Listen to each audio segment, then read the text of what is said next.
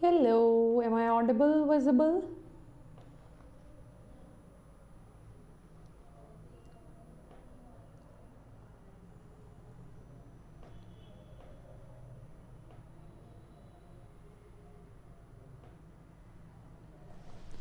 Hi everyone, good evening. Welcome to Unacademy NEET English. I'm your biology educator Ambika Sharma, and today we are going to practice the most important questions. Right? So how are you all? Tell me you are excited or not. Whatever is there in your head, let me know in the chat section, guys.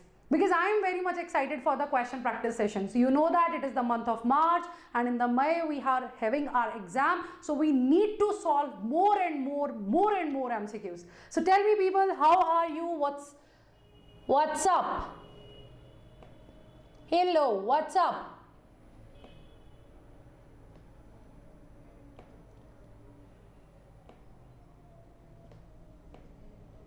Very excited. You should be, because these questions are the most important questions from the particular chapter that we have covered this week. And let me tell you students, you can even in your final NEET 2024 examination, you are going to get the question from these sessions only. Mark my words.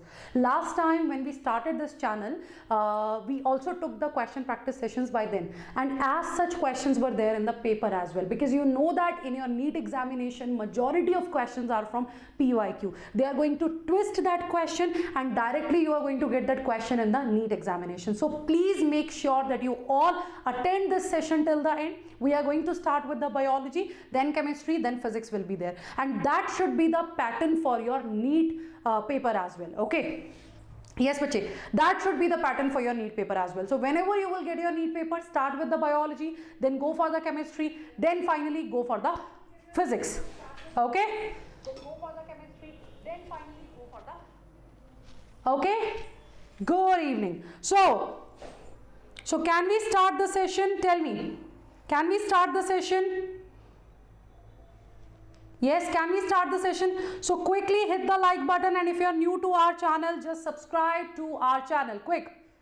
Hit the like button and subscribe to our channel. Quick everyone. Yes. Very good, Anushka, Nani, Sweetie, Guna, Pavish. I can see there are many students who watch us regularly. That's a very good thing, bache. Make sure you solve all the questions. And yes, I have one surprise for all of you. Yes. Do you know about this Unacademy Learning Festival?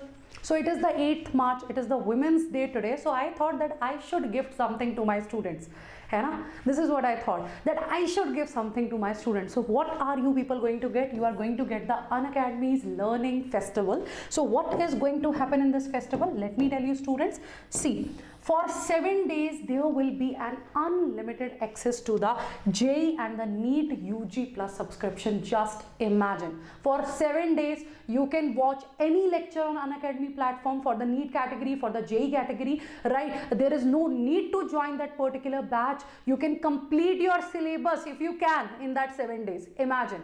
Right, in that 7 days, this is what you people can do. So here you guys can see from March 8 to March 15, you are going to get this, Unacademy Learning Festival. So you will get live recorded batches, even practice questions, mock test and PYQs will also be provided to you.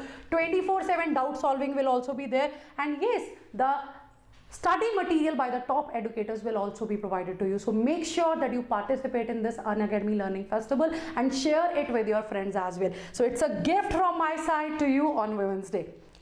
On Women's Day. So I think now the energy in the chat section should be more, because I'm going to start the MCQs, and here we have our first question. It is the simplest question and it is a repeated PYQ. After this particular session, bache, just pick up any book for the NEET biology MCQs. You are not going to miss any of the question after this lecture. Trust me on that. Right, so statement based question, match the column kind of question, assertion and reason based questions are also there. So quickly answer this question. Which of the following structures close the glottis during swallowing to prevent the entry of food into the windpipe? Yes, quickly answer it to me, everyone. Quickly answer it to me. Which of the following structure is going to close the glottis during swallowing? So I think you all can answer it quick. The spamming should be there. The chat rate is very slow. I'm not liking it. It should be high.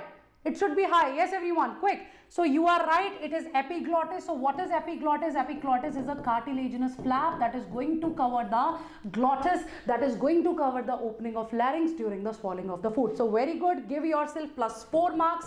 And if you have marked it incorrectly, then obviously 0. You are in negative. Okay, you are in negative. Next question, match the column kind of question, and of course this is my favorite kind of question. Answer it to me. It is again a previous year question. It is again a previous year question. So what should be the correct answer here? Question number 2. What should be the correct answer here? Question number 2. Quick. Yes, Nani, Neveda, Chetna, everyone in the class. Make sure you subscribe to our channel, make sure you like the channel, and do not forget about the Unacademy Learning Festival, everyone. So answer it to me. Answer it to me.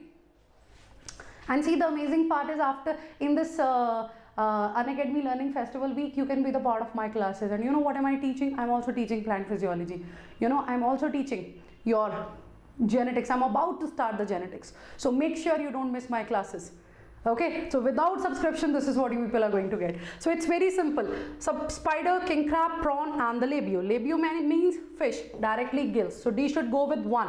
I got my answer. Simple. I got my answer. That's the beauty of the match the column kind of questions. So never ever miss match the column of kind of question in your final NEET examination. Now the next question is lungs are enclosed in. Easiest question. If you have attended my lecture, then I'm sure, right, I'm pretty sure you can answer this. Lungs are enclosed in. Quick.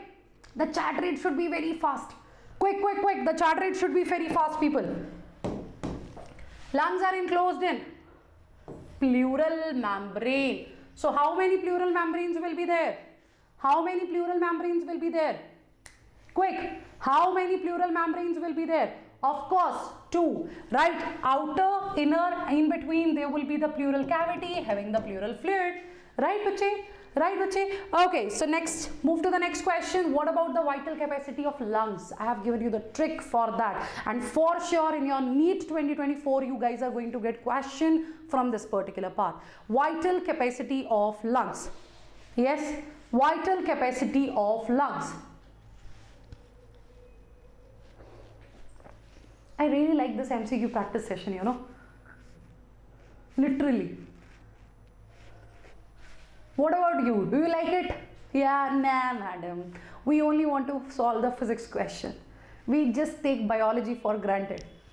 है ना? We just take biology for granted. I can see that majority of students are saying 4, but some Gaumathi is saying 3. Guys, quick, quick, quick. All of you need to answer it. Vital capacity, how can you forget? Vital capacity, vital capacity. You have to consider the tidal volume, then IRV, then ERV. That is your vital capacity, students. Okay. Right, see, remember, inspiratory capacity, expiratory capacity, vital capacity, total lung capacity, and functional residual capacity. So what you have to do, tidal volume, tidal volume, tidal volume, tidal volume. For inspiratory capacity, IRV. For expiratory capacity, ERV. For vital capacity, IRV plus ERV. Okay, for total lung capacity, it should be IRV, it should be ERV, even it should be RV, and here it is just the residual volume and expiratory reserve volume. So you got your answer. It is the vital capacity. So that's your answer, means 4th. Means 4th. So Gaumathi, make sure you revise it. Okay, make sure you make the error notebook. You can send that error notebook, basically error notes, to me on the Telegram. Okay, I'll wait for that. Next question. Next question, which of the following changes occur in diaphragm and intercostal muscles when expiration of air takes place? Yes, what are the changes? Quick, what are the changes occur in the diaphragm and intercostal muscle when expiration of air takes place? Make sure that you have seen the make sure that you check the one-shot video on breathing and exchange of gases, and next one shot is going to be body fluid in circulation. Okay, people? Okay, answer it to me. So which of the following changes occur in diaphragm and intercostal muscle when expiration of air takes place? So do not forget this word. Do not forget this word. Yes, bache.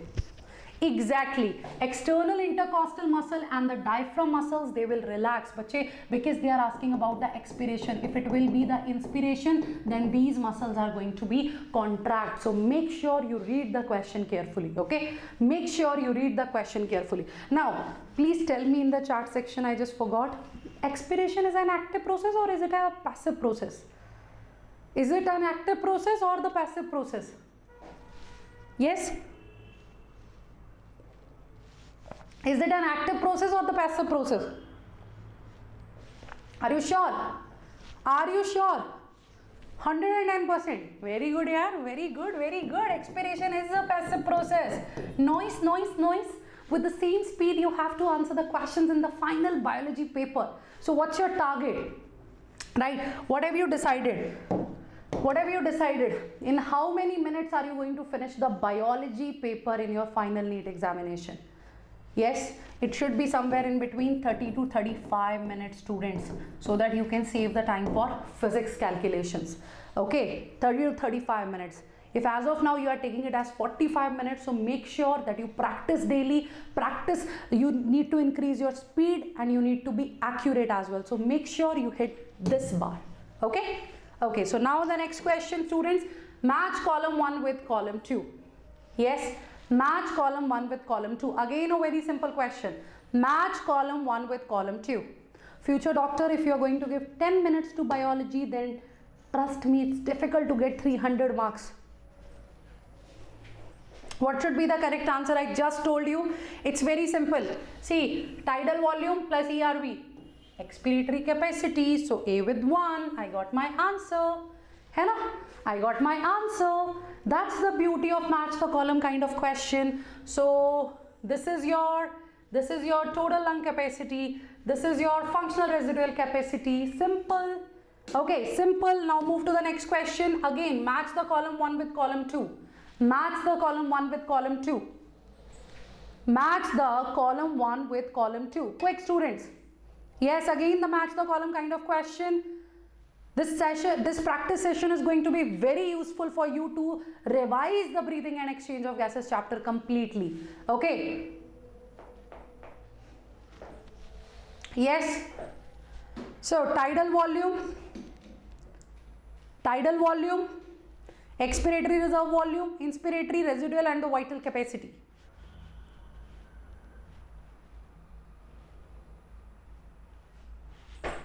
Yes.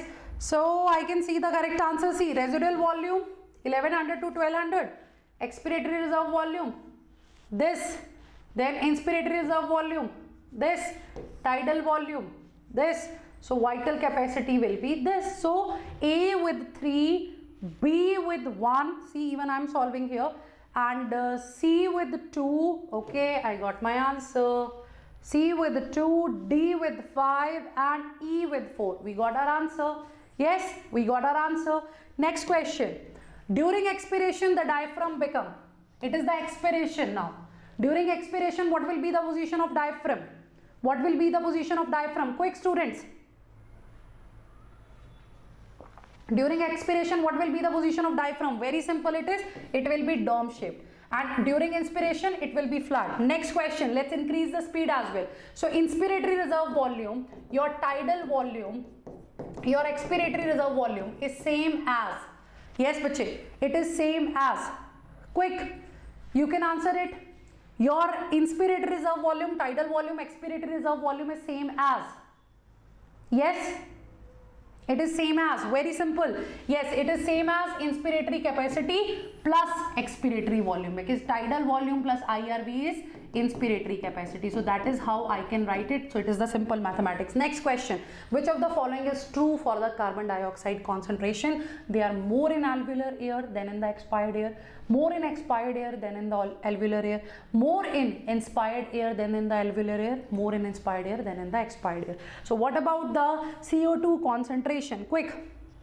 What about the CO2 concentration? Yes. What about the CO2 concentration?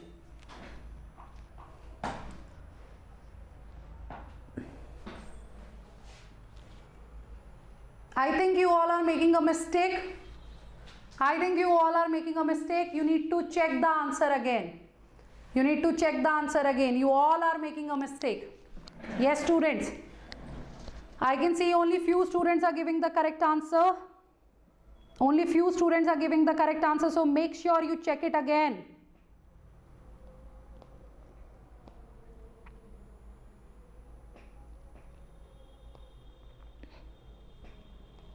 Make sure you check the answer.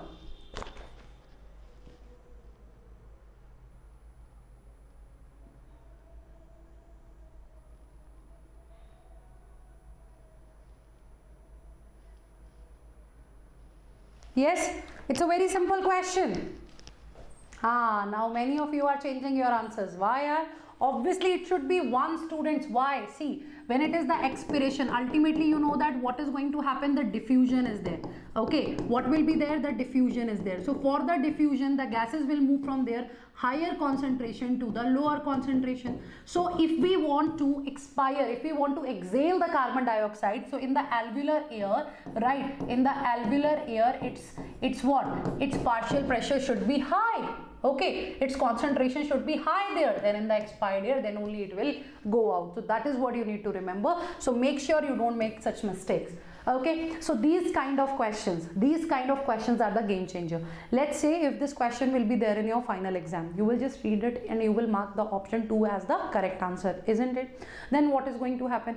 You will lose your 5 marks. Okay, directly. So instead of 360, you will get 355 marks only, and obviously there will be the difference of your rank in the merit list as well. So such type of questions, they are the one that are going to decide your rank, that are going to decide your full house or not. Okay, so make sure you read every question carefully. You were underestimating it. Yaar, questions are easy, we will do it later.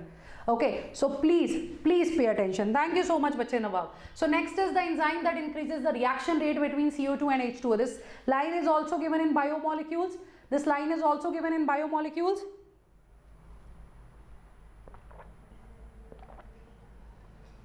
This line is also given in biomolecules. So obviously it is the carbonic anhydrase and it is the fastest enzyme. Which enzyme it is? It is the fastest enzyme.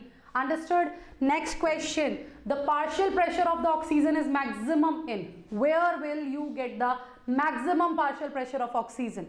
Yes, where will you get the maximum partial pressure of oxygen? Make sure you are not making any mistake here this time. Partial pressure of oxygen is maximum in. Partial pressure of oxygen is maximum in.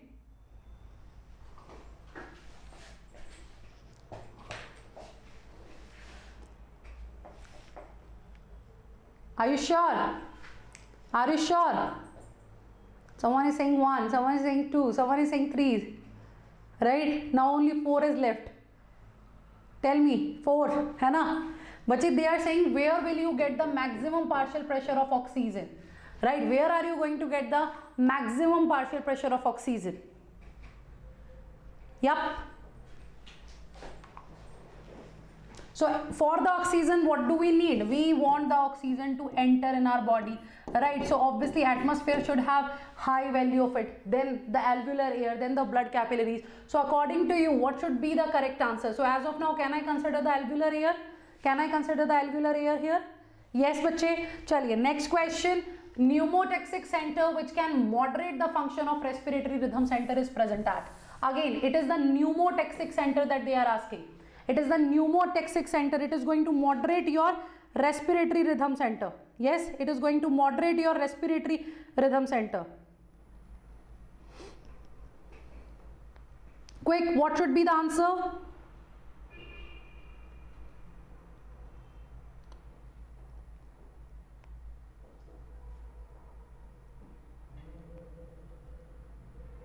What should be the answer?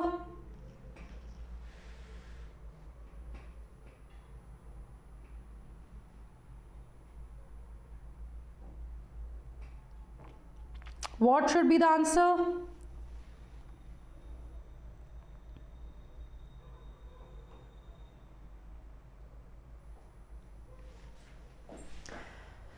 Yes, so respiratory rhythm center is in your medulla. So medulla oblongata is having respiratory rhythm center that will be regulated by the pons region of the brain, right? And pons region is having pneumotaxic center. So just for your quick revision, people, let me remind you that when you people talk about the hindbrain, hindbrain wants to study physics, chemistry and maths. Okay, so P stands for pons varoli, C stands for cerebellum and M stands for medulla oblongata. Okay, M stands for medulla oblongata. So this medulla oblongata is having your respiratory rhythm center, and that will be controlled by your pons varoli having P, pneumotaxic center. Right, one more center, apneustic center is also there, that will be in this pons region, but it is not given in NCERT, so that's why we don't discuss. And one more thing I would like to tell you here is key. Okay, that is a homework for you, and I want you people to answer the same in the yes, I want you people to answer the same in the comment section as well. So no doubt, in general, when we say the partial pressure of oxygen, it is maximum in alveolar air, but actually it is the expired air which is going to have more partial pressure of oxygen. You should check the value as well. There is not the much difference, but yeah, difference is there. So do check it out, and you have to tell me the reason in the comment section. Okay, you have to tell me the reason in the comment section. Chaliye, next question. Match column 1 with column 2. Match column 1 with column 2. Match column 1 with column 2. You can use the elimination method here. You people can use the elimination method here. Yes, go for the elimination method. Your vocal cords, larynx, yes, so eliminate these two options directly. Okay, eliminate these two options directly. So next is what? Your fish is going to have gills means branchial respiration, so obviously eliminate this option, isn't it? Eliminate this option. Okay. So 105 mmHg, this is the alveolar air, partial pressure of oxygen, and bache biological useful, basically this is the ATP. So you got your answer, that is 1. Okay, so elimination method can help. Next question, emphysema is a condition resulting from, important, it's very important. Emphysema is a condition resulting from, yes Satish, emphysema is a condition resulting from, exactly, it is due to the chain smoking, due to the cigarette smoking. And how can it be treated? It can be treated with alpha-1 antitrypsin, right? It can be treated with alpha-1 antitrypsin. Understood? Next question. How many matchings are correct? Quick. How many matchings are correct? How many matchings are correct? Quick.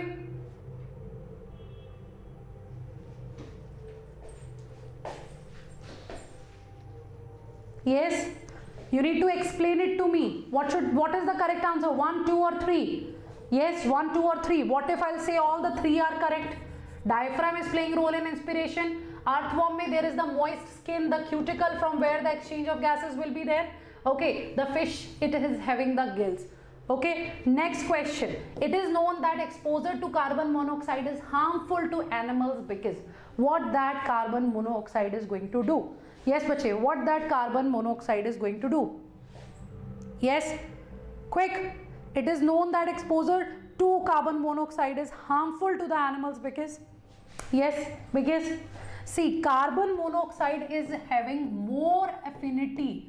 Okay, it is having more affinity for the hemoglobin, more affinity to hemoglobin. So if carbon monoxide is present, the hemoglobin is going to join with it and it will result in the formation of carboxyhemoglobin. Remember students, when carbon monoxide joins with hemoglobin, that is carboxyhemoglobin. If carbon dioxide will form bond with hemoglobin, then that will be carbaminohemoglobin, right? Then it will be carbaminohemoglobin. So you make sure you know this difference. Okay, so obviously then oxygen transport will be reduced. Of course, oxygen transport will be reduced. Now the next question, mark the true statement among the following with reference to the normal breathing. right? With reference to the normal breathing, you have to mark the, yes, you have to mark the important true statement. Okay, go for it. Go for it. Yes, exactly. So inspiration is an active process, expiration is passive, but make sure that you know that if it is the forceful expiration, if it is the forceful expiration, then it is going to be true, then it is going to be active. Okay, then it is going to be active. Clear, bache? And one more thing, just for your information, again I'm telling you, do not forget about the Unacademy Learning Festival, where you guys can get any class of any top educator from March 8 to 15 without paying anything. Okay, so make sure you take the benefit. Next question, mark the incorrect statement in context to oxygen binding to hemoglobin. You have to mark the incorrect statement. Yes, again simple, it's very simple. You have to mark the incorrect statement in context to oxygen binding to hemoglobin. Of course, right, bache? So high partial pressure of oxygen should be there, low partial pressure of CO2 should be there. There should be low H positive concentration, due to which there will be high pH, and when it comes to the temperature, it is also low. Okay, so obviously this is incorrect, so this is our answer. Understood? Next question, respiratory process is regulated by certain specialized centers in the brain. One of the following listed centers can reduce the inspiratory duration upon stimulation. Yeah, it can reduce the inspiratory duration upon stimulation. So what should be the answer? What should be the answer?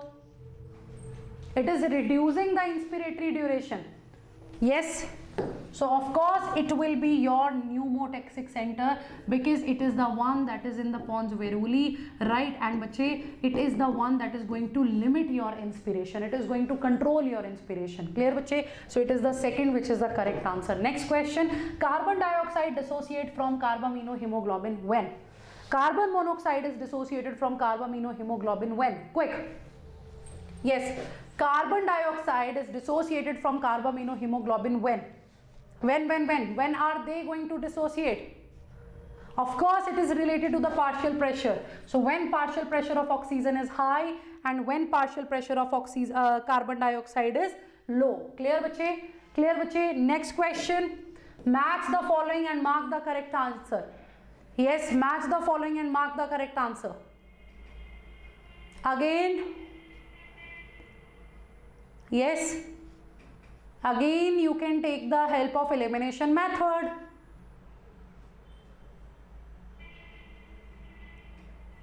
Hannah, something is missing now. Something is missing there. Don't you think so? Something is missing there. So, first of all, it is the earthworm. Moist cuticle for sure. If birds and reptiles are there, lungs will be there. So D will go with 3.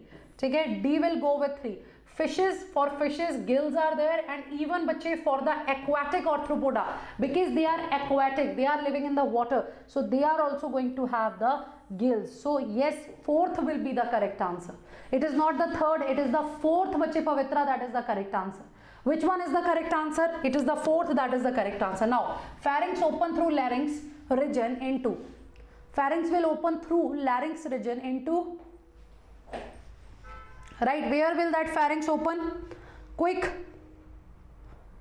Quick. Where will that pharynx open? Of course, very simple, you know that. External nares, nasal chamber, internal nares, pharynx. After that there will be larynx, then there will be trachea. So pharynx opens through the larynx region into trachea. Okay, next question. In the given diagram, A and B are. Okay, A and B are. Yep, A and B are. It's a very clear diagram. It's a very clear diagram. Right, of course, it is the third one. This is the larynx and this one is epiglottis, and here it is the alveoli. Here it is the alveoli. Understood? Next, which of the following is not true? Thoracic chamber is made. Yes, not true. Not true. The word is not true. Excellent. It is going to be fourth. Why? Dorsally by vertebral column, ventrally by sternum, laterally by ribs, lower side by dome shaped. It is not bean shaped. It is dome shaped diaphragm. What type of diaphragm is there? It is the dome shaped diaphragm. So tell me, these sessions are useful for the quick revision of that particular chapter or not? This session is useful for the quick revision of that particular chapter or not? Tell me. है ना? है ना? Tell me quickly. Yes. So you can revise the entire chapter with the help of MCQs. Each and every line of NCERT we are covering, students. Right? Each and every line of NCERT we are covering. Okay? Okay, so now let's start the next question, and it is during inspiration, intrapulmonary pressure, the pressure within the lungs is decreased due to dash in the pulmonary volume, right? Due to dash in the pulmonary volume. Again a very simple question, guys. Again a very simple question. You have to maintain this energy till the end. After me your chemistry and then your physics teacher is going to come.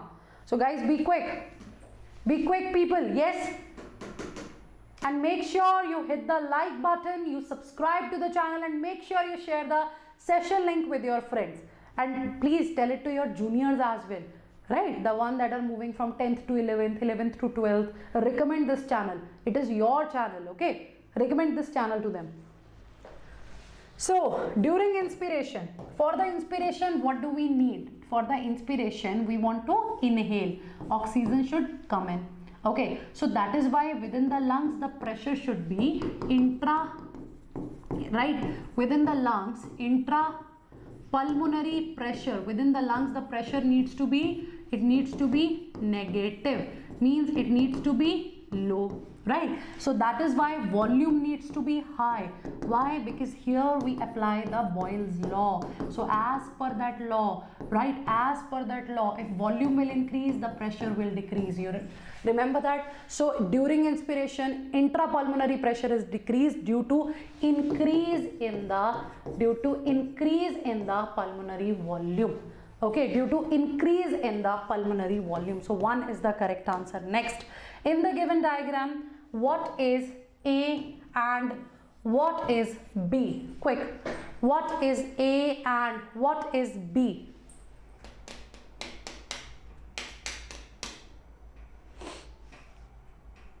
What is A and what is B? It's simple. It's simple. Yes, students. It's a very simple question. Of course, alveolar air is written, right? Then oxygen is added here. Oxygen will be carried to the, remember, LOD. Left side oxygenated, left auricle, left ventricle. So this is your systemic artery which will carry the oxygenated blood to the tissue. So the correct answer should be second. The correct answer should be the second one. Next question, which of the following match is wrong regarding the transport of gas during respiration? Which one is incorrect here? Yes, which one is incorrect here? Quick. Which one is incorrect here? We need to increase our speed as well. Incorrect.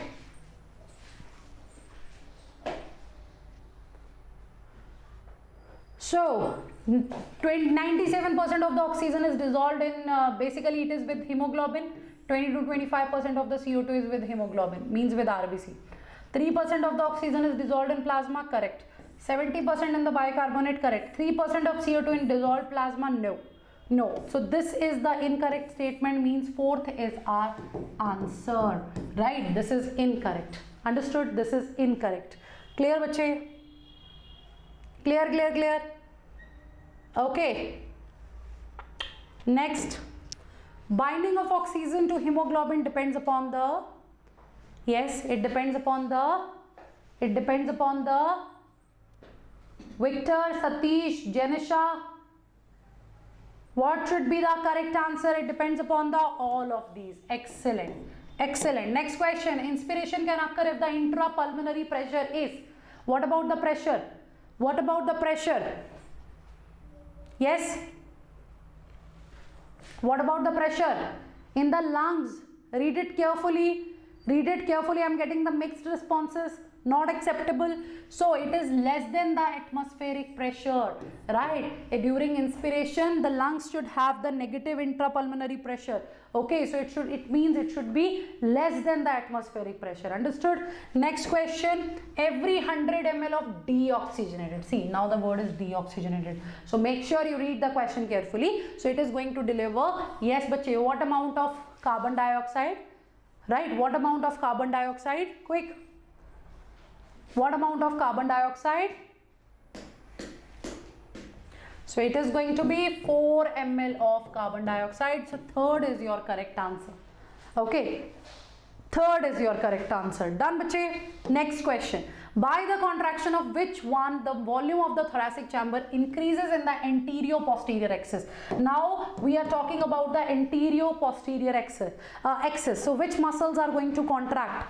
Which muscles are going to contract? Very easy it is, right? Very easy it is. Pavitra, you need to revise it. Exactly. So it is going to be 1. The stories of anterior posterior axis. So it will be the diaphragm muscle. So because of that, diaphragm will become flat, bache. Okay. So if they will ask about the dorsoventral axis, then it will be the external intercostal muscles.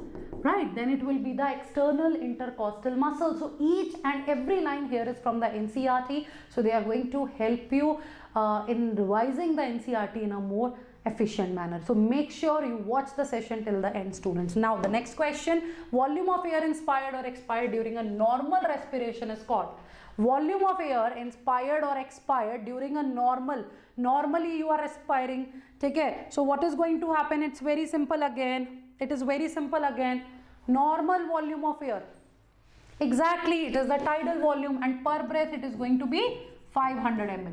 And for a minute it is going to be 6000 to 8000 ml. Remember, per breath it will be 500 ml. And on an average, an adult individual is going to take 12 to 16 breaths per minute. So that is why that's the answer. Next question. Neural signal from pneumotaxic center can dash the duration of dash and thereby alter the respiratory rate.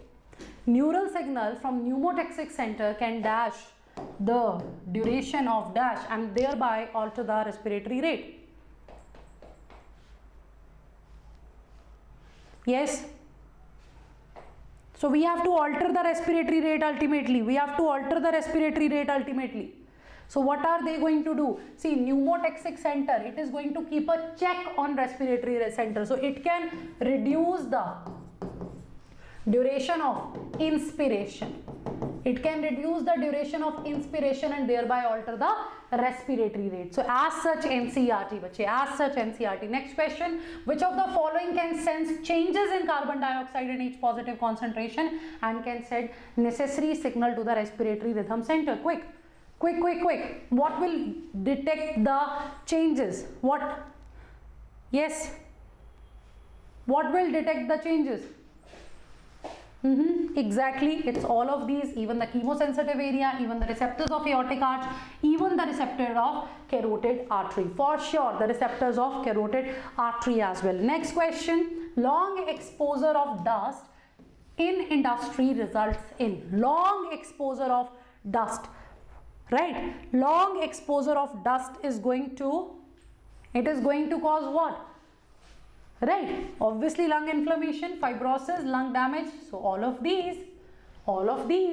Okay, next question, inspiration is initiated by, you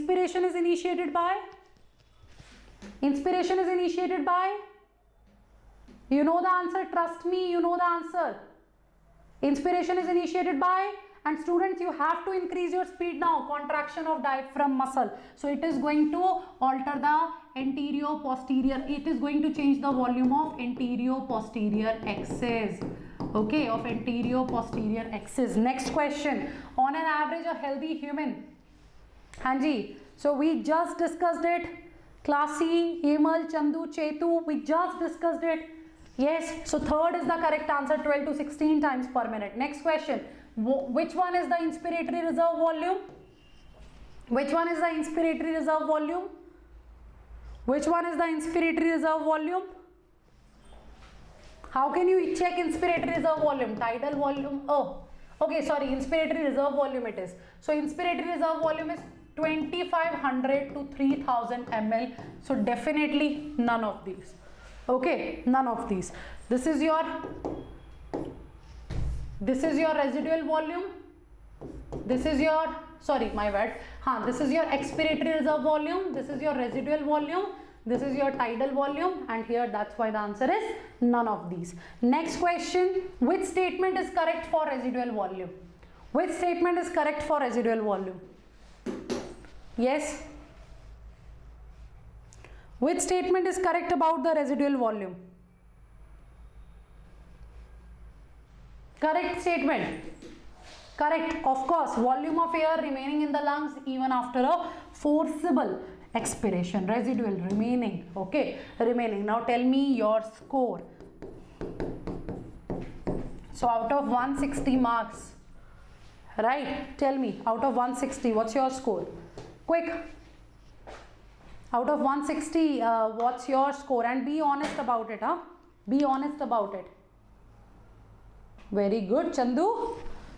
Padma ji, is it after negative marking? Kishore, 150. 150, 156, 135, okay, 152. How come? See, the questions, they are easy. They are from NCERT. So all I can tolerate is 155 marks. Okay, that's all. That's all. So if you are scoring less than that, then you really need to make the error notebook and make sure that you revise it later. Okay, you really need to make the error notebook then. Done? Okay, chali, next question. Volume of air that will remain in the lungs after normal expiration. Volume of air that will remain in the lungs after normal expiration. After normal expiration, what will be there in the lungs? Again NCERT. Exactly, students. So it is going to be the functional residual capacity, FRC. Okay, FRC. So which statement is correct? Yes, which statement is correct? Which statement is correct here? Total lung capacity includes RV, ERV, TV, functional residual capacity, vital capacity and expiratory capacity. Correct statement, of course, vital capacity will be having tidal volume, inspiratory reserve volume and expiratory reserve volume. So that's our correct answer, okay? Next question, identify A in the given figure. Identify A in the given figure. So this diagram is again from NCERT. So it's a complete revision, students. It's a complete revision. Hanji, tell me. Exactly, it is 4. It is the basement membrane. So this one is the alveolar membrane. This one is the capillary membrane. So in between these two, you are going to have the basement membrane. Next question, which percent of oxygen is transported by RBCs? Which percent of oxygen is transported by RBCs? Which percent of oxygen is transported by RBCs? Yes, 97%. Next question, which factor is favorable for the formation of oxyhemoglobin? Which factor is favorable for the formation of oxyhemoglobin? Very simple. Yes, very simple. What should be the correct answer? What should be the correct answer? Of course, the high partial pressure of oxygen. Now, additional volume of air a person can inspire by forcible inspiration is. Additional volume of air a person can inspire. Right? Additional volume of air a person can inspire. Yes? Again, bache, it is as such NCERT. It is as such NCERT. So that is how you have to revise the pulmonary volumes and the capacities. So yes, the correct answer is inspiratory reserve volume. It is the additional volume of air a person can inspire after forcible inspiration. Okay? And a person can inspire, right, after, by a forcible inspiration. Next, rate and the depth of respiration shall increase when? Rate and the depth of expiration Yes बच्चे, rate and the depth of respiration shall increase when? Again,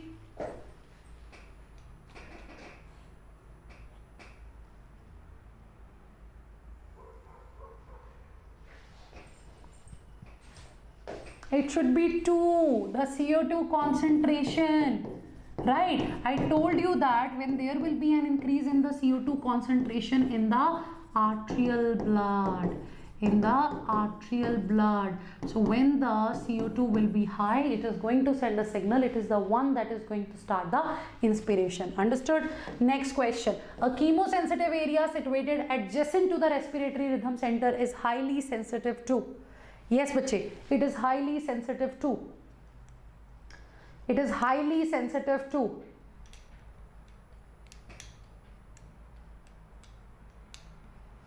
Of course, both A and B. It is sensitive to carbon dioxide and hydrogen ion. On mountain climbing, respiration becomes difficult due to less oxygen available. Very good, right? Due to less oxygen available, right? The climbing is going to be difficult. So this condition is compensated by the body with this mechanism. Yep.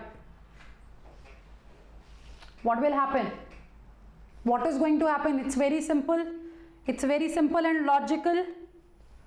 Obviously बच्चे, you know that when we go to a hilly area, right, altitude sickness is there, and even when you go to the hilly area, right, you will acclimatize, means for a few days you will have difficulty, then you will adjust to that conditions, right, because your body will start behaving like this. So you might have noticed that the people that live in hilly areas, they are having red kind of cheeks. Why is it so? Because their RBC production is high, right? So the partial pressure of oxygen is low there. So how body is coping with that? Body is going to make more RBC. So erythropoiesis, that is RBC formation, will increase.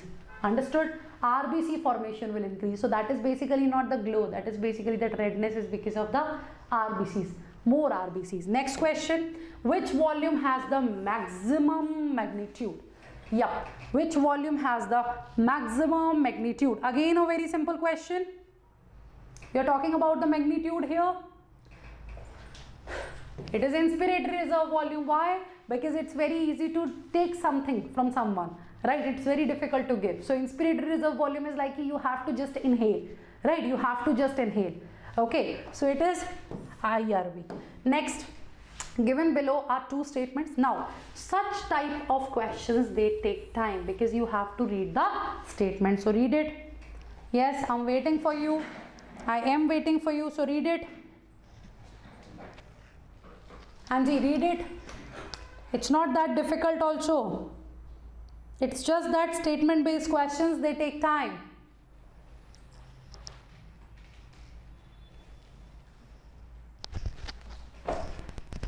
Done? Very good, yeah, you are quite smart.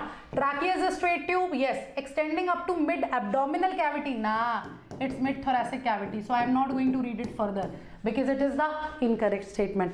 The trachea, primary, secondary and tertiary bronchi and initial bronchioles are supported by rings, yes. So statement 1 is incorrect, statement 2 is correct. I got my answer. Okay, I got my answer. Next question. The anatomical setup of lungs in thorax is such that any change in the volume of pulmonary cavity will be reflected in thoracic cavity. Statement 2, contraction of diaphragm and external intercostal muscle will help in inspiration. Again a very simple question. Yes, again a very simple question. You know the answer, students? Can I explain it? You know the answer. Dekho, see, they just interchange the words. So anatomical setup of lungs in thorax is such that if there is any change in the volume of thoracic cavity, okay, of thoracic cavity, it will be reflected in the pulmonary cavity. Understood? It will be reflected in the pulmonary cavity. Okay, so this part is correct. So again, statement 1 is incorrect, statement 2 is correct. So make sure you read the statements properly. Okay, make sure you read the statements properly. Next question, given below are again the statement based question. Volume of air remaining in the lungs even after forceful inspiration is called the residual volume. A volume of air that will remain in the lungs after a normal expiration is expiratory reserve volume. Again a very simple question. Hanji, again a very simple question. Yes. Guys, it's very simple. See, they are giving you the hint. Volume of air remaining in the lungs after a forcible inspiration is residual. Residual volume is something which will stay in the lungs even after the forcible expiration. So this is the incorrect statement. Now, volume of air that will remain in the lungs after normal expiration is called expiratory reserve volume. No, that should be residual volume. So the answer here is 1. Both the statements are incorrect. Both the statements are incorrect. Next question. Okay, the solubility of CO2 is 20 to 25 times higher than that of oxygen. The amount of CO2 that can diffuse through the diffusion membrane per unit difference in partial pressure is much higher compared to that of the oxygen. Again, bache, it's a repeated question. It's a repeated question, or it is again the NCERT. So you can see that there is every question is there from NCERT. So I have covered each and every line of NCERT. Okay. So after the class, I will send the PDF in the Telegram group, in our official Telegram group. Make sure you download it. Make sure you revise the question. So what should be the answer here? Both the statements are, yes, both the statements are correct. So 4th should be our answer. 4 should be our answer because both the statements are correct. Next, identify the correct set of statements. Okay, so it is going to take time. You read it, answer it, then I'll explain. Yup, then I'll explain. Elimination method can help students. Elimination method can help. It's such a simple question. It's such a simple question. Obviously, see, let me explain. The diffusion membrane is made up of 2 major layers, 3. Incorrect. Total thickness is much more than 1 centimeter. No, it should not be more than 1 millimeter. So incorrect. All the factors in our body are favorable for diffusion of oxygen from alveoli to tissue and that of tissue from, yes. About 93% of the oxygen is transported. 97. So only C is correct. Only C. Okay, only C. So in statement based question, do not just check the options first. Firstly, read that statements and then mark it as correct and incorrect, then check the options. Okay, then you should check the options. Next, identify the correct set of statements. Nearly 20 to 25% of carbon dioxide is transported by RBCs. Okay, you read it, then I'll explain. You read it and then I'll explain. Correct one.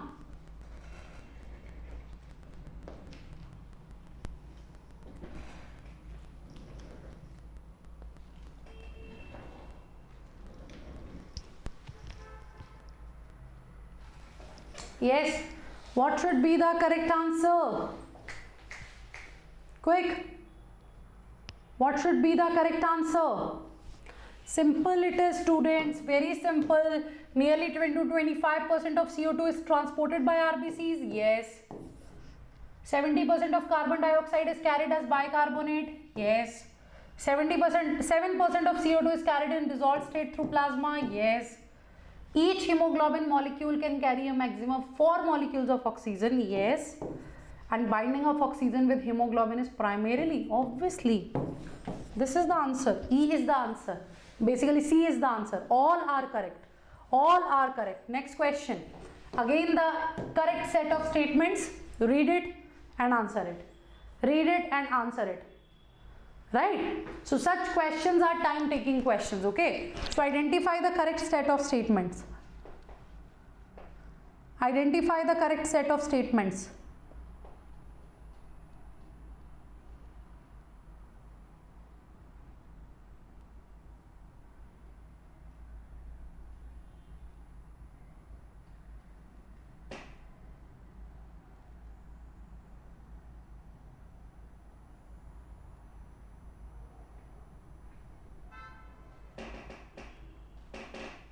Yup, what should be the correct answer?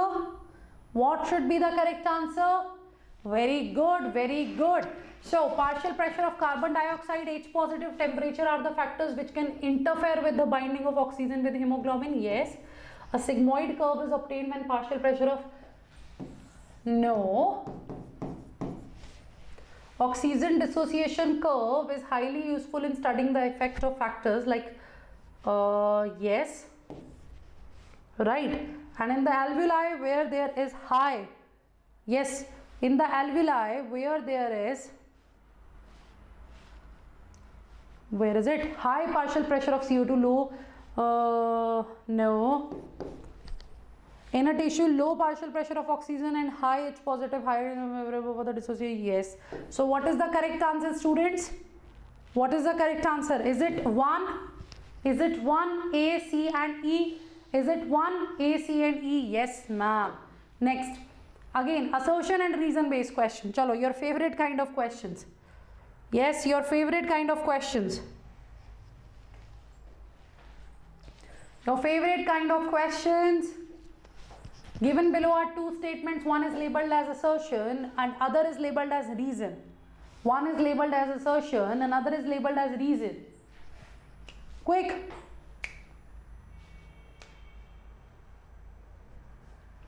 What should be the correct answer? It's simple. They are saying the formation of bicarbonate mainly occurs in the RBC at the time of CO2 transport, which is a true statement, of course. RBCs contain a very high concentration of enzyme carbonic anhydrase and minute quantities of same is present. Okay, so they are saying the formation of bicarbonate is mainly there in the RBCs at the time of carbon dioxide concentration because RBC contains a very high concentration of enzyme carbonic anhydrase. So obviously this reason is also explaining the assertion. So my correct answer is this, fourth one. Okay, what is the correct answer? Fourth one, because reason is explaining the assertion as well. Next question, given below are two statements. One is labeled as assertion, another is labeled as reason. So pneumotaxic center can moderate the function of respiratory rhythm center. Neural signal from this center can reduce the duration of inspiration. Yes, what should be the correct answer here? Yes guys, so assertion and reason based question, your favorite kind of questions are here. Quick, tell me, answer it to me. Answer it to me. Fast. Again, yes, pneumotaxic center can moderate the function of respiratory rhythm center because neural signal from this center can reduce the duration of inspiration. So, of course, it is the fourth, that is the correct answer. Right, that is the correct answer. Clear, bache? Next question. Given below are two statements. Given below are two statements. One is labeled as assertion, another is labeled as reason. So assertion is saying the role of oxygen in the regulation of respiratory rhythm center is quite insignificant. Chemosensitive area and receptor associated with aortic arch and carotid artery can recognize that changes. So what should be the answer here? Yes. What should be the answer here? No, Gopika. Shivaji, bache, role of oxygen in the regulation of respiratory rhythm center is insignificant. Yes, right. Why? Because respiratory rhythm center will detect the changes in the carbon dioxide concentration. So obviously the reason is the correct explanation of assertion. So that's why the correct answer is the fourth one. Okay, that's why the correct answer is the fourth one. Now let's move to the next question. Which of the following statement is incorrect? Again, which of the following statement is incorrect?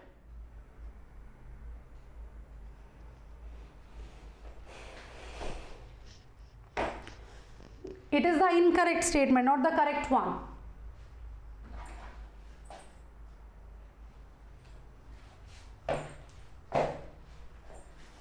Yes?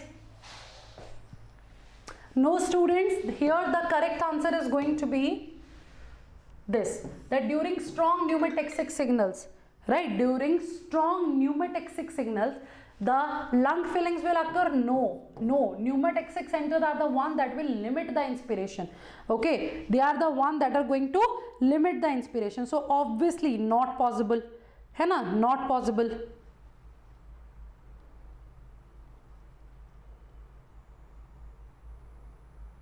Done, bache? Okay, so that is the correct answer. Next. Dorsal respiratory center receives the chemical signal from carotid and aortic bodies.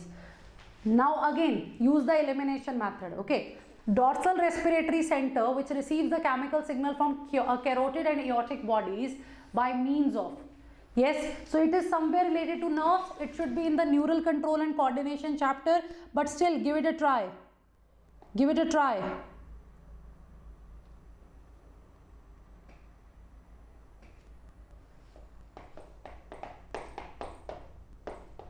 Give it a try. So I know it's not easy for you because it is related to the nerve part. So let me tell you, the glossopharyngeal and vagus cranial nerves will help here. Okay, so you can write down this in your NCERT. Fine, you can write it down in your NCERT. Clear, bache? Clear, clear, clear. Chaliye, now let's go. Let's start the next question. Respiratory rhythm center is present in the medulla and is primarily responsible for regulation of respiration as per the demands of body tissue. Yes, as per the demands of body tissue. What should be the correct answer here? Respiratory rhythm center is present in medulla and responsible for regulation of respiration as per the demands of body tissue. This center is regulated by, yes bache, this center is regulated by, this center is regulated by, see, normally what are we going to do? We will read the first statement and we'll be like, "Arey yaar, wow, we got the answer. Pneumotaxic center present in pons region." But you have to read other options also. Central chemoreceptor adjacent to rhythm center is also the reason. Peripheral chemoreceptor present in the aortic arch and carotid artery is also the reason. So fourth is the correct one. So again, it is from NCERT. They just change the language a bit. Okay. Okay. Next question. Okay, when oxygen hemoglobin dissociation curve gets shifted towards the right side, okay, you can use the trick and you can answer it to me. You can use the trick and you can answer it to me.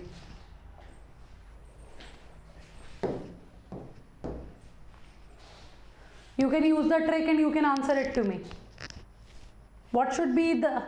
Bache, the trick is LARD. What is the meaning of LARD? L means left, A means association, R means right, D means dissociation, right? D means dissociation. Understood? Understood. So if the curve is moving towards the right side, there is a dissociation, means oxyhemoglobin will break.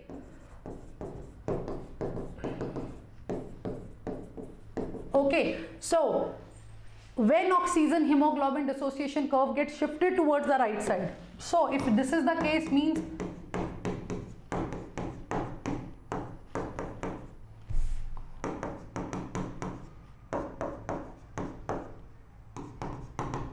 that is the possibility.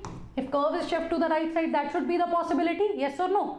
That should be the possibility. So decreased affinity of hemoglobin for oxygen will be there. Yes.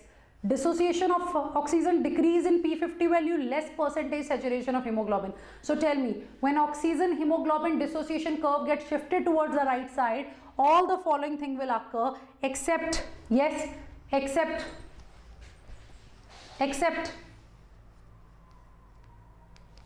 students, this is the answer. What is that P50 value? P50 value is that when the partial pressure is 25 mmHg, when the partial pressure of oxygen is 25 mmHg, 50% of the hemoglobin is saturated with the oxygen. So obviously that will not change even if the curve is shifted towards the right side. Right, bache? Affinity of hemoglobin for oxygen will decrease, dissociation of oxygen will be there, less percentage saturation of hemoglobin will be there, but it is the C that will be the answer, right? So such type of questions are the important one and you should know their answer. Clear, bache?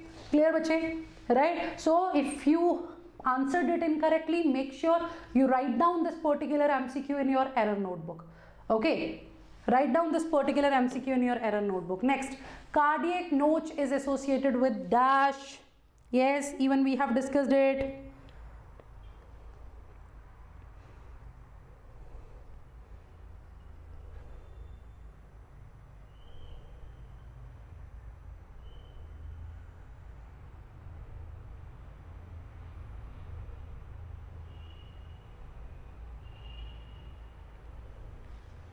So tell me,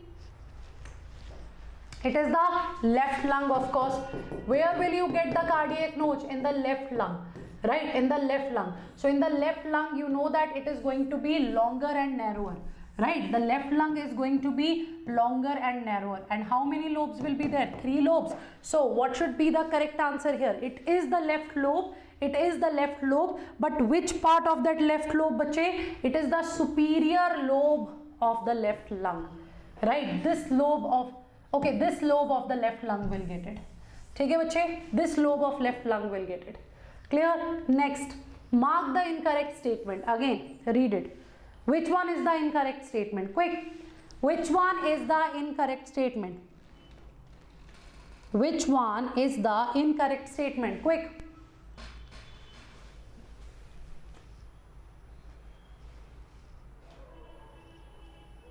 Quick.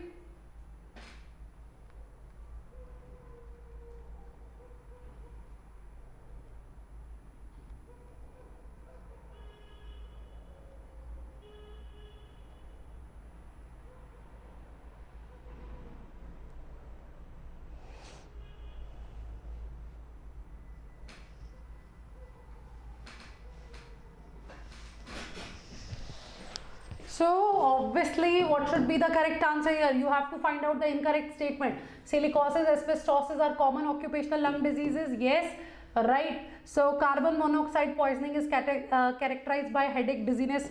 Yes. Sea diving mammals like seal and whales stay under the water for a longer time because they can store oxygen in the blood and muscles. It is also a correct statement. So obviously fourth one is your answer because this is the incorrect statement. Bronchial asthma characterized by the dilation of smooth muscles. No. No. Present in the walls of bronchiole. No, bache. Right? So bronchial asthma clearly written in the NCERT. Understood? Next, which of the following is incorrect? Again answer it to me. Again tell me the incorrect statement. Quick.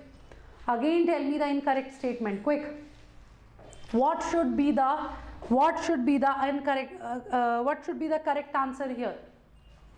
Make sure you read it carefully. They are asking incorrect statement, not the correct statement.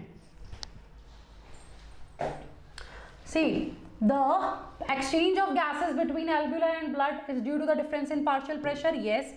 Bicarbonate ions diffuse out into the plasma and chloride ion enter into RBC. Yes, and this is the chloride shift. Haldane's effect can be termed as reverse of Bohr's effect. Absolutely.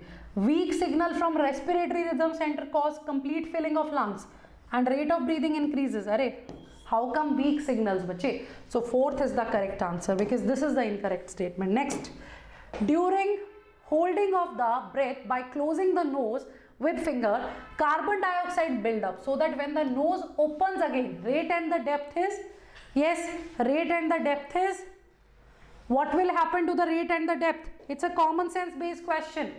It's the common sense based question. You are holding your breath. CO2 will increase in your body. Then what is going to happen?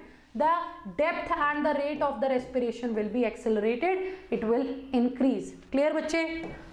Clear, bache? So if pulmonary volumes or the capacity of a person are given below, find the functional residual capacity. So functional residual capacity, very simple it is. Very simple it is. Functional residual capacity. It's simple, trust me, it's simple. How can you calculate FRC? First of all, tell me that. How are you going to calculate the FRC? How can you calculate the FRC? Functional residual capacity is equals to residual volume plus expiratory reserve volume.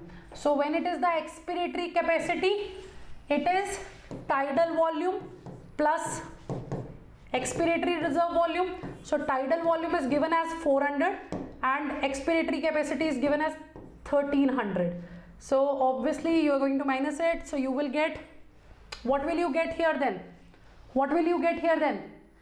You are right, the answer is second, but how can you calculate it? This is what I am asking.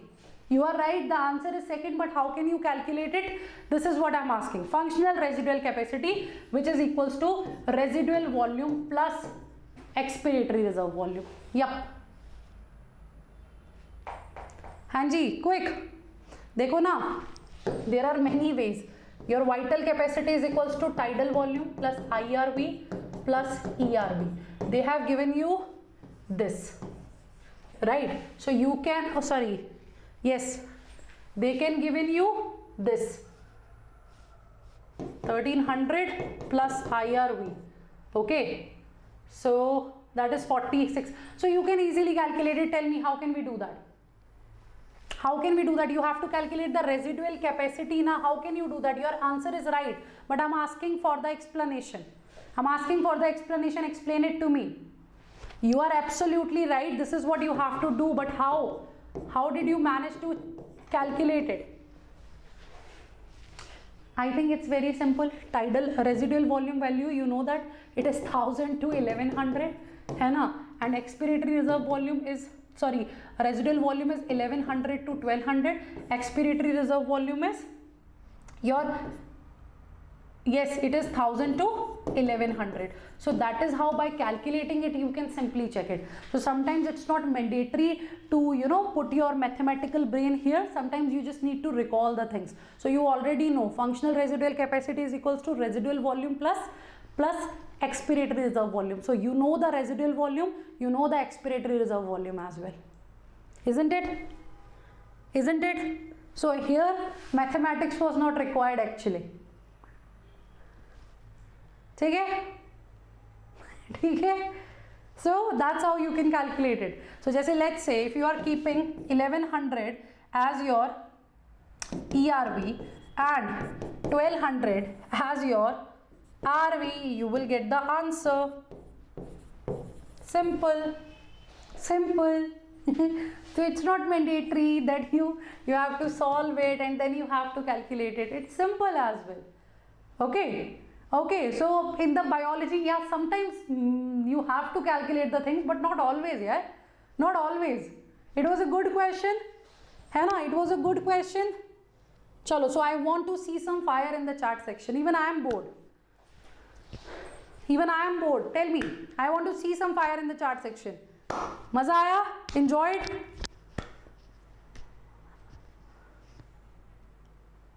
So all are like, how can we solve it? Okay, we should crack the answer from this thing. Arey nahin, all that things are here to distract you. If you simply know the values of all the volumes, you can simply check it. Okay, you can simply check it. Right? Okay, so next, let's go to the next question. Breathing becomes accelerated when the person opens his nose after holding of the breath by closing the nose. We have already solved it. Yes, we have already solved it. So what should be the answer here? What should be the answer here? It's a bonus question for you. It's a bonus question for you. We have already solved it. Obviously your CO2 build up in the body. Next, CO2 generated in the tissue is carried in the venous blood primarily as. So in the deoxygenated blood, how will it be carried? In the deoxygenated blood, how will it be carried? How will it be carried? In the deoxygenated blood, how will it be carried? Gopika, revise it again. Babita, you need to revise it. Yes. So Leharika, even you need to revise it. So CO2 generated in the tissue is carried in the venous blood, mane deoxygenated blood, in the form of bicarbonate, or especially the sodium bicarbonate. That bicarbonate ions are going to join with the sodium. Okay, Anuradha, excellent. Next question, under enhanced respiratory drive, the respiratory signal from which group contributes to fulfill the demand? By regulating both. So I know this is not directly given in NCERT, so I am telling you, see, in that brain na, you have dorsal respiratory groups, right? Ventral respiratory groups are there. So when it is the ventral respiratory group, so it is going to fulfill the demand by regulating both inspiration as well as expiration. So this is what you can write down in your NCERT, okay? So it is beyond NCERT. Then in the hemoglobin oxygen dissociation curve, the shift towards the right could be due to, right means dissociation. So tell me, right means dissociation. So right means dissociation. So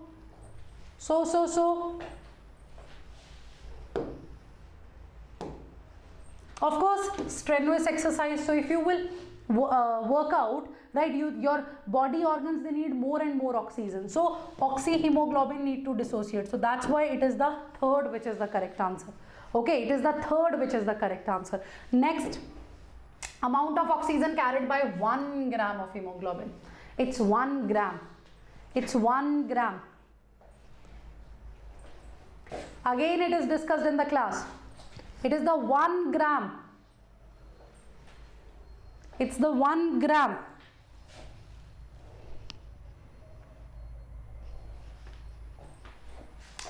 So 1 gram of hemoglobin will carry 1.34 ml of oxygen, and you know that in a healthy individual 15 gram of hemoglobin is present in 100 ml of blood. So when we go for the blood test to check our hemoglobin level, they check it in 100 ml of blood. So if 1 gram of HB, 1 gram of hemoglobin is carrying this much of oxygen, so 15 into 1.34 it will be, it is near about 19.4 ml of oxygen, right bache? That is what you have to remember. So they asked for the 1 gram, so that is why 1 is the correct answer here.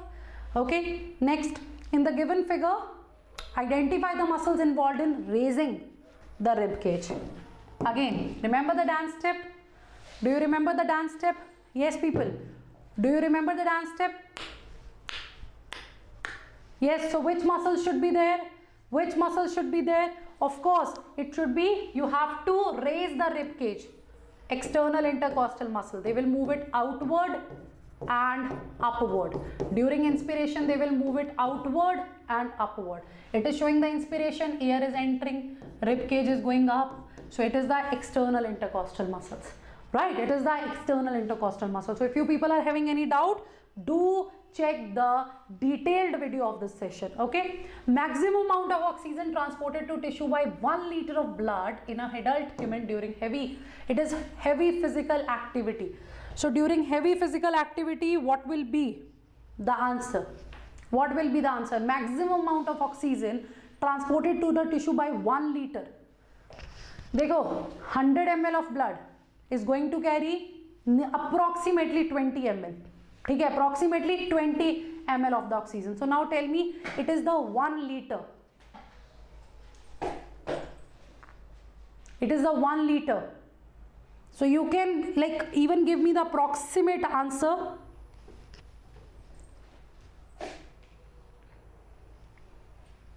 Dekho,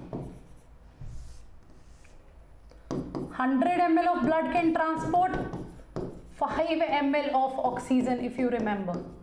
है ना? 100 ml of blood can transport 5 ml of oxygen, if you remember. If you remember. Yes?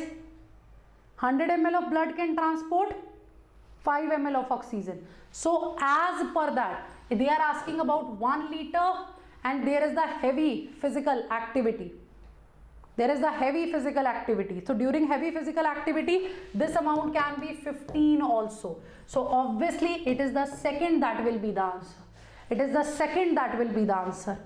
Okay, so you cannot say that this question is not from NCERT. It is from NCERT. So sometimes such tricky questions came in your paper. So see, normally under normal condition, 100 ml of blood transport 5 ml of oxygen. So when you are doing excessive workout, this 5 ml can become 15 ml. The same we have discussed in our one day, one chapter, one shot video as well. So obviously it will be 150 ml. How come 150 ml? Because here you are talking about the 1000, right? 1000 mLs. Okay, so that's why B is the correct answer. Now, Haldane effect is related with, Padma Bache, that's what I have explained now. 15 ml when excessive workout is there, right? Simple multiplication it is. So Haldane effect is related with, Haldane effect is related with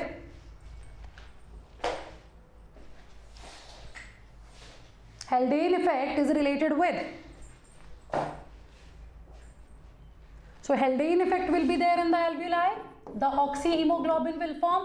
So loading of oxygen will cause unloading of CO2. Okay. Effect of oxyhemoglobin formation or dissociation. Okay. Unloading of no. So it is fourth.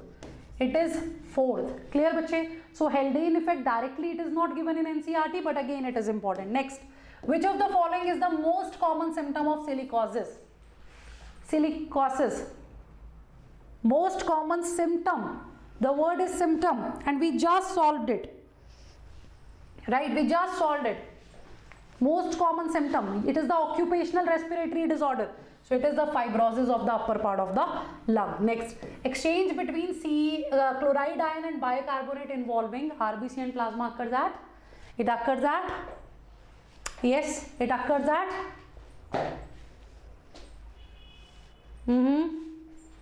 When will the exchange in between the chloride, yes, in between the chloride and the bicarbonate will occur?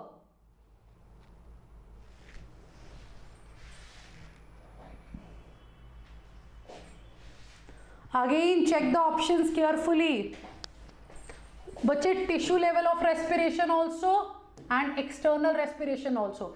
External respiration when there is the alveoli and the blood capillary part. Okay, so I told you that in the alveoli the reverse, right, there will be the reverse reaction. Okay, जैसे RBC में you know that what was happening, bicarbonate was going out, chloride was entering, ठीक है.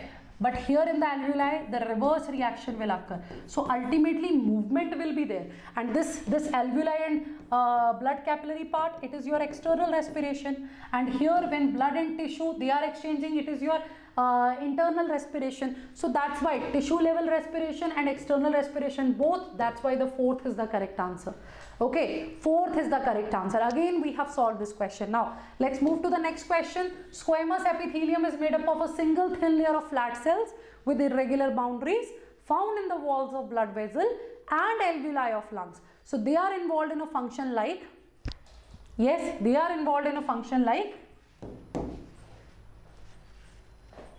exactly, forming a diffusion boundary. Let's move to the next question. Dissociation of oxygen from blood to the tissue is facilitated by. Dissociation of oxygen from the blood to the tissue is facilitated by. Yes, it is facilitated by. You have to dissociate the oxygen. Low partial pressure, metabolism, high partial, so all of these. Right, all of these. Next, Bohr's effect is, Bohr's effect is, yes, Bohr's effect is, Bohr's effect is,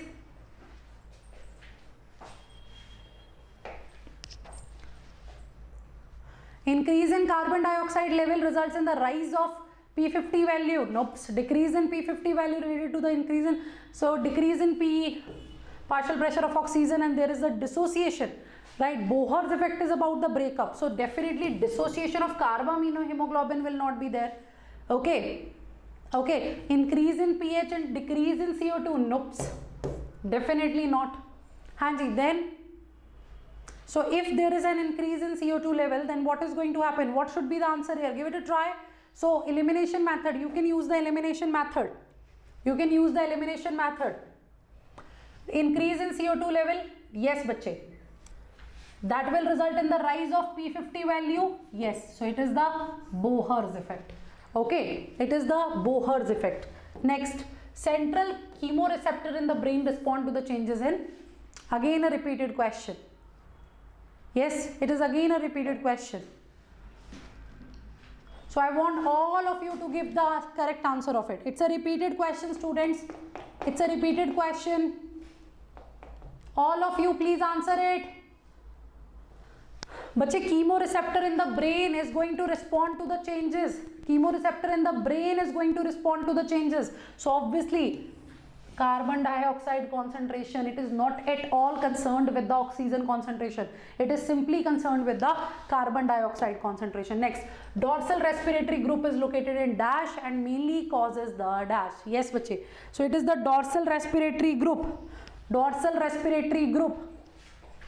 So it is located in medulla and mainly causes inspiration. And ventral will control both. Okay, ventral respiratory group will control both. Next, if high quantity of oxygen is inhaled by our body, then what is going to happen? If there is the high quantity of, yes, high quantity of oxygen is inhaled by our body. Very high quantity of oxygen is inhaled by our body. Anyone? Bache, respiration will stop for some time because we have already inhaled a very high quantity of oxygen.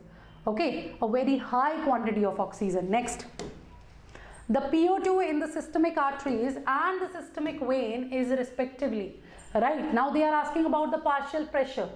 Okay, they are asking about the partial pressure of oxygen. Yes, bache, of oxygen. Be specific, it is of oxygen. The partial pressure of oxygen in systemic arteries and systemic veins. In the arteries it will be 95 mmHg, in the veins it will be 40 mmHg. Next, what will happen if the stretch receptors present in the walls of bronchioles and alveoli are removed? So we are removing the stretch receptors. Yes, we are removing the stretch receptors.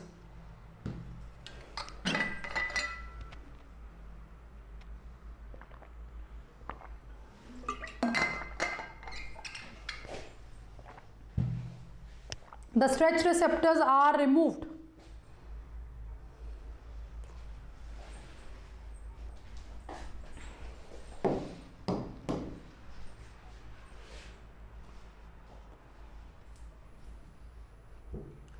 So inspiration can continue until the alveoli get ruptured. Okay, so if stretch receptor in the walls of bronchi and alveoli are removed, inspiration will be continued. Okay, inspiration will be continued. Okay, done. So next question, which of the following statements are correct with respect to the transportation of gases? Which of the following statements are correct with respect to the transportation of gases? Yes, which of the following statements are correct with respect to the transportation of gases? Read the statements. Yes, read the statements.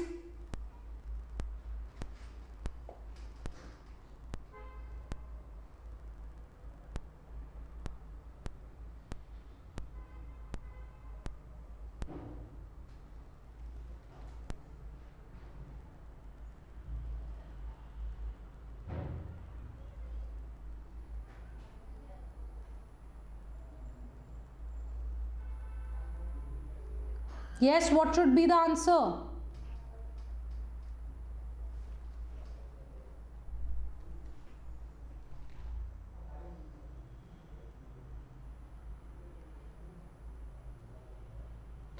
So it is going to be, you have to figure out the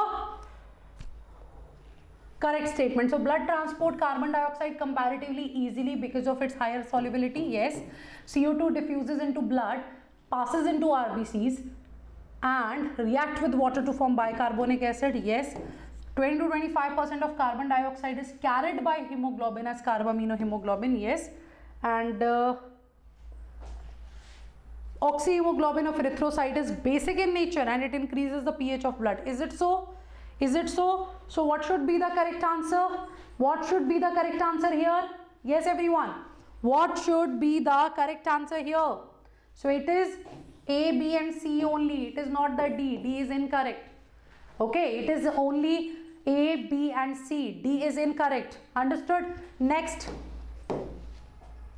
Which structure is not related with respiration in frog? Okay.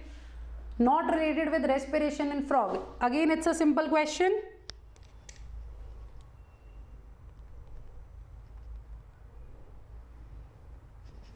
Yes. It's a simple question which is not related to the frog. The diaphragm, because it is the unique feature of the mammals.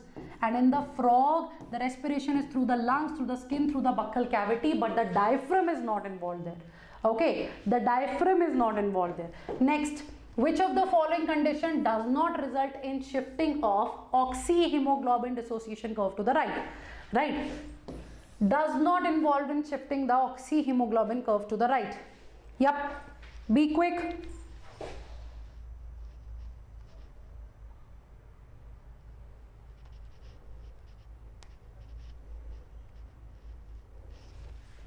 Yes, be quick.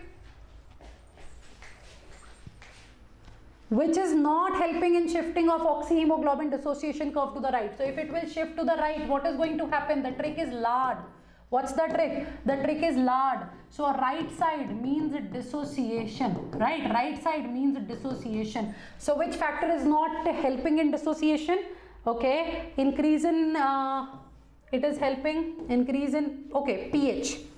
But increase in pH means less H positive, and that is not favoring the dissociation. So our answer should be B only. Okay, our answer should be B only. Understood? Our answer should be B only. Now move to the next question. So trachea divides into bronchi at the level of which thoracic vertebrae? Again a very simple question. Again a very simple question, at the level of fifth thoracic vertebrae. At the level of fifth thoracic vertebrae. Next, difficulty in breathing causing wheezing. Now the wheezing sound is produced. Yes, Anuradha, Shahrukh, Neat Rocker, Niranjan, the wheezing sound is produced. Right, the wheezing sound is produced. So it will be in asthma. It will be in asthma. Next question. Which of the following statement is not correct? Read the statements. Which of the following statement is not correct? Quick. Which of the following statement is not correct?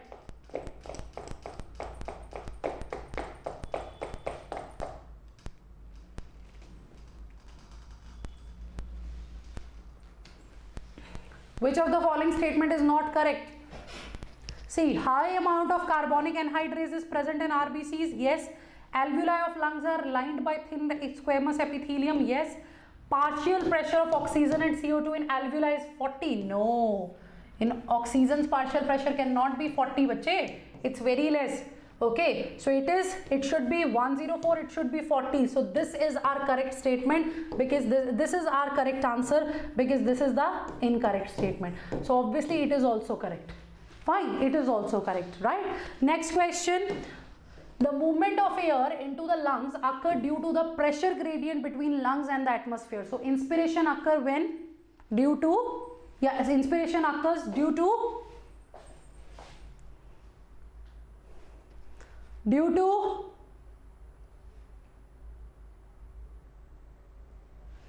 please read all the points. Okay, please read all the points. No, Nikhil. See, intrapulmonary pressure is less than the atmospheric pressure. It's a correct statement. That's why it is always advised that do not mark your answer after reading the first statement.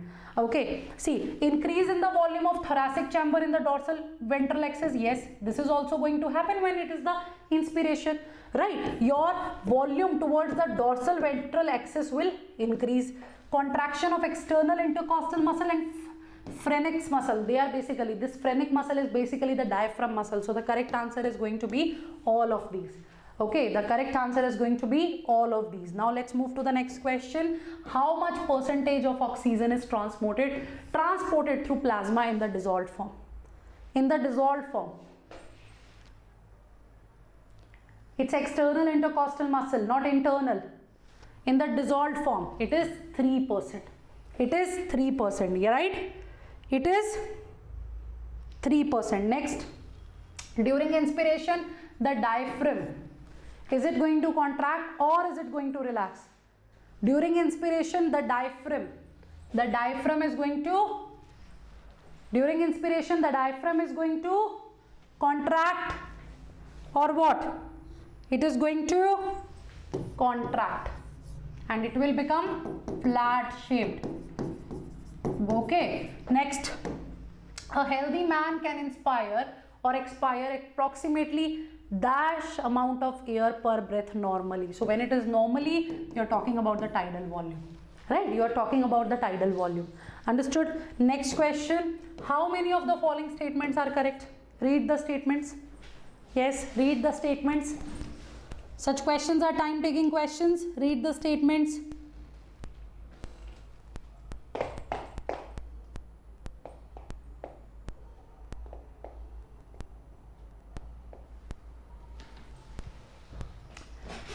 Normal exhalation during quiet breathing is an active process. Normal exhalation is an active process. Airflow during breathing is due to the pressure gradient between the lungs and atmospheric air. A specialized center present in the medulla region of brain called respiratory rhythm center is responsible for regulation of respiration. Respiratory rate decreases during fever. So 2 statements are correct. 2 statements are correct. Okay, next. What percentage of hemoglobin is saturated with oxygen in the blood at partial pressure of oxygen is 30 and CO2 is this?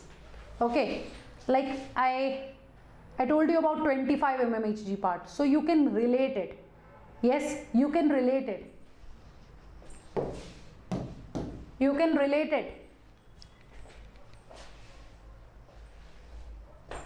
What percentage of hemoglobin is saturated with oxygen in the blood? Bache, near about 50% it will be. Right? Near about 50% it will be. Okay, it's a fact. Next, conducting part of respiratory system extends from. Conducting part of respiratory system, it extends from.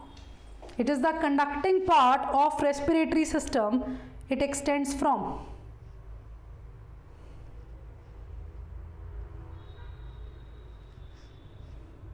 It extends from. It's very simple, right? It will be from the external nostrils to the terminal bronchiole. So external nostrils, nasal chamber, internal nostril, pharynx, then larynx, then trachea, primary bronchi, secondary, tertiary, terminal, and then you have the bronchial. So that's it, that's all. Now your chemistry teacher, your Wasim sir, is going to come. So today we have solved 100 questions. So tell me about your marks. Out of 400, what you people have scored? Hanji, tell me about your marks and be honest about it. Huh? You have to include the, like with negative marking, you have to tell me. Questions are amazing, I can say so. So we have revised the complete NCERT. Out of 400, what do people have scored? Out of 400, 370, 350. Acha, 350. So see, if it is less than 350, okay, then it is concerning. If it is above 350 but it is somewhere in the range 350 to 370, then you need to improve. If it is in the range 370 to 380, still good. And if it is above 380, very good. Keep it up. Do analyze your mistakes and then start working on that. Okay, start working on that. Okay, so next time it should be 400 out of 400. Fine, 400 out of 400. Okay, so finally your Wasim sir is going to take the charge. I am going to end this lecture now. Wasim sir is going to teach you the chemistry, the borings. Not so boring, but when he teaches, then it is boring, है ना? Then it is boring. Wow. Chalo. So, okay, so let me ask Wasim sir, are you ready or not? Wasim sir, if you are watching this lecture, please tell me, are you ready or not?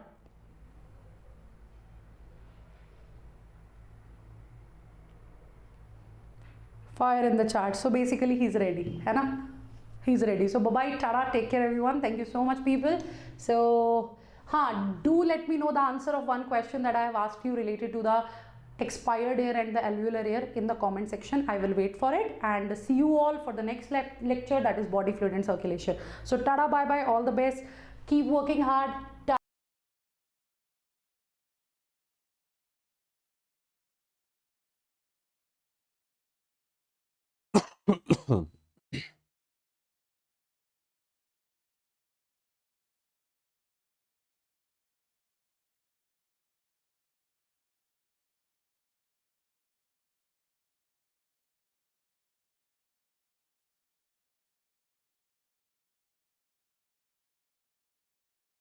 Good evening, all my lovely students. Good evening and welcome back. So what's up? How are you all doing? All good? Let me know quickly in the chats if all of you can hear me, if I'm perfectly audible, visible to everyone. Let me know in the chats quickly, my dear students, if all of you can hear me, if I'm perfectly audible and visible to everyone. Quickly in the chats. Welcome back, welcome back, welcome back. Perfect. So, my dear students, just a single question to all of you. How many of you are done with the chapter which we did like 3 days back, thermochemistry? Basically, in this session right now, I am going to solve the questions from the chapter which we covered 3 days back. That was your thermochemistry. I want you guys to let me know in the chats if you all are done with thermochemistry or not. Let me know quickly in the chats. And I'm asking everyone. I am asking everyone quickly. Quickly, people. Let me know in the chats if you all are done with the chapter thermochemistry.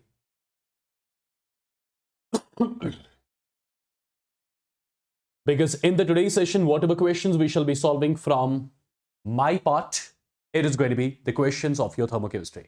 I hope all of you are ready now with your pen and paper, right? I hope all of you are ready with your pen and paper because you guys will have to solve the questions. Okay? So people, should we start? Let me know in the chats with some fire emojis quickly. Should we start? Should we start? Should we start? Everyone with some fire emojis quickly. Everyone in the chats with some fire emojis quickly, quickly, quickly. Quickly, people. I would want some Josh in the chats first of all. Then I'm going to start. I would want some Josh in the chats quickly, everyone. The chats should continuously go up. I don't want you guys to sleep off in between, yeah? Because now it's going to be question solving. You'll have to use your pen and paper.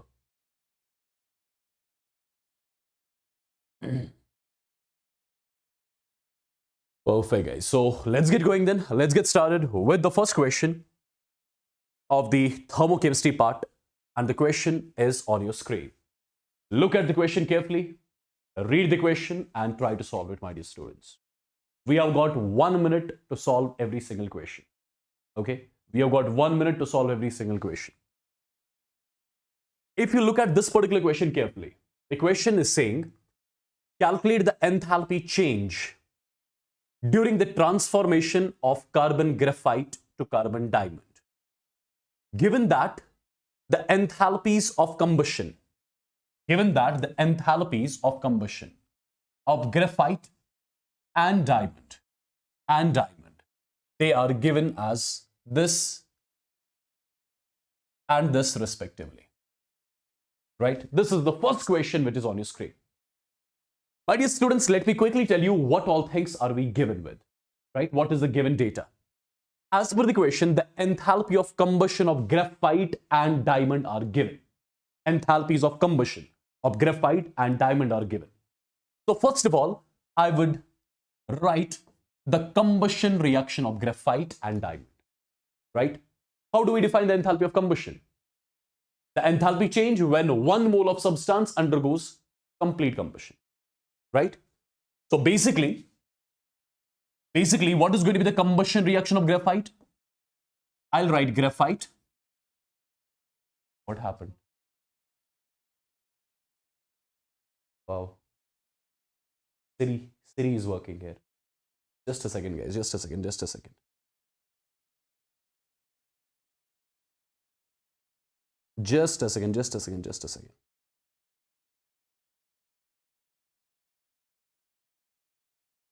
All right.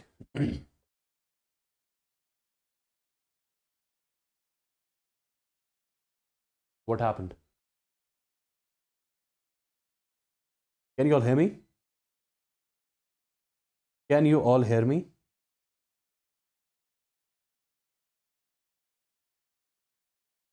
Can you all hear me? Can you all hear me, people?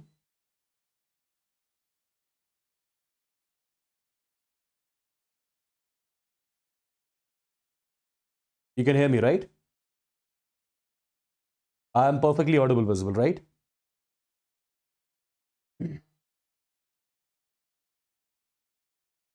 Give me some confirmation from the chats. I don't know, there was some glitch. Something happened. There was some glitch. Okay. Perfect now. It's all clear. So first of all, let me write the combustion reaction of graphite. So it's going to be carbon graphite plus O2 gas. It gives your CO2 gas. This is your combustion reaction of graphite. Similarly, I would write the combustion reaction of diamond as well. So it is diamond plus O2. It gives CO2 as well. So my dear students, I have written the combustion reactions of graphite and your diamond, right? As per the question, the enthalpy of combustion of graphite, the enthalpy of combustion of graphite, the enthalpy of combustion in the first case, which I'm representing with delta H1. Since combustion is always exothermic, right? Since combustion is always exothermic, so it's going to be minus 393.5, right? Kilojoules per mole respectively. Similarly, delta H2, I can write it as minus 395.4 kilojoules per mole respectively. Perfect. This is the data which is given to me as per the question. Now, what am I supposed to calculate? I'm supposed to calculate the enthalpy change during the transformation of graphite into diamond.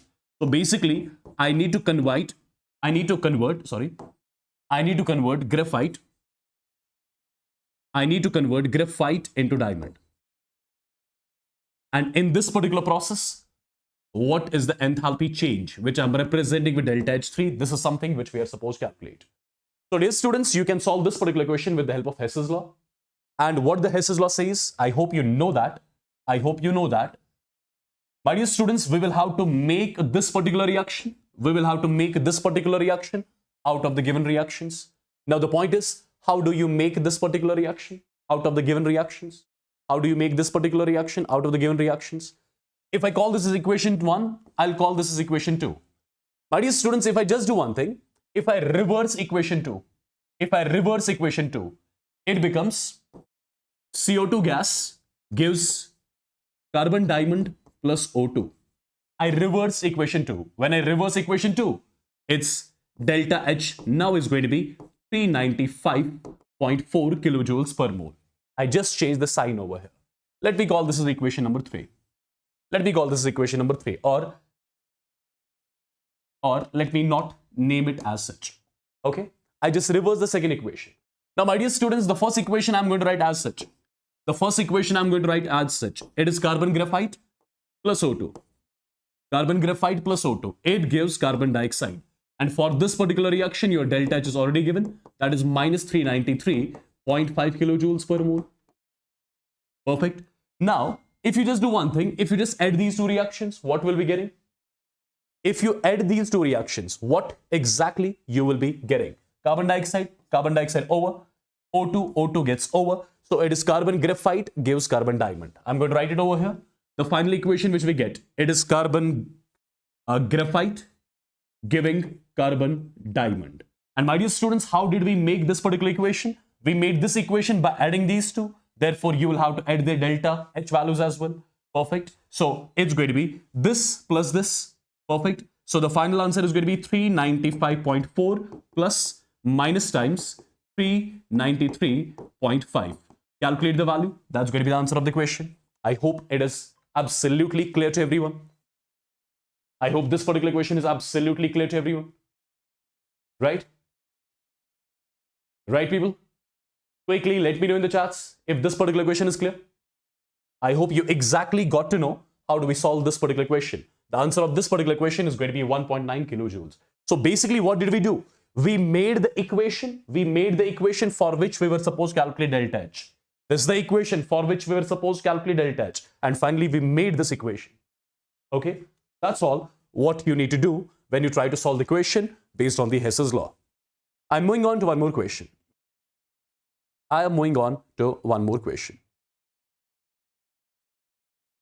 Look at this particular question carefully, guys. Look at this particular question carefully. From the thermochemical equation, calculate the energy evolved. When 39 grams of benzene are burnt in an open container. Right? Enthalpy of combustion of benzene is given.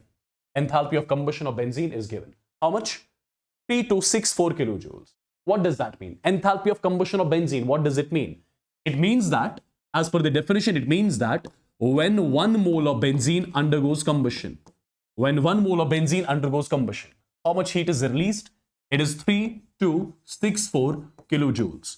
This much amount of heat is released when 1 mole of benzene undergoes combustion. Right?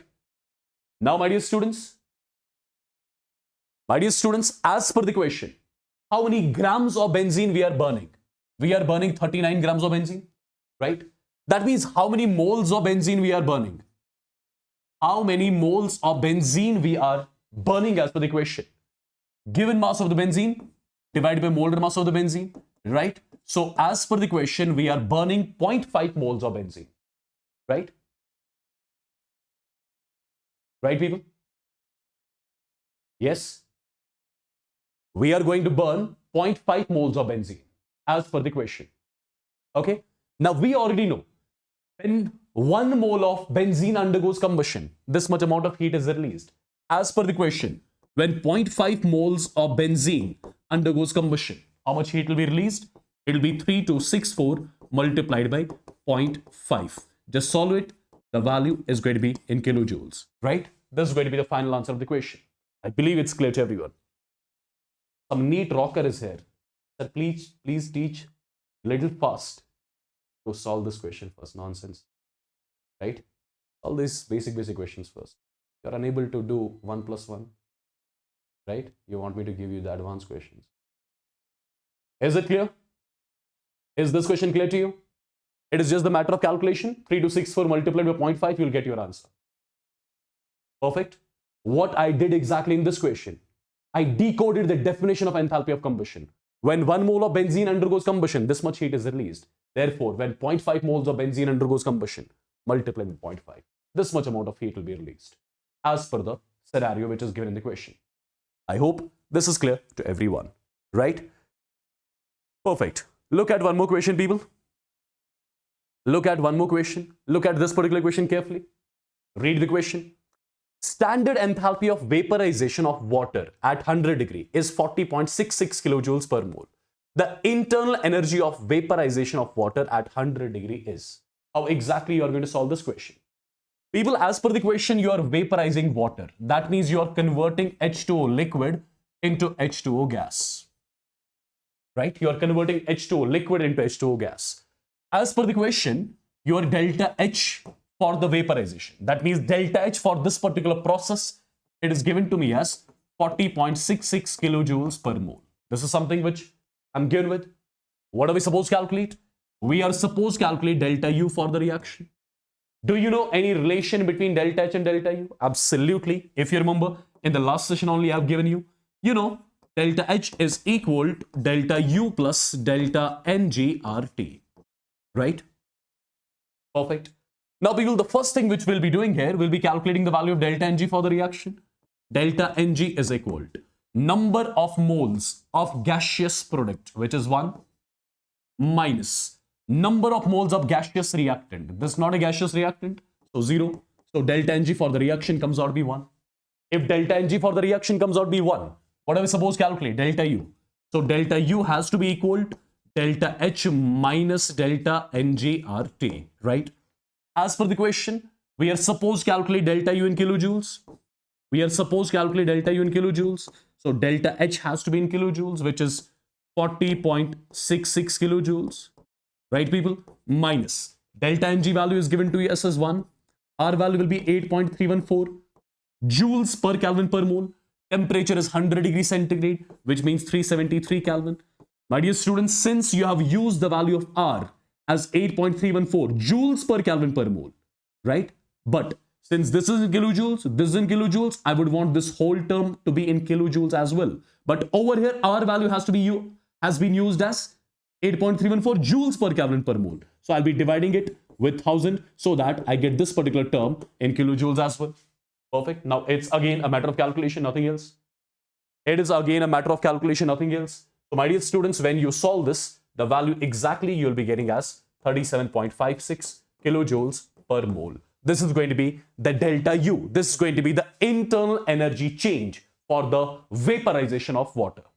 I hope I'm perfectly clear to everyone. Right? Right, people?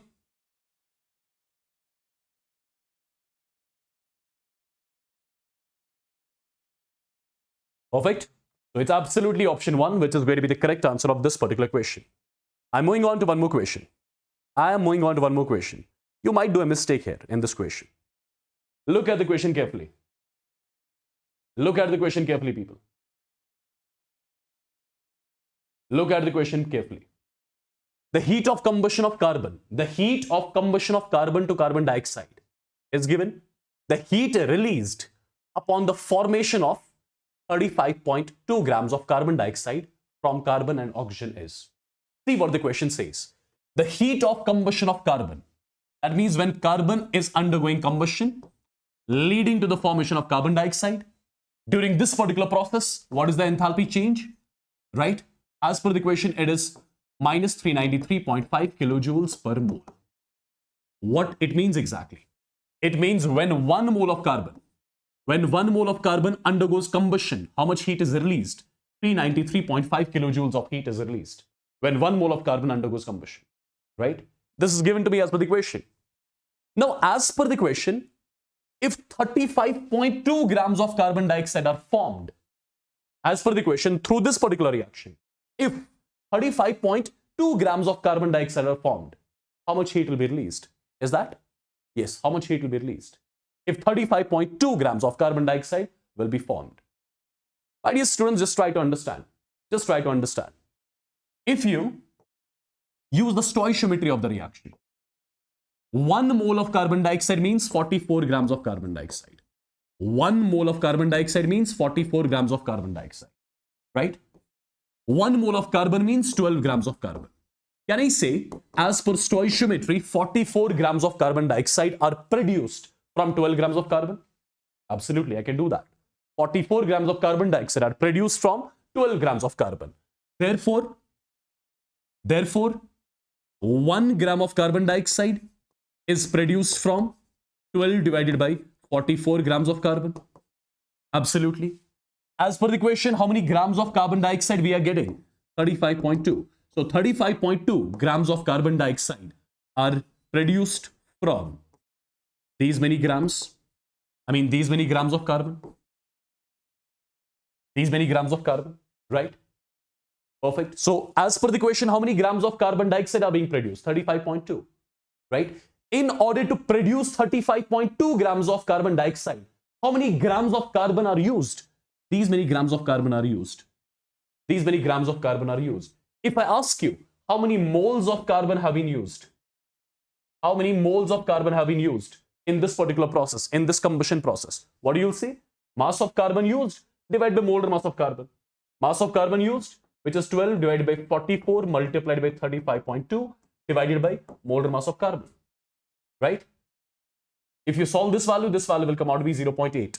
So as per the current scenario, we got to know, in order to produce 35.2 grams of carbon, in order to produce 35.2 grams of carbon dioxide, right? These many grams of carbon have been utilized.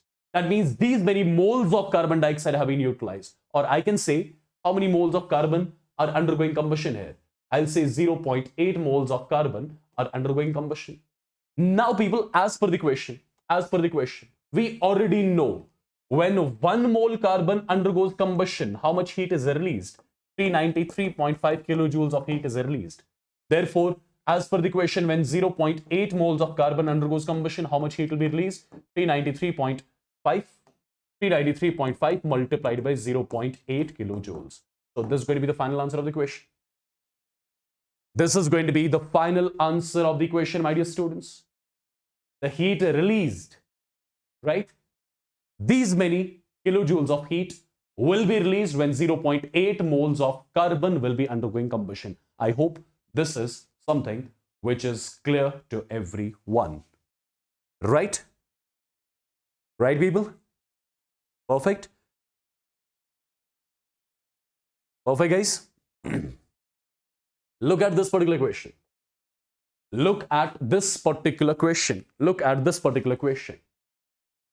When 5 liters of a gaseous mixture of methane and propane is perfectly combusted at 0 degree 1 atm, that means STP, 16 liters of oxygen at same temperature and pressure is consumed. The amount of heat released for this combustion in kilojoules is. Can you solve this question? Can you give it a try?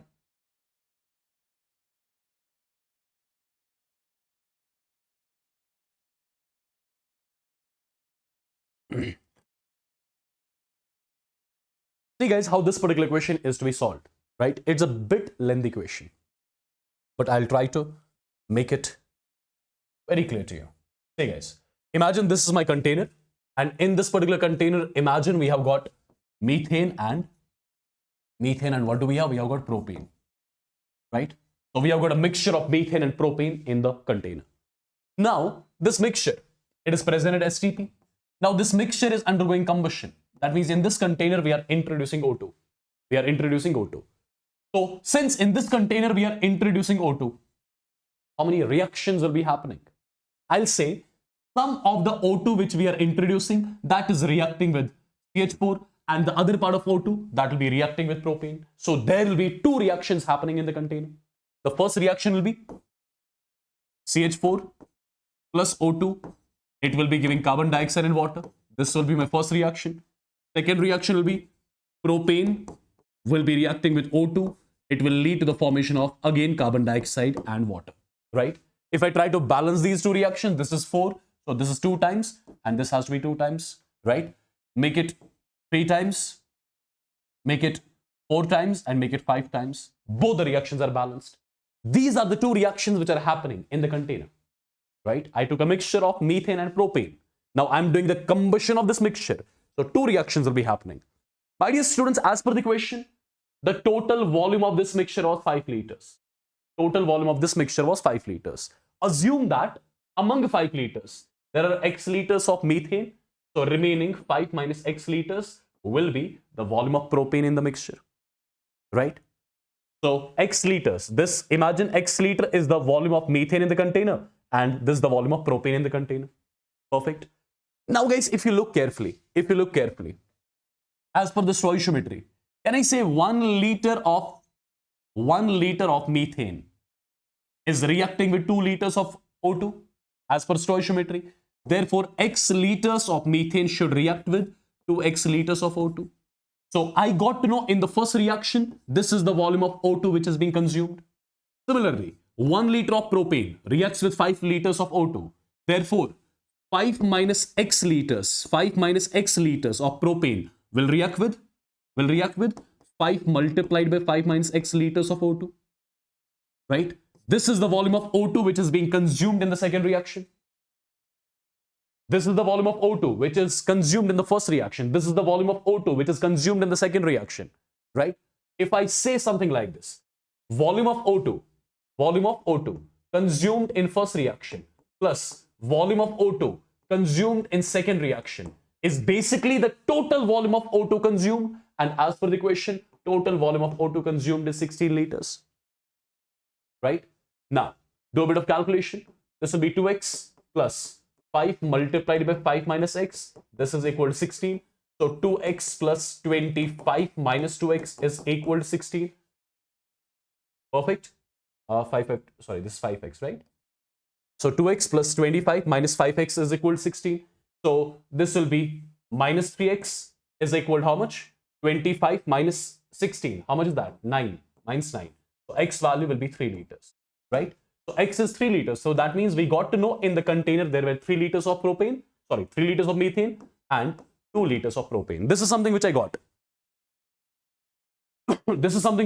I got to know in the mixture there were 3 liters of methane and 2 liters of propane. So if I ask you how many moles of methane were there, since STP condition is given, so 3 divided by 22.4. So these many moles of methane are there in the container initially. Similarly, 2 divided by 22.4. These many moles of propane are there in the container initially. Correct? What am I supposed to calculate? The amount of heat released from the combustion of mixture.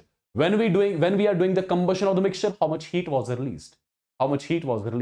Right? Now see guys, I hope everything is clear till here. Now we are almost done, and this question will definitely help you out in order to have the better understanding of these enthalpies of reactions.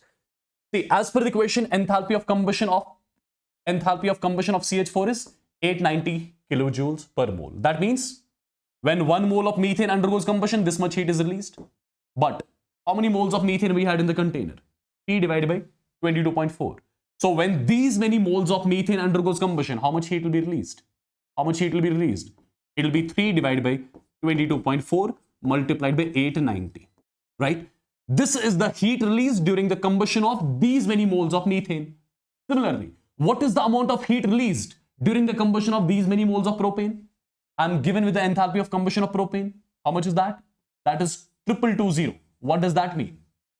What does that mean? That means when 1 mole propane undergoes combustion, this much heat is released. So therefore, when these many moles of propane will be undergoing combustion, how much heat will be released? 2 divided by 22.4 multiplied by 2220.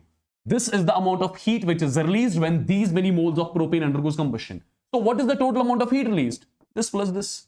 This is the total amount of heat released which we were supposed to calculate. Is this clear to everyone? Now it's a matter of calculation, that's all. It is a matter of calculation, that's it. And this question was asked in your last year JEE mains, right?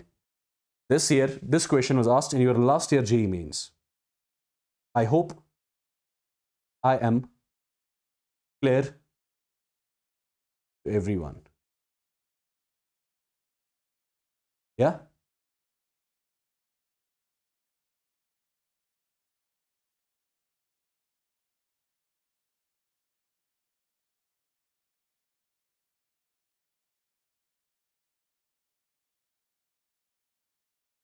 Okay guys, all the things clear?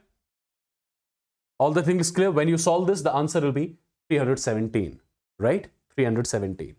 This is something which we did. Perfect. The final answer will be 317 kilojoules. So this much amount of heat will be released at the end. I hope you can solve this sort of a question. Okay, look at another question. Look at another question. If enthalpies of formation of C2H4, carbon dioxide, water are given, the enthalpy of combustion of C2H4. So first of all, let me write the combustion reaction of C2H4. Therefore, I need to write 1 mole of C2H4 undergoes combustion, leads to the formation of carbon dioxide, and with that carbon dioxide, what do we get? We get water as well. Perfect. Let's try to balance this reaction. Let's try to balance this particular reaction. This is 2 times, so this has to be 2 times. 4, so this has to be 2 times, and this has to be 3 times. I believe the reaction is balanced. Check it out. Is the reaction balanced? 2 carbon, 4 hydrogen, 6 oxygen, yes, 6 oxygen. Right, the reaction is balanced. Now, as per the question, first of all, if you look at this particular reaction, 1 mole of C2H4 undergoes combustion. And you know, when 1 mole of substance undergoes combustion, the amount of heat absorbed or released, it will be released, it's combustion. The amount of heat released is something which you call as enthalpy of combustion, right? Of what? Of C2H4. So in this particular case, I'll say enthalpy of reaction is equal to enthalpy of combustion of C2H4.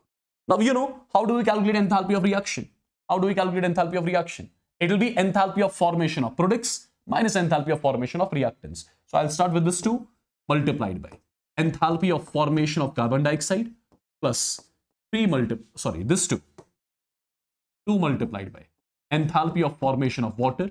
This is your enthalpy of formation of products minus enthalpy of formation of reactants, right? So 1 multiplied by enthalpy of formation of your C2H4 plus 3 multiplied by enthalpy of formation of your O2. Now, my dear students, enthalpy of reaction, which is basically enthalpy of combustion of C2H4. I believe that's given or not? No, we have to calculate this value. Enthalpy of formation of carbon dioxide is given. Enthalpy of formation of water is given. Enthalpy of formation of C2H4 should be given. Right, it's given. And enthalpy of formation. If I talk about the standard conditions, standard enthalpy of formation of O2 will be here 0, right? Because oxygen is present in its standard state, and standard enthalpy of formation of any element present in its standard state, that is to be 0. So this term, they are given. Put the values here and get the final answer of the question. That's going to give you the standard enthalpy of combustion of C2H4. I believe this is clear. Is this clear to everyone quickly? Is this clear to everyone? Quick. Quick, people, quick, quick, quick. When you solve this finally, when you put all the values, this is the answer which you'll be getting. Right? I'm moving on to one more question then. Let's see what the question is. Look at the question carefully.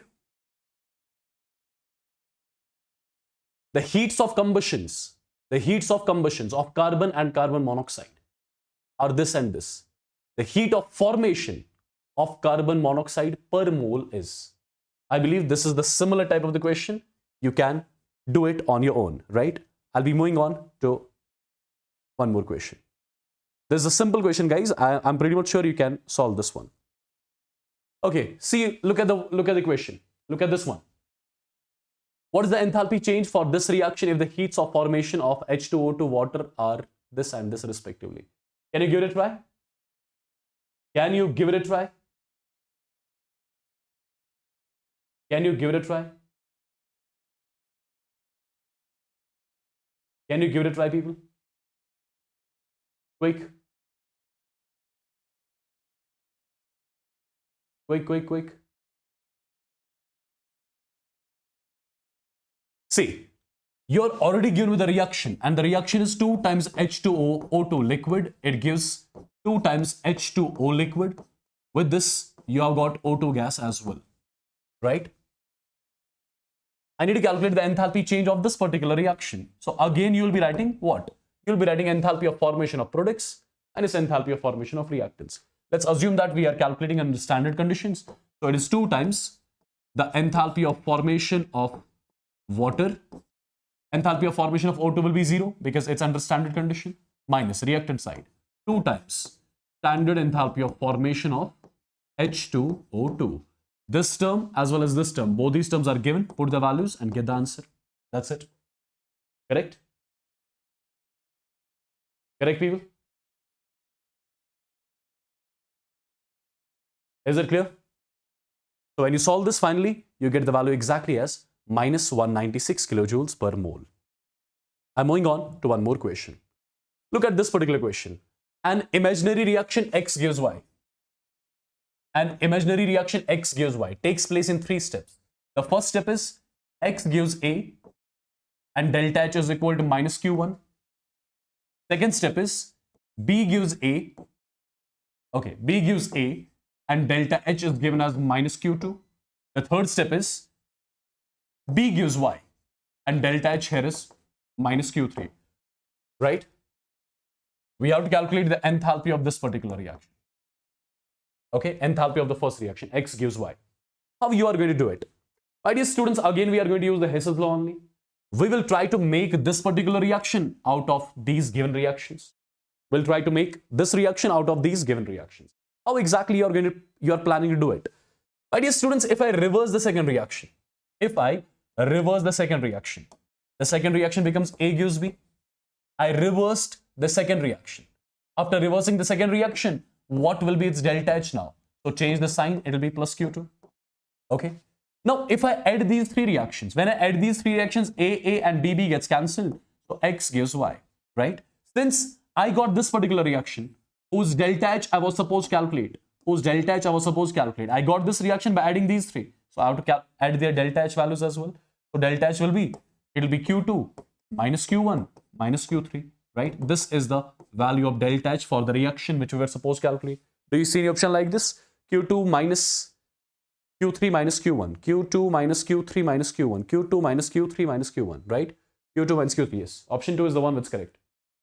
I hope this sort of a question you again can solve easily from now on. Okay. All right. Again, we are given 3 reactions. Determine the overall change in the enthalpy of this reaction. So we are supposed to calculate the enthalpy change of this reaction, right? And the reaction whose enthalpy change is to be calculated, that reaction has to be made from the given reaction, right? Now, what do we need? We need 4 times pH3. 4 times pH3. And pH3 is there in the last reaction. The reaction which we have to make, in that reaction, pH3 has to be on left side. What I'll be doing? I'll be reversing the third reaction. I'll be reversing the third reaction first. So it becomes pH3 gives P plus 3 times H, right? After reversing the third reaction, its delta H now will become plus 229.3 kilocalories. Perfect. But what do I need? in the final reaction, do I need pH 3 or 4 times pH 3? I need 4 times pH 3. So let me multiply it with 4. So 4 times, and this will be 12 times here. This will be 12 times H.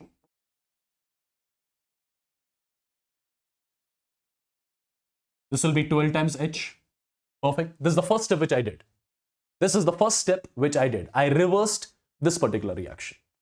Now guys, in the final reaction, I need P4. I need P4 on the right side. I need P4 on the right side. So first of all, if I reverse the first reaction, I'll be getting something like this. I'll be writing P gives 1 by 4 times P4. But I do not need 1 by 4 times. I need 4. I need 1 P4. So I'll be multiplying this reaction. So first of all, since I reverse this reaction, so its delta H here has to be equal to minus 74.2 kilocalories. Now, at the same time, I'll be multiplying this reaction with 4. When I multiply this reaction with 4, it becomes 4 times, and 1 by 4 and 4 gets cancelled, right? And I'll have to multiply 4 with this particular number as well, with it's going to be kilocalories. Perfect. Perfect, guys.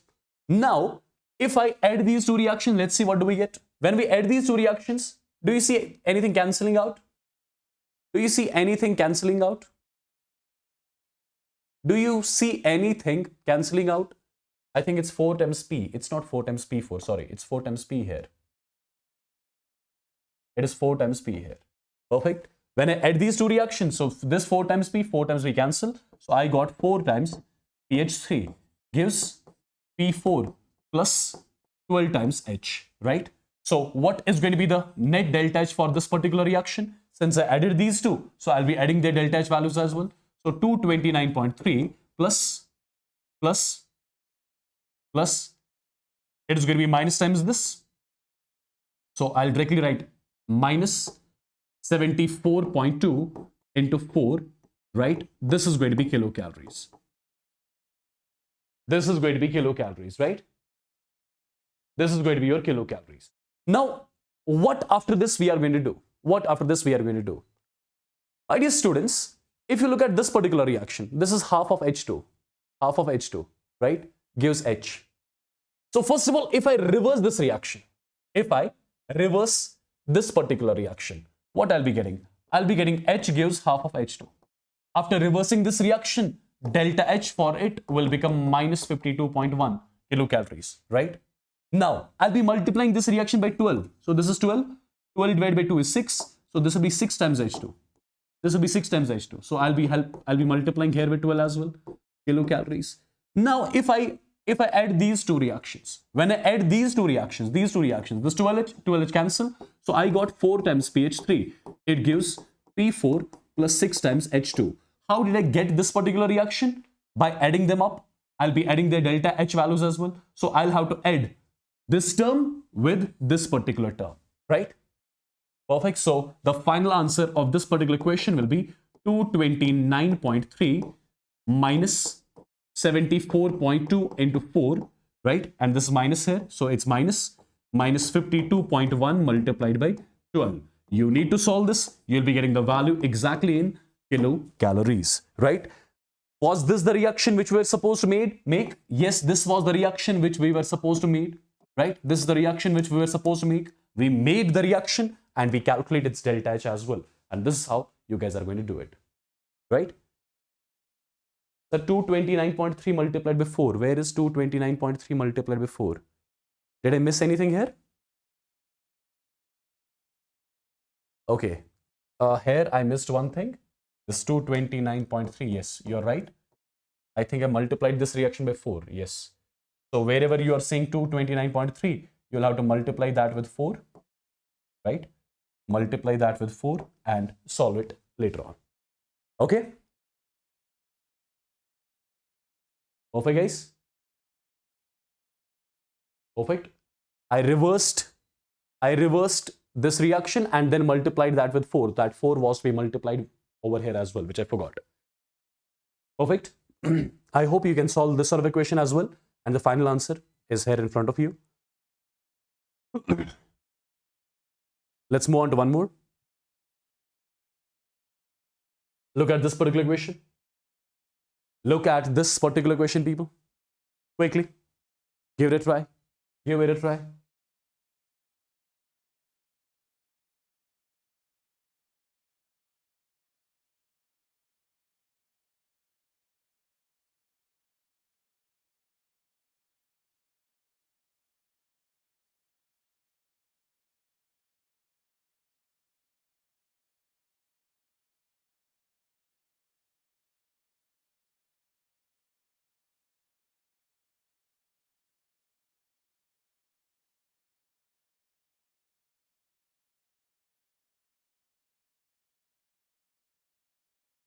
Quick, guys.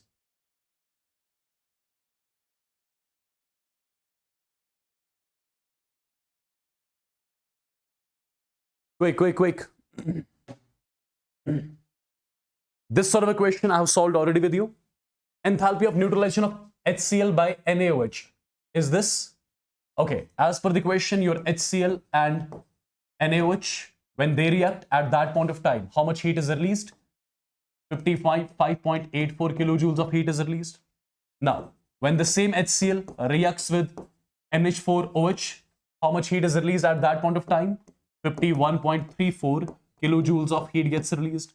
Now, guys, this is your strong acid, this is your strong base, this is your strong acid, and this is your weak base, right? Perfect. Now, if you look carefully, this is strong acid, strong base, right? This is strong acid, weak base. In this particular case, in this particular strong acid, weak base, how much heat should have been released? 55.84 kilojoules of heat should have been released, right? But how much is getting released? 51.34 kilojoules of heat is getting released, right? This was supposed to get released. This is getting released. If I take the difference of the two, it'll be 4.4. It'll be almost 4.5 kilojoules. So can I say this much amount of heat will be utilized to ionize this weak base? So enthalpy of ionization of your weak base NH4OH over here is nothing but 4.5 kilojoules, right? These sort of questions I've already solved with you, if you remember. Perfect. These sort of questions I've already solved with you. Perfect. It is just you have to see. This is strong acid, strong base. So in all the other cases, this much should have been released, but this is actually getting released. So the difference of the two will tell you about that amount of energy which has been utilized for the ionization of the weak base, right? Perfect. I hope this sort of a question you can easily solve from now on. Okay. Okay, what about this one? Can you do it? Can you do it, people? Can you do it? Quick, can you do it?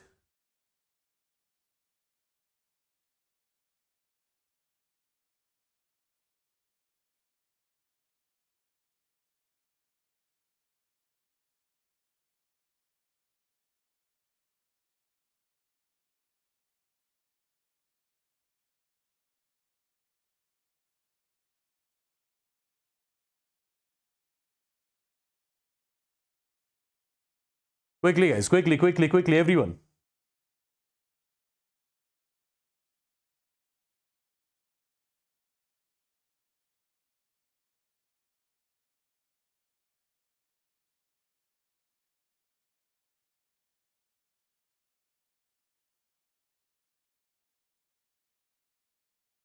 Quick. Enthalpy of formation of carbon monoxide.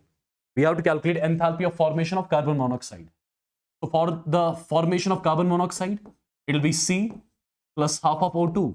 It gives CO. So this is the reaction. This is what you call as the formation reaction of carbon monoxide. Perfect. For this particular reaction, you have to calculate delta H. For this particular reaction, you have to calculate delta H. Now, what exactly you should be doing? What exactly you should be doing, people? Quick. What exactly you should be doing? Write the given reactions first of all. Write the given reactions. Or let's just do one thing. I'll be reversing the second reaction. When I reverse the second reaction, it becomes 2 times carbon dioxide, gives 2 times CO plus O2. I reverse the second reaction. So its delta H now will be plus Y kilojoules. Right? I reverse the second reaction. The first reaction I'll be multiplying with 2. So 2 times carbon plus 2 times O2 gives 2 times carbon dioxide. So delta H for this reaction will be, it'll be minus 2x kilojoules. Minus 2x kilojoules. Now, if I'll be adding them up, what I'll get? 2 carbon dioxide cancel. So it's going to be 2 times C, 2 O2, O2. Makes it only 1 O2 here, right? It gives 2 times CO. So delta H for this particular reaction will be, since I added these two, so delta H has to be equal to Y minus 2x. Y minus 2x, right? Now, people, I'll be multiplying this reaction with 1 by 2. It becomes C plus half of O2 gives CO. Since I multiplied this reaction with 1 by 2, that 1 by 2 has to be multiplied with this number as well. So it's 1 by 2 times y minus 2x kilojoules. This is something which I was supposed to calculate. Is there any option like this? Y minus 2x divided by 2. Yes, option 2 is the one which is correct. Option 2 is the one which is correct. Am I clear? Am I clear? Am I clear? I hope you can solve these sort of questions. Tell me the answer of this one. What do you think? Tell me the answer of this one. What do you think about this one?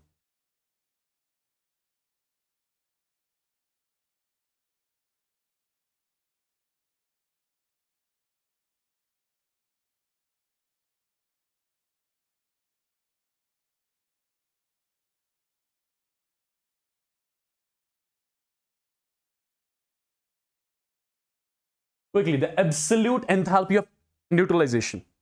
Enthalpy of neutralization. Absolute enthalpy of neutralization of this reaction will be. Quick.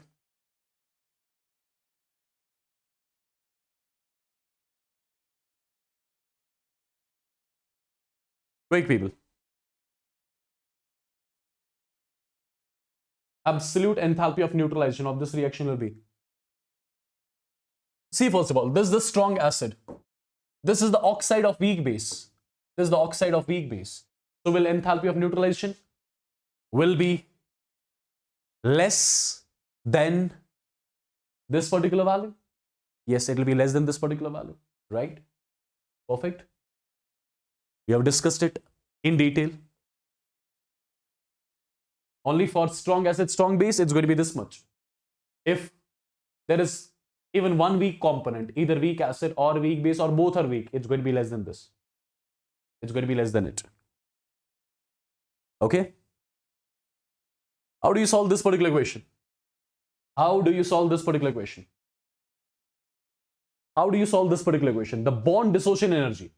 The bond dissociation energy of your X2, of your X2, of your Y2, of your XY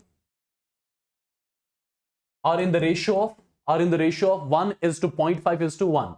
So if I call this as X, it has to be 0.5x and it has to be X. I hope this is clear. I hope this is clear. Now, the bond dissociation energy of X2 is delta H for formation of XY. If I write the formation reaction of XY, so I have to keep in mind 1 mole of XY should get formed from its constituents, which must be present in their standard states. So it has to be half of X2 plus half of Y2. This is the formation reaction of XY. This is the formation reaction of XY, right? This is the formation reaction of XY. If you look at this particular reaction, 1 mole of substance is getting formed. So enthalpy of reaction over here is something which I call as enthalpy of formation of XY, right? How do we calculate enthalpy of reaction? Bond energy of reactants minus bond energy of products. So it's going to be half of bond energy of our X2 plus half of bond energy of your Y2. This is your bond energy of reactants minus 1 times the bond energy of your XY. Perfect. Now, as per the equation, this term is given to us. How much? Minus 200 kilojoules is equal to 1 by 2. What is the bond energy of X2? That's X plus 1 by 2. What is the bond energy of your Y2? It is 0.5x divided by 2 minus what is the bond energy of XY? That is X. So after solving this particular equation, you'll be exactly getting the value of X. And when you get value of X, you got the bond energy of X2, you got the bond energy of Y2, you got the bond energy of XY. This is how you're going to solve this particular equation. Am I clear? Am I clear? Am I clear, my dear students? Quick. Am I clear?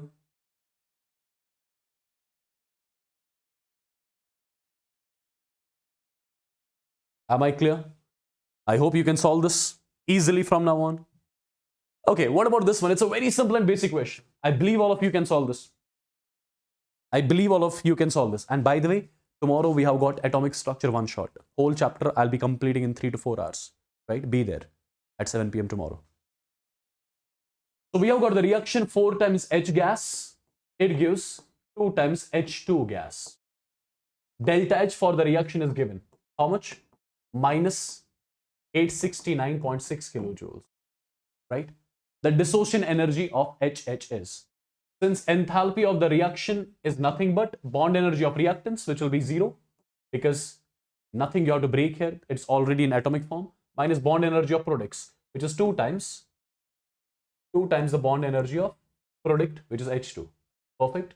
So bond energy of your H2 will come out to be, this is minus and this term is already given in minus, so minus gets cancelled, so it is 869.6 divided by 2 and it's going to be kilojoules. Perfect. This is the bond energy of H2, which we were supposed to calculate, right?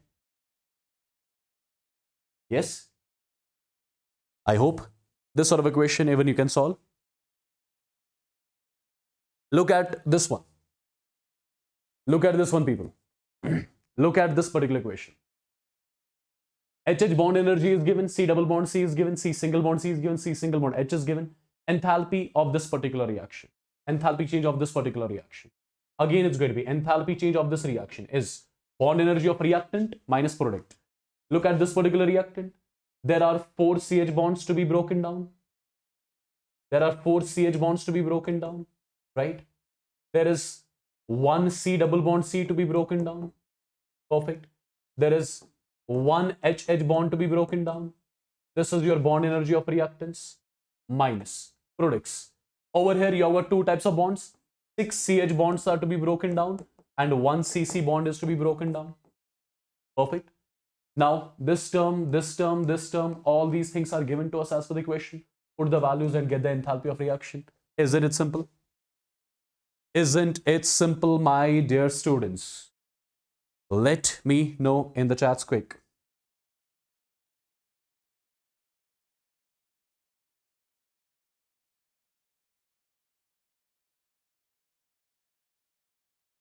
Quickly, people, quickly.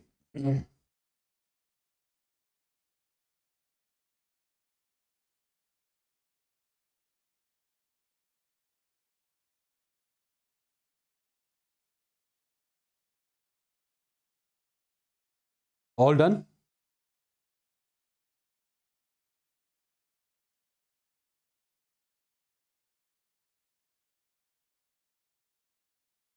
I'm sorry.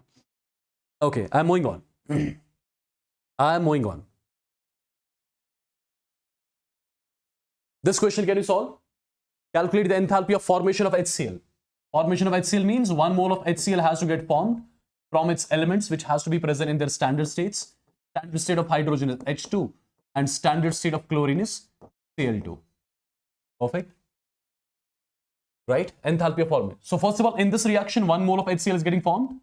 And when 1 mole of substance gets formed, at that point of time, enthalpy of reaction is something which you call as enthalpy of formation. And here in this case, I'll be calling it as enthalpy of formation of HCl.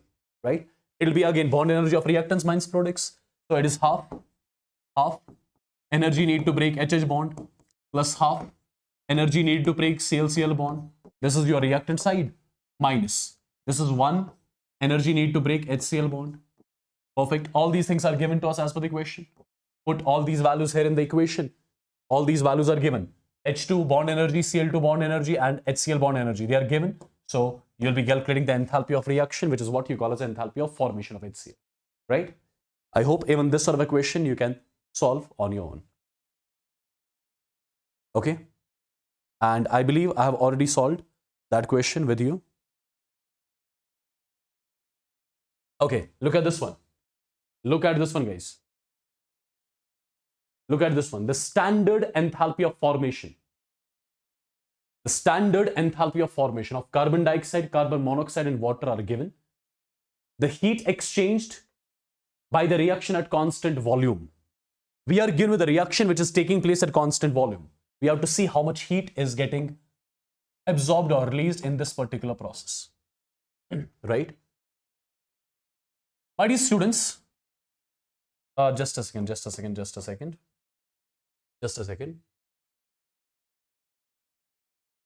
Okay.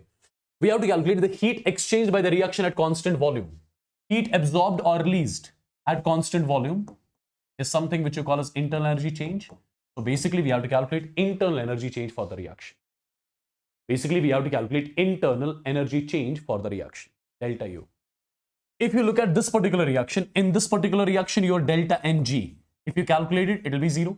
If delta Ng is 0, you know delta H is equal delta U plus delta Ng RT. If delta Ng is 0, that means your delta H is equal delta U, right? And delta H for the reaction can be written as enthalpy of formation of products, which is 1 multiplied by enthalpy of formation of carbon monoxide plus 1 multiplied by enthalpy of formation of H2O. This is the enthalpy of formation of products minus enthalpy of formation of reactants, which is 1 multiplied by enthalpy of formation of your carbon dioxide plus enthalpy of formation of H2 under standard conditions, that will be 0 only, right? So this term, and this term, they are given to us as per the question. Therefore, you can calculate the internal energy change during this particular process, which is what you call as heat exchanged at constant volume, right? This sort of a question I have shown you in the regular session of thermochemistry, if you remember.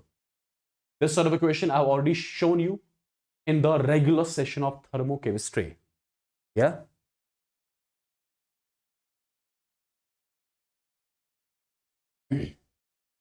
Perfect.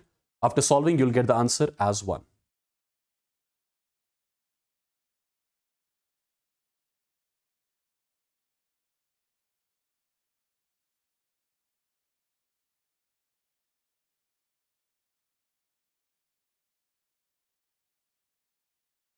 I hope you remember in the regular session we have solved this question and I still remember its answer. Its answer was 67.5.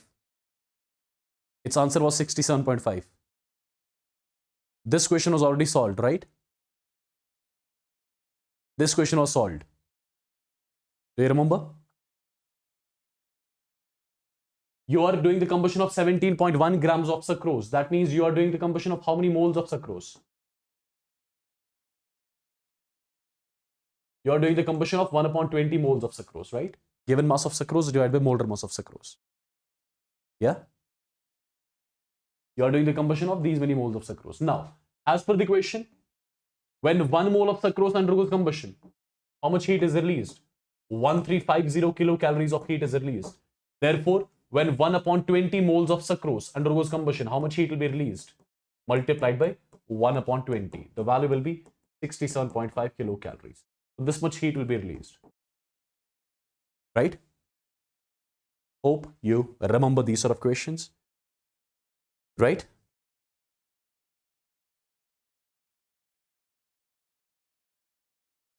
This question I'm giving you as the homework. So these were the questions which I had come up with from the thermochemistry. You know, it's a very small topic, thermochemistry, right?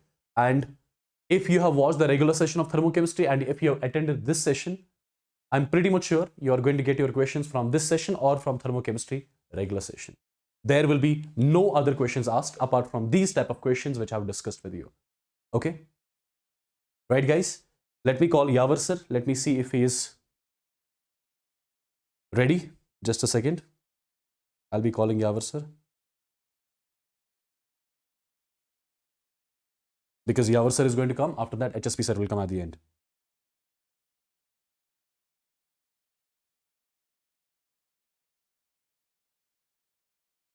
Hello? Done? Yes. अब कर end streams कर start stream, huh? Good कर band. Diksha. Okay. Guys, all right. See you. Yavar sir is joining in, okay?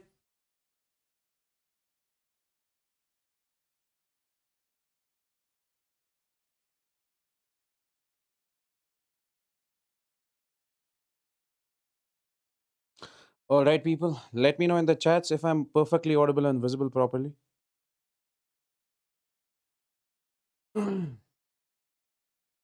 Okay.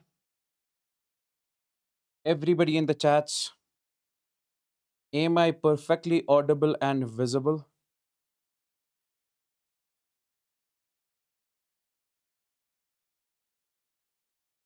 Okay. And we are starting the session. Okay.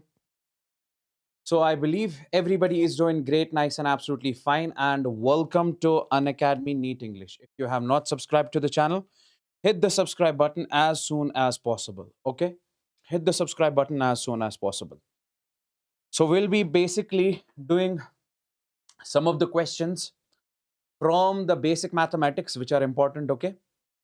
So I'll not take much time of yours. We'll finish these questions, okay? I have put up basically from every pattern of problems I have involved, I have basically put up in this session. And before that, let me just tell you over here, we have, that is Unacademy Learning Festival that is coming up, okay? This is a 7-day unlimited access to JEE and NEET UG Plus subscription. Means, if you want to see how do we exactly teach in the plus batches, what are the features that are available in the paid batches inside Unacademy, you can access all of those completely free of cost, okay? And this is starting from, we say, 8th of March till 15th. This is starting from 8th of March till 15th. So you can access all the online batches, okay? All the recorded batches, whatever you have, everything. You have 24/7 doubt solving sessions. So completely free of cost, okay? So if you have any personal educator, you can watch all of his sessions inside this one. Now let's move on to this particular session, okay, my dear friends. Let's start this particular session over here. Let's start this particular session over here with the first question. See, the rule is you guys are supposed to solve the question before I do it. If I have the first question on the screen, you guys are supposed to convert pi by 6 into degrees, okay? This pi by 6 radians, you guys are supposed to convert into degrees, okay? You guys are supposed to convert this into degrees. I want all of you to basically let me know the answer of this particular question in the chats as soon as possible, okay? Tell me in the chats, guys. When it comes to basically, if you have something given in the radians and you want to convert that into the degrees, what do? We say, sir, if we have got over here, this is, let's suppose, pi by 6 radians. So we'll simply say, if we have to convert this into degrees, what do? I told you in the last class, instead of this pi, can I write, we say, sir, 180 degrees? Because we know pi is equal to 180. Pi radians means 180 degrees. Instead of this pi, I am writing 180 divided by, we say, sir, this 6 over here, because you have divided by 6, so I'll divide it over here 6. So we say this would come out to be, that is nothing but 30 degrees. This is nothing but 30 degrees. Because 6 ones are 6 threes and zeros. So that's why it comes out to be 30 degrees. Simply, this is the simple logic that I have told you previously. Okay, if you have got, let's suppose, pi by 3 radians, how do you have to convert this? You'll simply say, sir, instead of pi, I'll write 180 divided by, we say, 6, 3, and this comes out to be, we say, 60 degrees. So means pi by 3 radians is how much? We say 60 degrees. Now, the second question, can you tell me, if we have to convert 45 degrees into the radians, how do we convert 45 degrees? How do we convert degrees into the radians? Guys, if we have to convert the degrees into the radians, let's suppose you have 45 degrees and you have to convert this into radians, what do? We simply multiply this with pi divided by 180.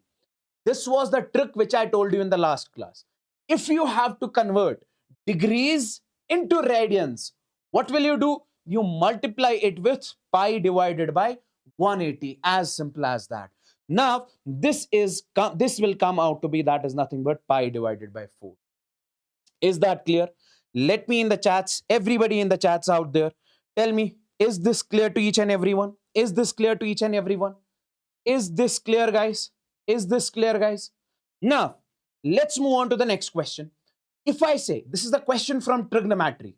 If I say sine of theta is equal to 2, then find cos of theta and tan of theta. Before this, I just want to give you one more question that I'll put up over here. If I say, question is something like this. If I say, if tan of theta is equal to 2, I say find, we say sine of theta and we say cos of theta. Find sine of theta and cos of theta. My dear friends, what we can do in this particular case, we say tan theta is given as 2. What does that mean? If we talk about tan theta, we know, sir, tan theta means perpendicular upon base. Means, sir, if tan theta is equal to 2 means perpendicular base is equal to 2 divided by 1. We can write it something like that. So means, sir, if tan theta is 2 means tan theta is perpendicular by base. And we can write this as 2 divided by 1 over here. Means perpendicular is 2. We say, sir, base is 1 in this particular case. Base is 1 in this particular case. Now, my dear friends, we say, sir, perpendicular is 2. Base is 1 in this particular case.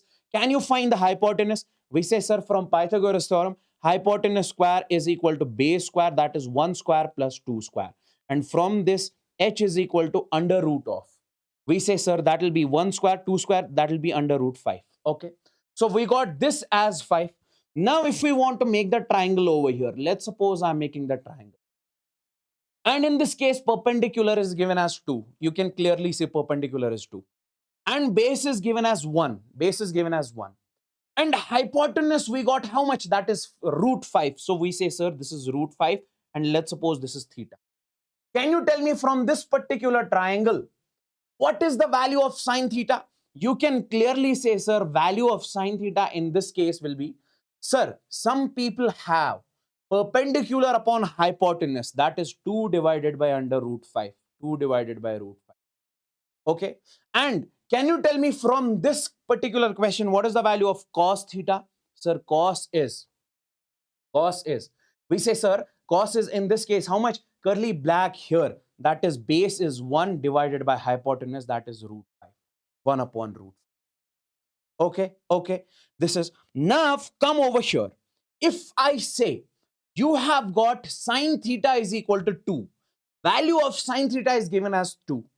Can you tell me, can you tell me the value of cos theta and value of tan theta in this particular case? Can you tell me what is the value of tan theta and cos theta in this particular case? Everybody in the chats, we say, sir, maximum value as maximum value of sine is 1. Maximum value of sine is 1. So we say if maximum value of sine is 1, over here it is mentioned sine theta is equal to 2. Check the trigonometric table over there. You find that maximum value of sine theta is 1.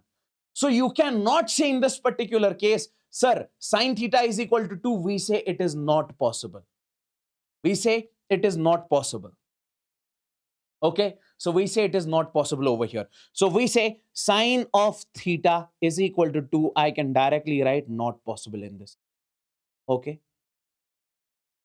Now let's move on to the next question. Let's suppose we have got the question over here. Y is equal to sine theta divided by theta. Find the value of y if theta is equal to 30 degrees. If we have got the question over here, how much? That is y is equal to sine theta upon theta. And you guys are supposed to tell me the value of this y, when theta is equal to, we say 30 degrees. First of all, I want you guys to convert this 30 degrees. If we say theta is equal to 30 degrees, I want you guys to convert this into radians. So we say this is 30 multiplied by, we say pi divided by 180. If we have to convert the degrees into radians, what do? We multiply with pi by 180. Now this 3 ones, 3 6. So this will come out to be pi divided by 6. Okay. Now, my dear friends, I want you guys to do one thing. See, now put this value of, this is theta. I want you guys to put the value of theta in this particular equation. Directly, we will not put 30 degree over there because we have to put this algebraic function. This is the over here. So we say y is equal to sine of, what is the value of theta? That is 30 degrees in this case. Divided by. What is the value of theta in this case? We say, sir, theta came out to be pi by 6 radians. That is 30 degree. But 30 in terms of radians is how much? If you have got the question something like this, then convert degrees into radians. So I'll write over here, this would be pi divided by 6. Now sine 30 is 1 divided by 2. And we say, sir, pi divided by 6 over here, 2 1s, 2 3s. So this will be 3 divided by pi. Is this crystalline clear to each and everyone? Let me know in the chats. Guys. Is this crystalline clear?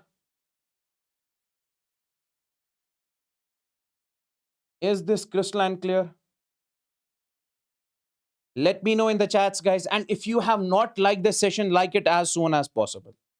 Can you tell me what is the value of sine of 120 degrees? Can you tell me what is the value of sine of 120 degrees? Can you tell me what is the value of sine of 120 degrees? In the last class, I told you the 4 quadrants function change. Listen to me very carefully. Listen to me very carefully. Guys, if I have to write the value of sine of 120, can I write it something like this? This is sine of 120. Can I write it, sir? This would be 90 plus 30 degree, 100%. Because 90 plus 30 is how much? We say 120. So it is something like sine of 90 plus theta. Theta is, we say, 30 degree over here. And we have studied, sir, whenever we see sine of 90 plus theta, sine function can be changed into the cos function. So we can write it over here, cos of theta. Cos of theta. And theta is over here, how much? That is 30 degrees. Now the question is, do we have to write plus cos theta or minus cos theta? Listen to me very carefully. Let's suppose we take the 4 quadrants over here. These are the 4 quadrants. My dear friends, if you say 90 plus theta, this is 90, this is 0 degree. 90 plus theta would be second quadrant. And in second quadrant, we say sine is positive. Value of sine is positive. So we say this will come out to be plus cos theta in this case. That's why we are writing the plus cos theta. Because in second quadrant, value of sine is positive. So I can write simply, sir, cos 30 is root 3 divided by 2. And it is plus root 3 divided by 2. It is plus root 3 divided by 2. Yes, add sugar to coffee. We say all are positive in the first quadrant. We say sine is positive in the second quadrant. We say add sugar to tan is positive in the third quadrant. And cos is positive in the fourth quadrant. Okay. Can you tell me the value of this one? Can you tell me the value of this one? See, I can write it something like this. This is sine of. Can I write 390 something like this? This is 360 plus 30. Yes. So this would be sine of 360 plus theta. Sine of 360 plus theta. And we know.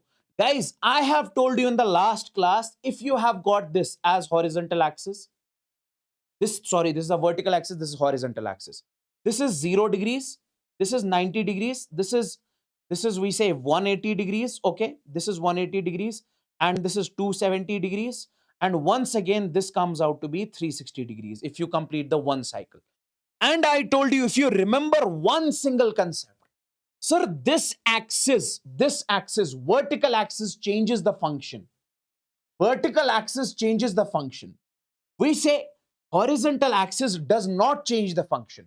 If you have sine of 360 plus theta, it will remain sine of theta only, sine of theta only. It will remain sine of theta only. It will not be changed into cos. It will not be changed into cos. Keep that thing in your mind. Sine function will be remain into sine only because it is 360 over here. And if it was 90 degree over here, then sine would have changed into cos.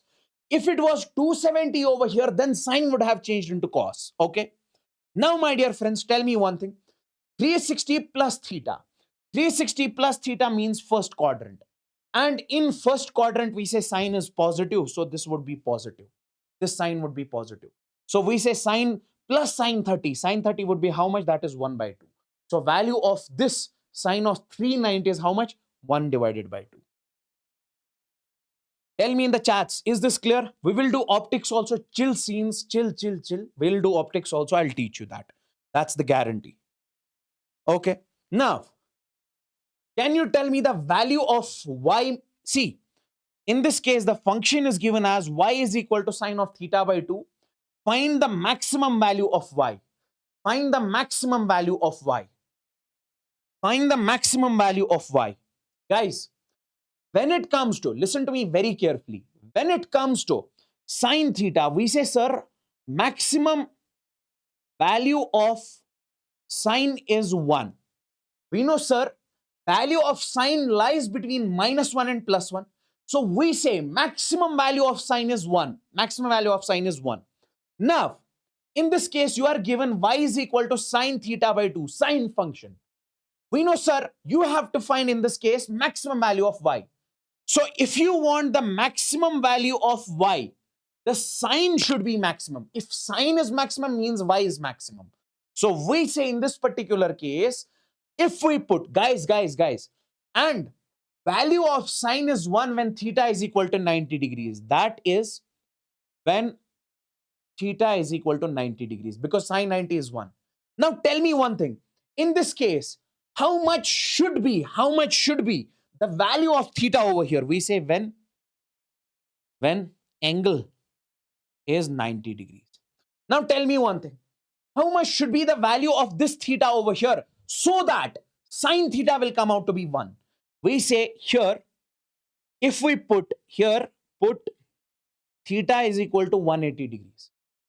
If we put theta, not 90 degrees, if we put theta is equal to 180 degrees, so we can write y is equal to sine of 180 divided by 2. That is 90, so sine 90 would be 1. So that is the maximum value. That is the maximum value. I hope this is clear. I hope this is clear. Same question on the same pattern. If y is equal to 2 theta, if y is equal to sine of 2 theta, find the maximum value of y. Find the maximum value of y. Find the maximum value of y. If y is equal to sine of 2 theta, find the maximum value of y. Okay? Can you tell me in this particular case, what should be the value of theta in this case? Yes, we say here, theta has to be 45 degrees.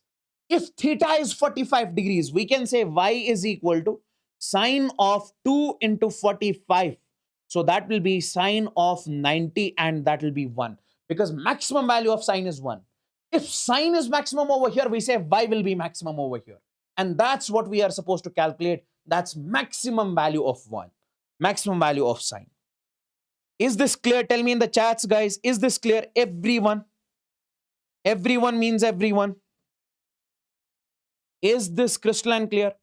One more type of question. This was recently asked in the NEET. In this question, what you are supposed to do is that you are given a point over here. You are given a point over here. Okay. This is the point. This is the point. Okay. This is the point. This is the origin. From this origin, a charge is placed at how much distance? We say 1 meter distance. Okay. A charge is placed at 1 meter distance. We say another charge is placed at, we say 2 meter distance from this one. We say another charge is placed at 4 meter distance from this one. Okay. Okay. Okay. And then we say in this particular case, next charge is placed at 8 meter distance from this one. You guys are supposed to tell me the value of net potential at this point. Guys, let me just tell you over here. You guys remember it as of now. I have taught you this in the YouTube.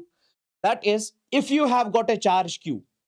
Now, sir, because of this charge Q at R distance, potential is KQ divided by R. KQ divided by R. Okay. This is the question on GP series. That's why I have put up this over here. Now, my dear friends, listen to me very carefully. If I say at this particular point, net potential would be, sir, potential due to first charge, that is KQ divided by. This first charge is at how much distance from this origin? We say, sir, 1 meters, KQ by 1. Then we say plus. Potential due to second charge, that is KQ divided by 2. This charge is at 2 meters distance. Then we say plus KQ divided by 3. Because not 3, KQ divided by 4. KQ divided by 4. Because this is at 4 meter distance. Next charge is at KQ divided by, we say 8 plus and so. 8 plus and so. Now, guys, listen to me very carefully. We have to solve this. Can I take this KQ common? And what remains over here? We say, sir, 1 plus 1 by 2 plus 1 by 4 plus 1 by 8 plus and so on. And so on. Now, guys, if we add all of this, this is the geometric progression. This is the GP series. How do we find the sum of this? We know, sir, we have studied in the last class. Sir, sum of this is S is equal to A upon 1 minus R. A means the first term. First term in this entire GP is what? We say, sir, 1. First term in this case is 1. And R means the common ratio. How to find the common ratio? This is what I told you. Take any term. Let's suppose I'm taking 1 by 4 over here. Divide it with the term which comes before it. What is the term which comes before it? That is 1 by 2. That is 1 by 2. 2 ones, 2 2, so it will be 1 by 2. So common ratio in this case is 1 by 2. Now put it in this case, find the sum. So we say sum is equal to A is 1 upon 1 minus 1 by 2. So sum is 1 upon 2 into 1 is 2. 2 minus 1 is 1 by 2. So it will come out to be 2. So sum in this case is basically 2. Just a second. Sum in this case comes out to be 2. Now, my dear friends, tell me one thing. If sum of all this GP comes out to be 2, if sum of all this GP comes out to be 2, we say, sir, instead of this, we can put 2 over here. So we say net potential in this case would be KQ multiplied by 2. So this was the question on GP series, which I told you in the last class. I hope you remember that. Okay. Let's move on to the next question. The next question is that check if the slope is increasing or decreasing. Can you tell me in the live chat? Is the slope increasing over here or decreasing over here? Everybody. Everyone means everyone. Everyone means everyone. Is the slope increasing or decreasing? Is the slope of this graph increasing or decreasing? Is the slope of this graph increasing or decreasing? Tell me. See.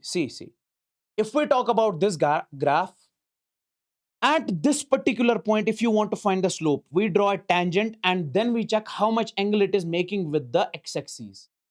This angle is greater than 90 degrees. This angle is greater than 90 degrees and it is less than 180 degrees. Means, sir, slope at this point is, we say, sir, negative. Because I told you in the last class, if theta is greater than 90 degrees, less than 180 degrees, in that case, we take slope as negative. We take slope as negative. So slope at this point is negative. And if I ask you to tell me the slope at this particular point, slope at this particular point is 0. Why, sir, 0? Because the line which is tangent at this point is parallel to x-axis. That's why slope is 0. At this point, this would be the slope. Slope, you have to measure it something like that. And when we talk about this particular point, we say, sir, slope is positive over here. Why? Because if you draw a line, something like this, this angle is less than 90 degrees, so slope is positive. Now, can I say in this particular case, listen to me very carefully. If we talk about the slope, we say, sir, slope is first negative, then it becomes 0, then it becomes positive. Slope is first negative, then it becomes 0, then it becomes, we say, sir, positive. So we say from negative to 0 to positive means we can say, sir, slope in this case is increasing. Slope in this case is increasing. Slope in this case is increasing. Because it is negative, 0, positive. If it was positive, 0, negative, then I would have said it is decreasing. It is decreasing. Now come over here. Check the, guys, important question. Check the magnitude of slope. Check if the magnitude of slope is increasing or decreasing. Check if the magnitude of slope is increasing or decreasing. Like you have the graph over here. You have to see in this graph, is the magnitude of slope increasing or decreasing? Let me just tell you one thing. See, if I talk about, sir, slope at this particular point, you draw a line, okay? This line becomes parallel to x-axis, so slope at this point is 0. Slope at this point is, let's suppose it has some value and slope at this point is negative. M means slope. Guys, what is magnitude of slope? Magnitude of slope means even if the slope is negative, it is positive. Even if the value of slope is negative, its magnitude becomes positive. Its magnitude is positive because we are applying the mod. So means, if I say, guys, listen to me very carefully. Slope has got negative 10 value over here. If you find the value of that negative 10, it becomes positive, it becomes plus 10. So here slope has some value. Here slope is 0. Here magnitude of slope is having some value. Here it is 0. So we say here it is decreasing. So we say magnitude of slope in this case is decreasing. I hope this answers the question. Now, let me ask you in this case, check if the magnitude of slope is increasing. Sir, guys, when it comes to the slope only has different meaning. Magnitude of slope has different meaning. Now see, in this particular case, at this point, topmost point, if we draw a line over here, this line is parallel slope to x-axis, so slope becomes 0. Slope at this point is 0. Now, if I tell you, sir, initially does it have some slope? Yes, slope was having some value and that is positive. So we say value of slope becomes 0 afterwards. So slope is decreasing. Why are you saying increasing? In this case, magnitude of slope is decreasing. We say mod of slope is decreasing. Why? Why am I saying decreasing? Because final point, because I'll write it. Guys, why are you mentioning the wrong answer? Because we say at most point, slope becomes 0. Because at topmost point, we say slope becomes 0. So we say in this case, slope is decreasing. Okay. Tell me in this case, is the magnitude of slope increasing or decreasing? In this case, is the magnitude of slope increasing or decreasing? Tell me. Yes, it is mod. It's mod. Mod means negative also becomes positive. If I say negative 10, if you put the mod, it also becomes positive. Tell me in this case, is the slope increasing or decreasing in this case? Magnitude of slope I'm talking about. We say, sir, if we talk about this particular point, okay, slope at this point is, we say, sir, 0. And if we talk about, let's suppose this point, slope at this point is, we say, sir, negative. No matter if the slope is negative, we are putting the mod, it becomes positive. We are putting the mod, it becomes positive. So we say in this case, magnitude of slope is increasing. Yes. I hope you got the feel of this question also. Next is differentiation. Let's talk about some of the questions from the differentiation. See, if we have a question something like this, ax square plus bx plus c, where a, b and c are constants. Where a, b and c are constants. You have to differentiate it. What does differentiation mean? That is finding dy by dx. Okay. Now, guys, we know that if we have a function something like this, take this a out, then power down power minus 1, then 2 into x raised power 2 minus 1. Then we say plus. Differentiation of this bx is simply, sir, b. Okay. Then plus. Differentiation of this constant is, we say, sir, 0. And in this case, it will be simply 2ax plus, we say, sir, b. This would be the differentiation of the above term. Okay. Can you differentiate this one? Tan x log x. So in this case, we can consider this as u. We can consider this as v. Apply the uv formula or a into b formula. What is that? We say, sir, dy divided by dx will be. If you have the two functions in multiplication, what do you do in that case? You place the u over here as it is. Then we say, sir, differentiation dv divided by dx. Then the differentiation of which term? This term. Then we say plus. Place the v over here. Then the differentiation of which term? Differentiation of u. So that is du divided by dx. Okay. Now, my dear friends, we can write it something like this. What is u? What is this u? U means tan of x. So I'll just write over here tan of x. Then differentiation dv by dx. Differentiation of log x.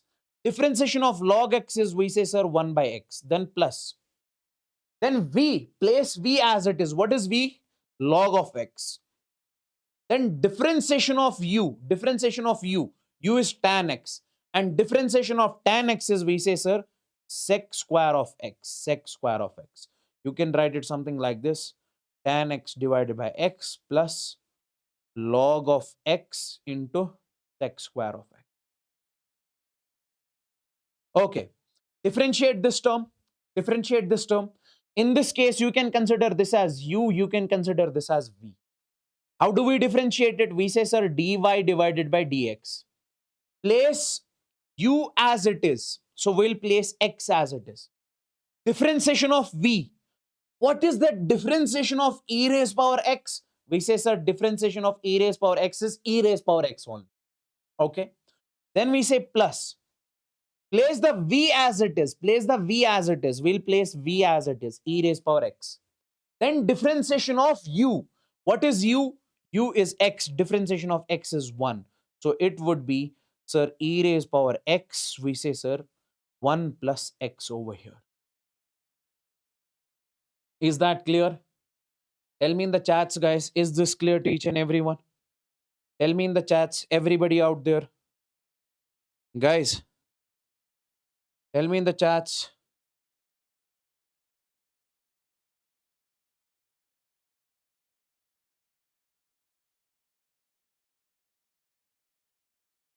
Tell me, guys. Is this clear to each and everyone? Now, can you, over here, we'll have to apply the, over here, we'll have to apply the, we say, chain rule. How do we differentiate this term? See, consider this entire thing over here as x. So what we'll do is that, we say, sir, differentiation dy by dx will be simple. Differentiation of cos x will be what? That is minus sin x. But instead of x, we have over here x square plus 2x. That is x square plus 2x. If you have a function of this sort, what will you first do? You will first differentiate this cos of entire thing. That is minus sin of x square plus 2x. Then you will differentiate what is inside. That's why we call it outside inside rule. So differentiation of this term which is inside is, sir, for x square it is 2x, for 2x it is 2. So this will be the differentiation in this. This would be the differentiation in this case. Okay, is this clear?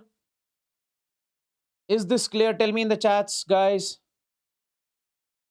Now, come over here.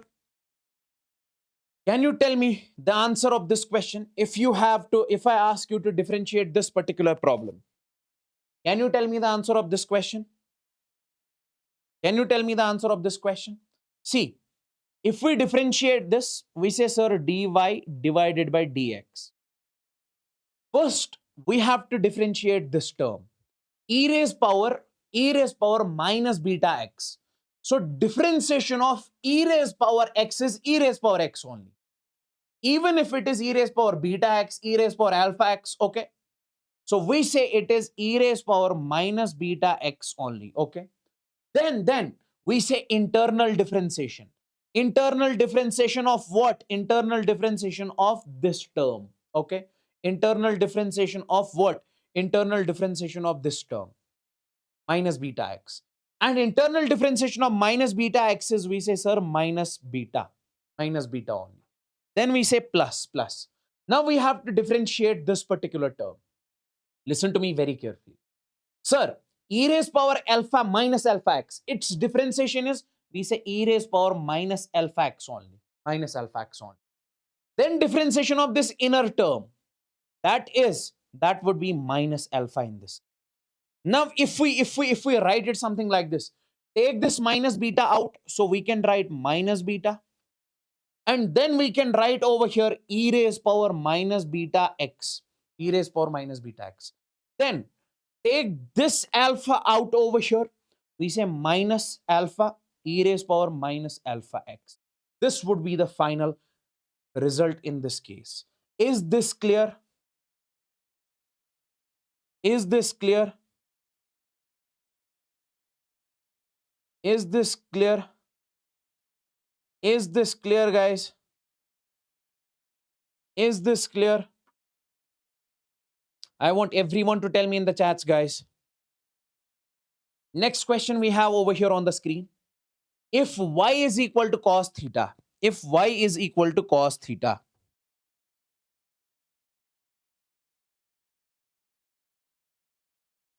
okay. If we say if y is equal to cos theta, find y at theta is equal to 30 degree. Find y at theta is equal to 30 degree. Find y at theta is equal to 30 degree. See.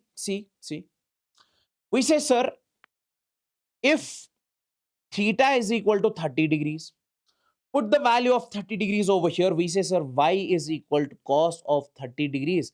That is how much? That is root 3 divided by 2. Okay. This is the first question. The second is, find dy by d theta at theta is equal to 30 degrees. What does that mean? Y is how much? Y is cos of theta. Can you find dy by d theta as, if we find dy by d theta, that is differentiation, dy by d theta. So that is, for cos theta, what is the differentiation? That is minus sine of theta. Theta is 30 over here. So we say, sir, this is minus sine of 30 degrees. So this is minus 1 divided by 2. This is minus 1 divided by 2. That's what I'm trying to say. If you have to find the dy by d theta at theta is equal to 30 degrees, it would be simply minus 1 divided by 2. Minus 1 divided by 2. Okay. Let's move on to the next one. Let's move on to the next one. What is that? We say, sir, if y is equal to x square minus 4x, if y is equal to x square minus 4x, find y when dy by dx is 0. Listen to me very carefully. Given y is equal to x square minus 4x, okay, we have to find the value of y when dy by dx is 0. Listen to me very carefully. We say, sir, in this case, let's first find dy by dx. So that will be, for this x square, it is 2x minus, for this 4x, it is 4. This is the differentiation of this upper term. Now, my dear friends, it says that put the value of dy by dx as 0. Then find the value of y. Put this equal to 0. So if we put this equal to 0, we say 2x minus 4 is equal to 0. So x would be, in this case, that is 2. So now, my dear friends, when dy by dx is 0, at that time we say x is 2. Now if we put this x in the first equation, we'll get y. Put x is equal to in equation first. Which one? That is this one. So that will be y is equal to 2 square minus 4 into 2. That 2 square is 4 minus 4 into 2 is, we say, 8. Okay. So that is minus 4. So my dear friends, what I'm trying to say is that when dy by dx is 0, at that point of time, value of y is how much?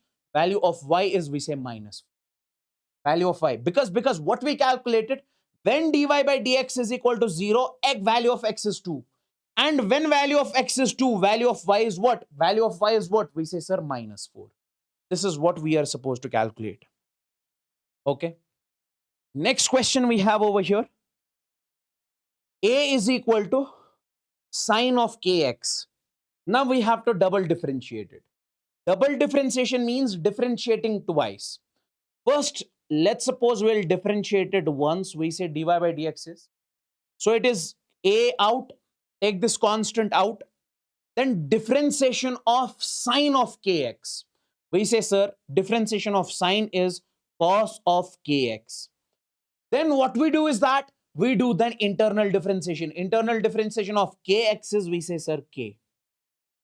Now we can write it something like this: a into k cos of kx, cos of k. Okay. Now we have to differentiate it once again. We have to differentiate this term. Now we say, sir, double differentiation is d2y divided by dx2. It would be simply, that is, take this a into k out. Then we say differentiation of cos of kx. Differentiation of cos of kx. What is the differentiation of cos? That is minus sine of kx. That is minus sine of kx.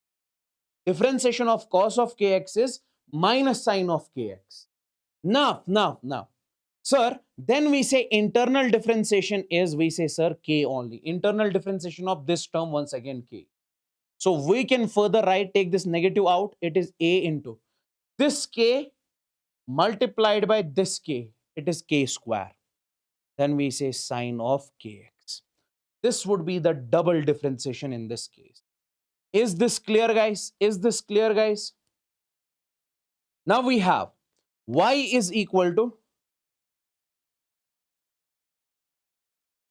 now we have y is equal to e raised power alpha x, double differentiated. So we say, sir, dy divided by dx in this cases. Let's first differentiate it once. We say, sir, differentiation of e raised power alpha x is e raised power alpha x only.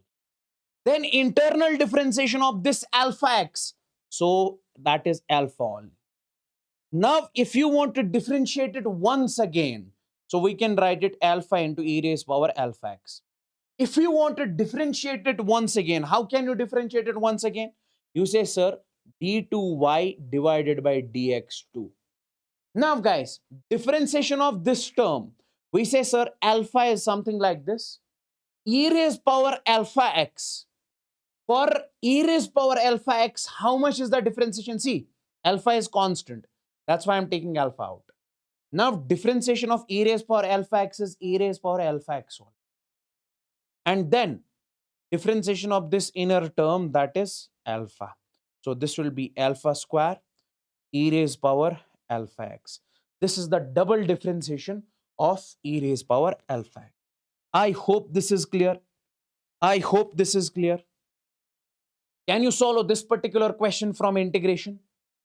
We say e raised power x, integration of e raised power x dx. When it comes to the integration of e raised power x, it is e raised power x only. Now put the limits from 0 to 1. So first you will put the upper limit, so e raised power 1 minus. See, if the limits are from 0 to 1, first you will be putting the upper limit. Then you will put the lower limit, minus e raised power 0. So this would be e minus 1. Anything raised power 0 is 1. Okay. Next question we have over here. This one. Integration of k q1 q2 by r square dr. Guys, if you have the constants over here, take those constants out. What is the constant?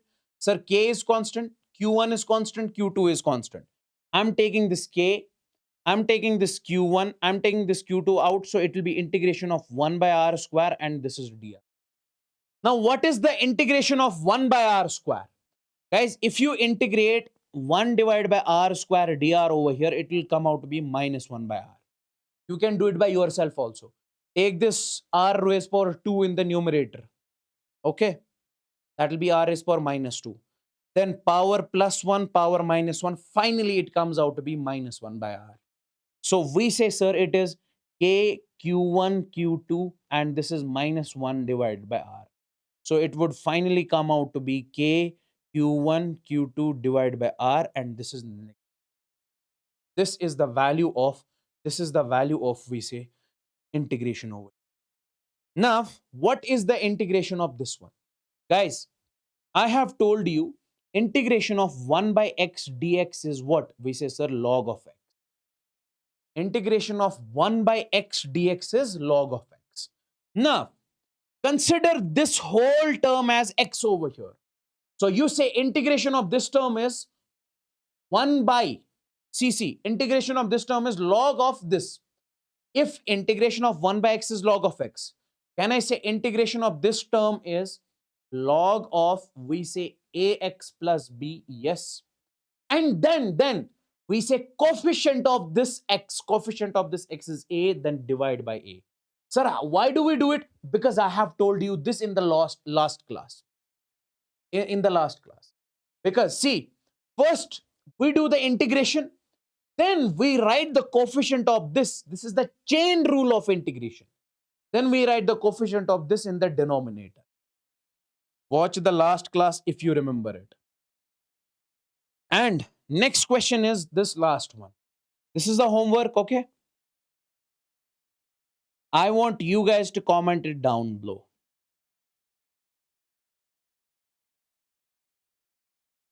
Okay, make sure you hit the like button if you have not liked the session yet. Okay, so this was all about it, my dear friends. Okay, this was all about it. There were not much questions in this particular topic. Okay, because this is simple mathematics. I'll be showing you tons and tons of questions in the upcoming chapters when it comes to the kinematics, laws of motion, and other chapters. Okay, so thank you so much. This was all about it. Now HSP sir is joining. Okay, he will be joining. Let me call him.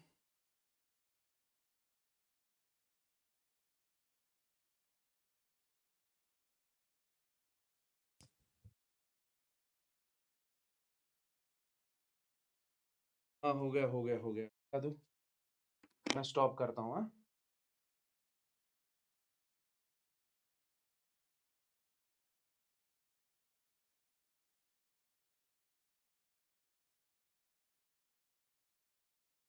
Very good evening, all my dear friends.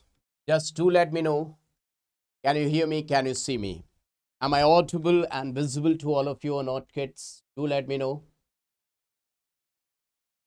So, here with hydrocarbon questions, expected new questions which are based on NCERT line. But before this, let me start. I want to see in the chat section that can you hear me? Can you see me? Kids, welcome, vanakkam, suswagatam, jo bole sunyal, sastrikal, walaikum salam, assalamu alaikum. If you can hear me, can see me, if I'm perfectly audible and visible to all of you, show me the green signal in the chat section. I want to see that how many of you can hear me, can see me. Yes, do let me know, my dear friends. I want to see the green signal in the chat section. Everyone from your side, my dear friends. Yes, if you're new to this channel, subscribe this channel. Hit the like button. Smash the like button, kids. Yeah, I can see green signal. Yes, yes, yes.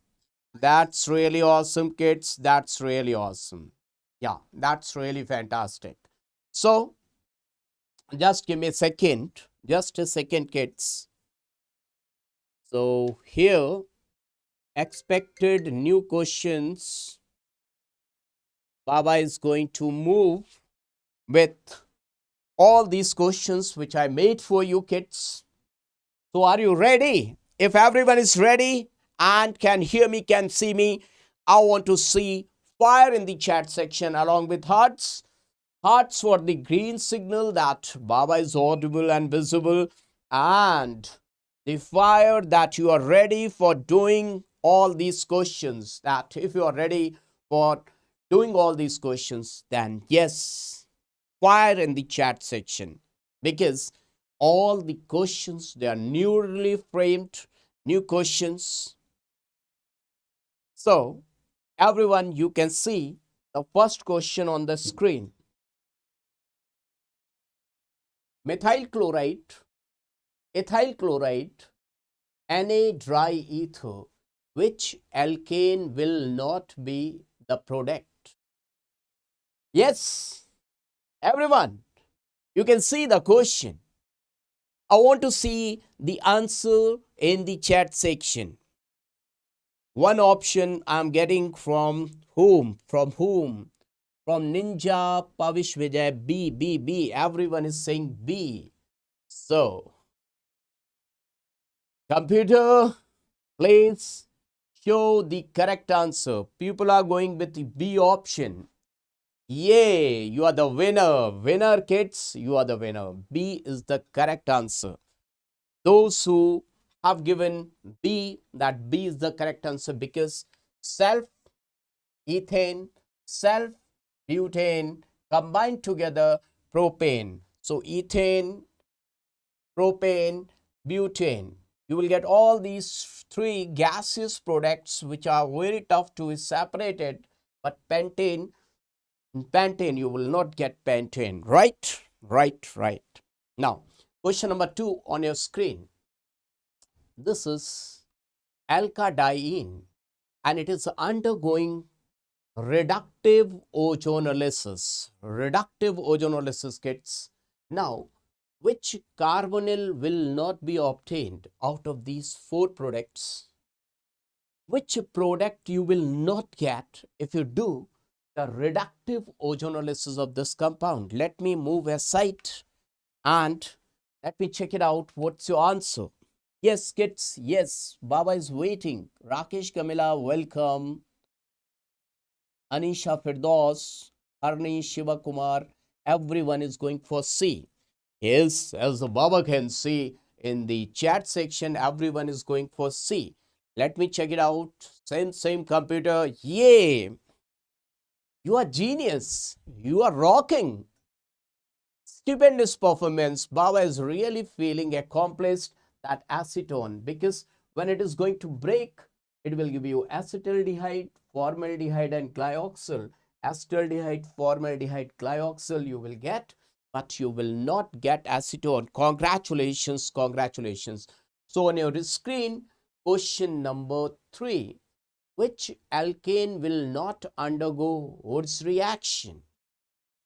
Out of these 4 types of, which alkane, in place of alkane, kids, it should be alkyl halide. It should be haloalkane. Which haloalkane, which haloalkane will not undergo Wood's reaction? So Baba is waiting for your answer. Baba is waiting for your answer, kids. Yes, this question's answer, I'm waiting for your answer. C. C. Everyone is going for C. My God, kids, you are rocking. You are really rocking, my dear students. Your answer is computer. Yes, please show me the answer. Yes, tertiary. Remember that Wood's reaction, primary and secondary alkyl halide will show Wood's reaction, but when it comes to tertiary butyl chloride, it will undergo disproportionation, as already I taught you yesterday. Now, on your screen, question number 3. Oh, such a big question. Just see to it. Everyone just see to it. It's a lengthy one. If you are able to do this question, really, you will feel yourself that you are rocking. Let me check it out. Who is going to do this question, my dear friends?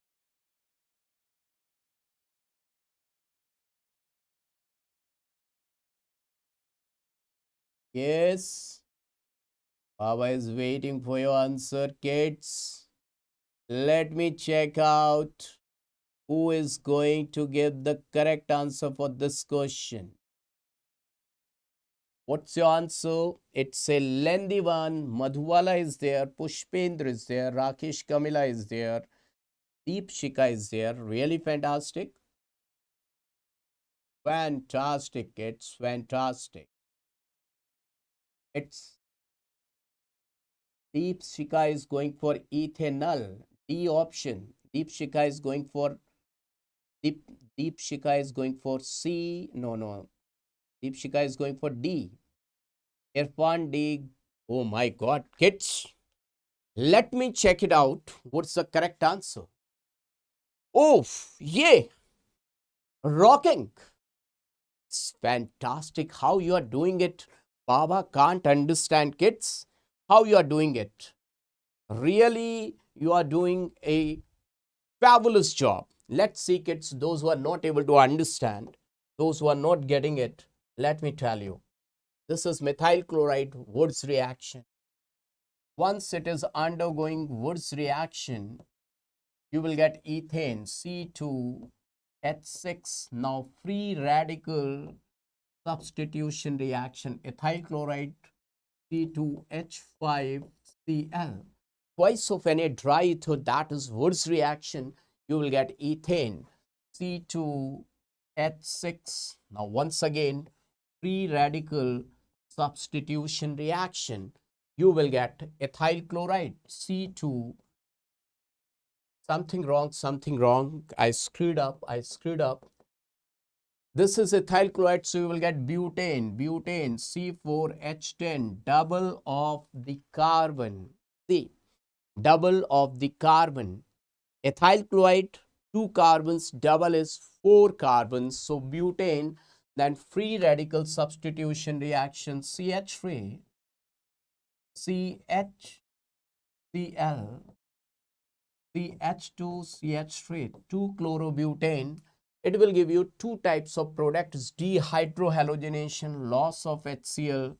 One is Hoffman product, another one is being Sedgwick product. So the one Sedgwick product is major one, CH3, CH double bond CH, CH3. This is your symmetrical alkane, and symmetrical alkane on ozonolysis will definitely give you CH3, CH double bond O. It's, let me tell you, you are really rocking. I'm feeling energetic with your answer, that my kids are really performing and giving the best answer. So let me give you another question. Same computer, yes. On your screen, this is another question. Just see to it and try to do it, my dear friends. Yes, let me check it out. Who is going to give the correct answer? So please, little bit explanation. Okay, PCB aspirant. Kumara Punita, just refresh. Rest of the other students, let me see how many of you are able to understand such type of questions. These questions really are going to give you a rank. Rakesh Kamala, yes. Happy Mahashivratri. Vibes of Rudra on Shivaratri, yes. Now let me check it out. Who is going to give the correct answer, my dear friends? Kumar Punita, yes, that's really fantastic. Always on top is saying, sir, I guess A. PCB aspirant is going for D. Rakesh Kamila is going for C. And let me check it out what's being the correct answer, kids. Different students, different view. But let me see who is going to give the correct answer of this question. Baba is waiting. Who is going to give the correct answer of this question? Because this question, definitely it holds a whole lot of weightage. Let me check it out. Most of the students are going for C. Gokul, welcome. Pushpendra, B. Now, my dear students, C. What is the correct answer? C is the correct answer. C is being the correct answer. How many of you want the explanation? How many of you want the explanation of this question? Everyone? I think everyone. Just see. Ethyl alcohol. Ethyl alcohol will give you what? Ethyl alcohol will give you dehydration. This is being dehydration. Dehydration. On dehydration, what will you get, my dear students? What will you get? Do let me know. Dehydration will give you ethene. So you will get ethene. Ethene, electrophilic addition reaction, anti-addition, CH2Br, CH2Br, ethylene bromide. You will get ethylene bromide, 1,2-dibromoethane, or you can say ethylene bromide, right? Till now, is it clear? Ethylene bromide. Now, alcoholic KOH, you will get vinyl bromide, CH2 double bond CHBr, vinyl bromide, and this bromine's lone pair is involved in resonance. So tough to be eliminated out. It is tough to be eliminated out. So NaNH2, this is soda amide, stronger base will remove this Br and this H. So you will get acetylene. Till now, This is the reaction given in NCERT. Acetylene you got. Now, acetylene is having two acidic hydrogen, one acidic hydrogen, another acidic hydrogen. So, soda amide, what it will do, soda amide, let me tell you. This is H, this is triple bond H. NH2 negative will come over here. NH2 negative will take this proton, my dear students, negative charge. NH2 negative will take this proton, negative charge. Sodium will occupy this position. Sodium will occupy this position. So, disodium acetylide, Na positive, C negative, Na positive, like this. Can you see disodium acetylide? This compound is known as disodium acetylide. Yesterday I have explained the same product you would have got when you reacted this acetylene with what? If you react this acetylene with sodium, then also you will get Na, C triple bond C, Na disodium acetylide. Both will give you the same entity. Till now, I hope this much is clear. Now, see kids, disodium acetylide you will get Na, C triple bond C, Na disodium acetylide, methyl chloride, NSR will take place, nucleophilic substitution reaction, and you will get CH3, C triple bond C, CH3, and this is known as Birch reduction, So you'll get transbutene. Clear to all of you? If everyone is able to understand by yourself or by my explanation, after my explanation, if you are able to understand, then show me the fire, and with yourself, if you are able to do it, show me the hearts. Then Baba is going to give you another question. My dear friends. Now, another question in front of your screen. Here is another question. See, once again, very good question. You can see it's really awesome question. Let me check it out. How many of you are able to do this question now?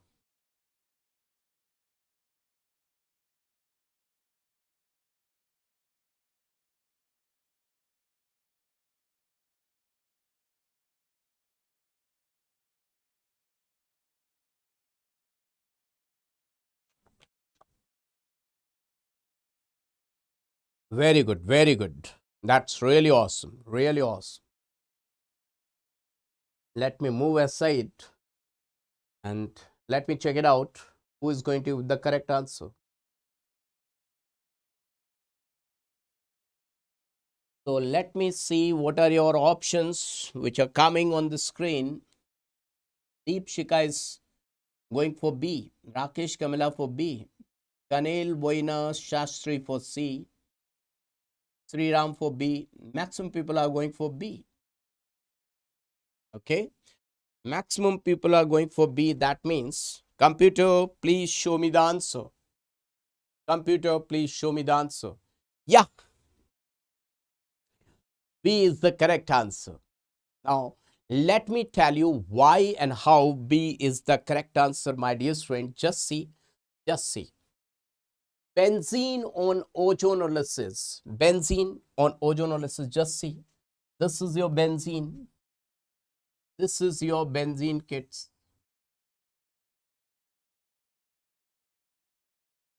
CH double bond CH. You can see CH double bond CH. CH double bond CH. On ozonolysis, it will break from here and it will produce 3 moles of glyoxyl. CH double bondo, and this is known as glyoxyl.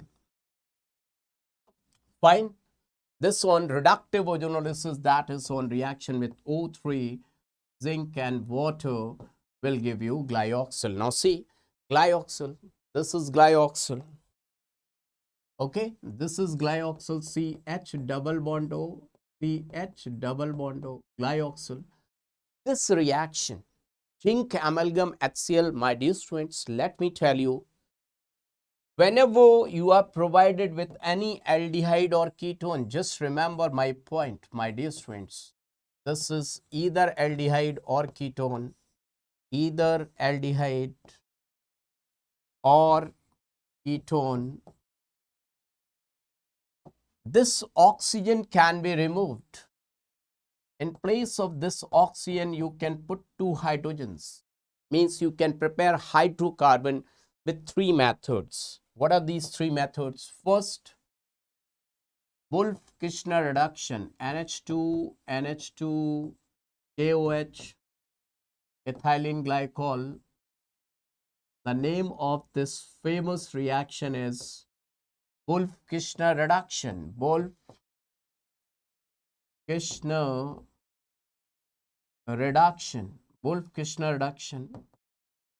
Basic medium. The second process, you can prepare it through zinc amalgam HCl. Zinc amalgam HCl. This is known as Clemenson's reduction. Clemenson's reduction, my dear students, Clemenson's reduction. And third process is HI red phosphorus. It is not having any name. Red phosphorus plus HI. These are the three methods by which aldehyde ketone can be converted into hydrocarbon. Right? So you have to know these three reactions, and then this you can see zinc HgHCl. You can find out this is being Clemenson's reduction, my dear friends. This is being Clemenson's reduction, and this will give you CH3 and CH3 ethane, and ethane with Cl2H nu, that is free radical substitution reaction, FR/SR, you will get ethyl chloride C2H5Cl, KOH aqueous, that is nucleophilic substitution reaction, you will get ethyl alcohol C2H5OH, and concentrated H2S overheat is dehydration. Dehydration means acidic dehydration, loss of water. So you will get ethane as the product, and I think ethane is given. Everyone, is it clear to all of you? I think yes. Now, on your screen, another question. Yeah. Let me check it out. What answer you are going to get? Let me see in the options. Chat section. Let me check it out in the chat section. What are you going to get, my dear friend? This time, who is going to give the correct answer? My dear friends.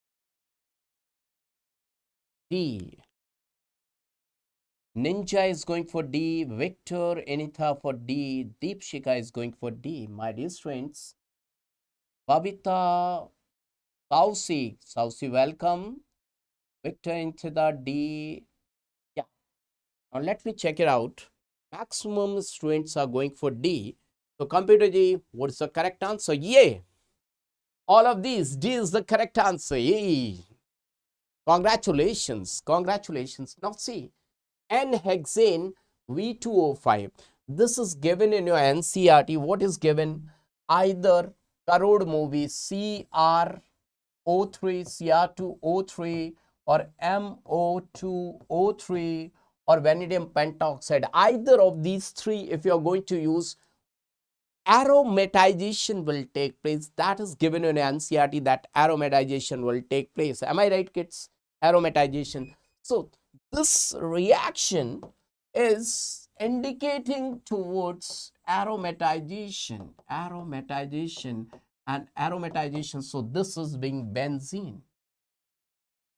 And you know that benzene, right now I have told you on ozonolysis, is going to give you glyoxyl. Now what are the other names for glyoxyl? Just see, glyoxyl, ethane 1,2-diol, and this is glyoxyl. So all of these is being the correct answer. Till now, I hope that everyone is being comfortable. Now, hey, Sim, another question. Now let me check it out on your screen. in the chat section box what answer you people are going to get. Hey, Sim, do let me know what is the correct answer. Let me see, kids, what answer you are going to get. Will reflect in the chat section. Yes, Baba is waiting for your answer, kids. Baba is waiting for your answer, kids. A. Deepshika is going for A.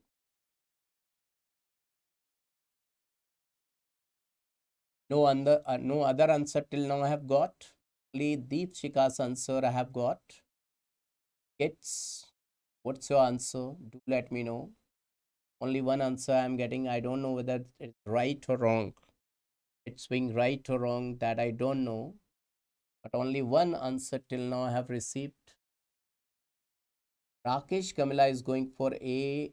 Spring is going for A. Everyone is going for A. Saucy is also going for A.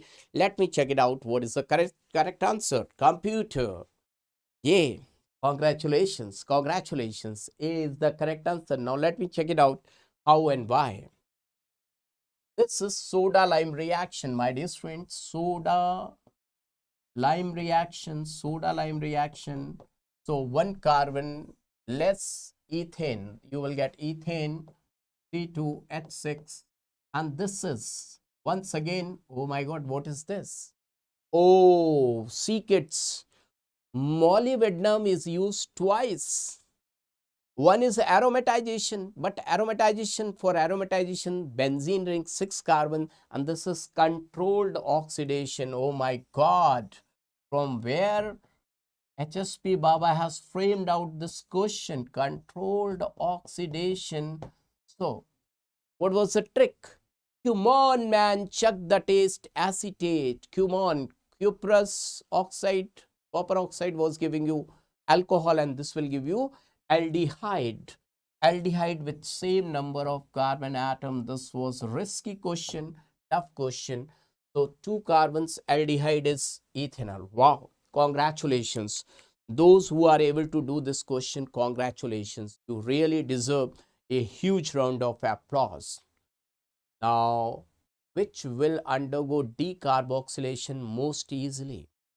Okay, let me see the chat section. Who is going to give the correct answer of this question? Let me see, let me check it out. Baba is like Karodpati host. Yeah, yes, true, very true, Saucy. Yes, you can feel, you can sense. That's really awesome. So what I see, most of the students, they are going for, Deepshika is going for B, Rakesh Kamila is going for B, Sriram is going for A, Ninja Hathodi is going for D, Victor A. Oh my god, all the options got ticked. What is this? This is not possible, kids. B, D, there is tie in between B, D, A. Oh my god, number of people, number of answers. Kids, Khushbu, my god, these many answers. Which is being the correct answer? How to find out which is being the correct answer, kids? Try to find it out. What is being the correct answer? Baba is waiting. I am waiting. DBA. So kids, let me tell you. During decarboxylation, rate of reaction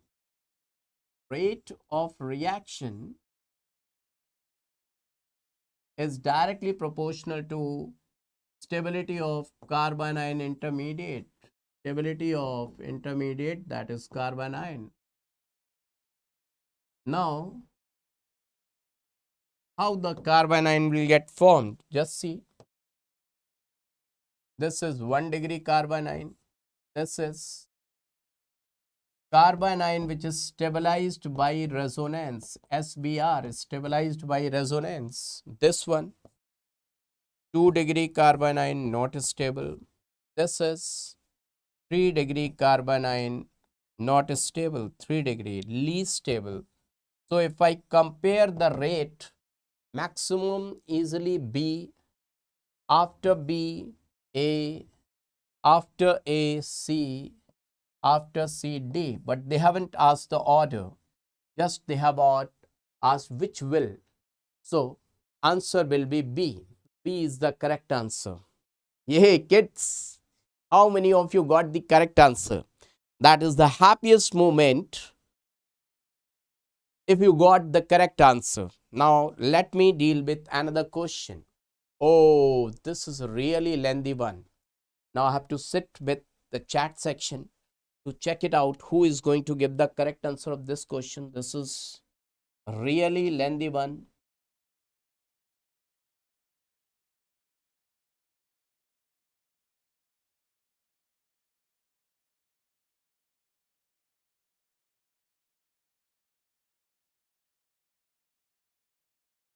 Yes, kids.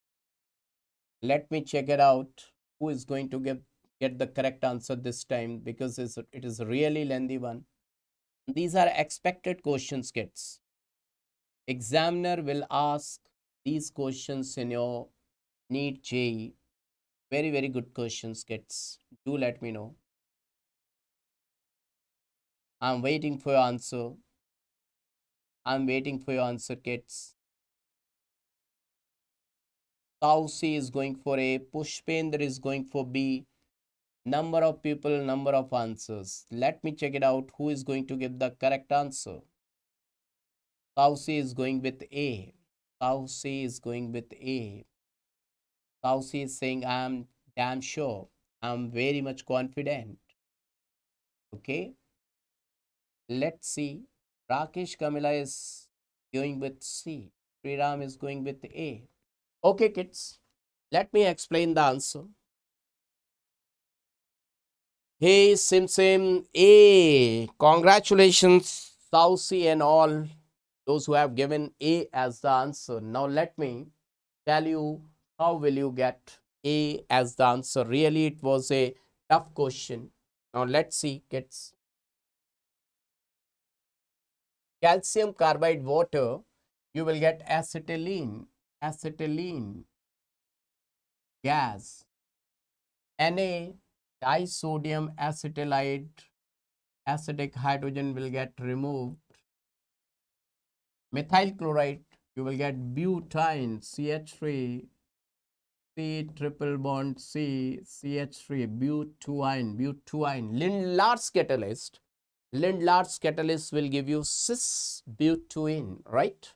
Cis butane, CH3, CH double bond CH, CH3, cis butane, Br2, C anti-addition, cis, C anti-addition, complete CAR, racemic mixture, you will get racemic mixture.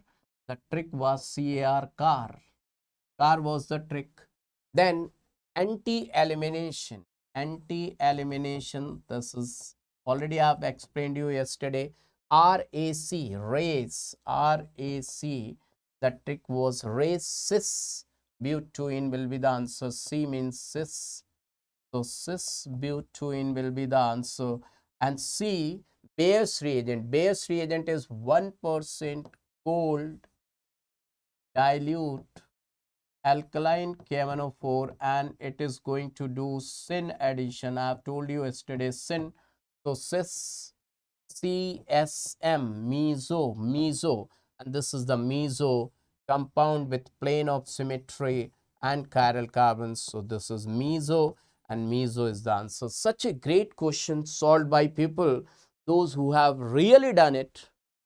Just eat laddu, chocolate with your money. Really, you have done a great job. Great job. Great job. Yes, I can see in the chat section. Yes, that's really awesome. So here is another question. Now, take care what answer you are going to give. Baba is waiting for your answer, kids. Let me see what answer you will give, kids.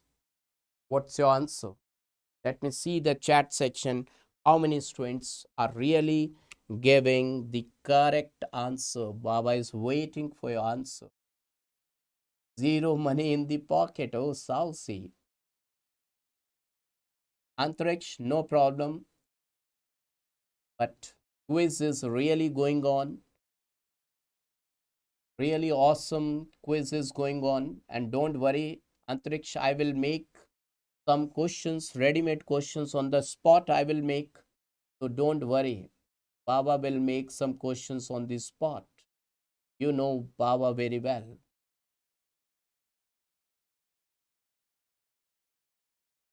No, every question will be from Baba's syllabus, Baba's notes. Kirtikaraj. Okay, that's really awesome. Victor India is going with C. South C is going with C. Everyone is going with C. Let me check it out.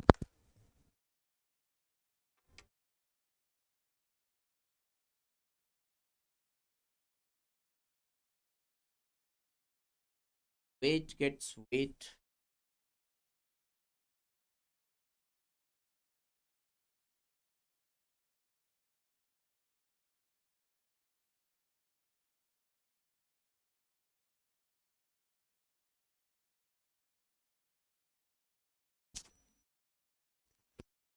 Just a second, kids.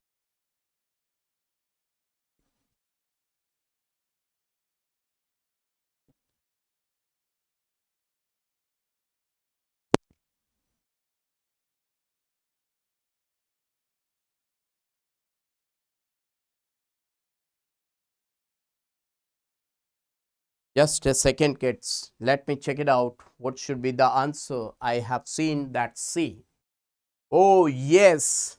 But see, Baba created one trap. A is X is given, no, X, Y. It's simple. It's simple. Yesterday, I told you. Yesterday, I taught you. So this was simple question. This was simple question. But this question, just see. Let me see who is going to give the correct answer of this question. This is really awesome question, kids.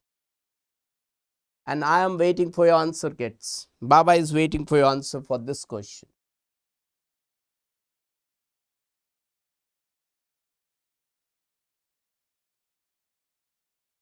Yes, Baba is waiting for your answer. B. Victor for B. Deepshika for B. Everyone is going with B. Let me check it out. What's the correct answer? Yeah, this was the trap. Yes, this was one small trap, but see, there I have written A, here I have written B, and I've asked A and B respectively. So most of the people should get trapped. They must be thinking A, B, but there A, here B. A Lindlas kettle is cis trans. So cis butene and trans butene. How many of you have given the correct answer? Really awesome. Awesome. Really awesome. Fantastic. Fantabulous. Fantabulous. So now, my dear friends, Baba is going to create another question. See to it, everyone. Just see. On the spot, Baba is going to make questions. Okay, do let me know in the chat section from which compound should Baba start. Okay, let me take one compound, CH2 double bond CH2, and let me do the ozonolysis O3, zinc and water. Let me write down A, then methyl chloride, B, no, A, I got A, just wait for a second. A reacted with zinc amalgam, HCl, we got B, Cl2, H nu, C, Na dry ether, D, Cl2, H nu, E, KOH alcoholic, heat, F, Br2, CCl4, G, twice of NaNH2, heat, H, red hot, copper tube, 500 degrees Celsius, I. What is I? Kids, do let me know what is I. Let me check it out. Who is going to solve this question? Let me see in the chat section what is being I, kids. No options are given. No options. Oh my God, Victor, Anita, Benzene, everyone so fast. Kids, Baba is not going to teach. Baba is not going to ask the questions. You are so awesome, so fantabulous. How you can solve easily this question? I can't understand. This is being benzene. Kids, how you have done it? Marvelous, marvelous. This ozonolysis, you will get formaldehyde, HCHO. You will get methane, free radical substitution reaction, methyl chloride, Woods reaction, C2H6, Cl2H nu, C2H5Cl, KOH alcoholic, ethene. Now Br2, CH2Br, CH2Br, 2 moles of NaNH2, acetylene, that will undergo polymerization, and then benzene. Oh my God, it's really awesome. Because you have done such a great question, Baba is going to give you fantabulous question. Okay, are you ready? See, very good question Baba is going to give you. How many? Question is rank deciding, super rank deciding question. This question is for AIMS Delhi or JEE Advance. JEE Advance or AIMS Delhi, right? How many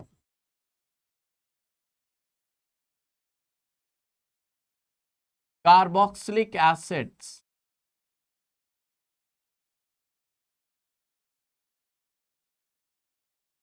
structural only. I'm not taking stereoisomers, structural only. How many carboxylic acids will give isooctane on undergoing decarboxylation,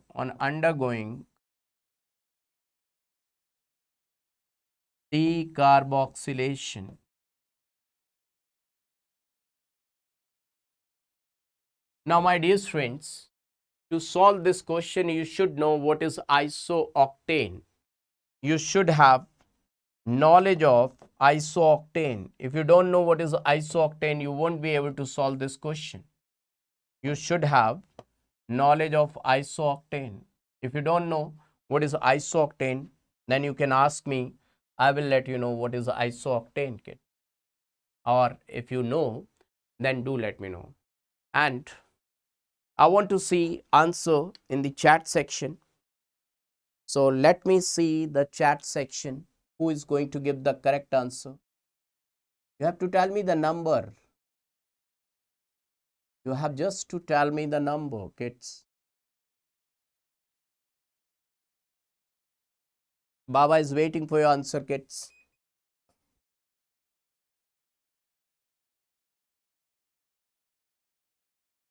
So let me give you options.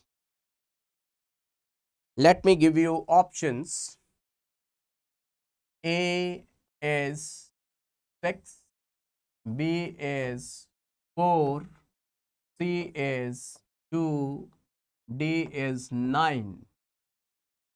6, 4, 2, 9. And let me check it out.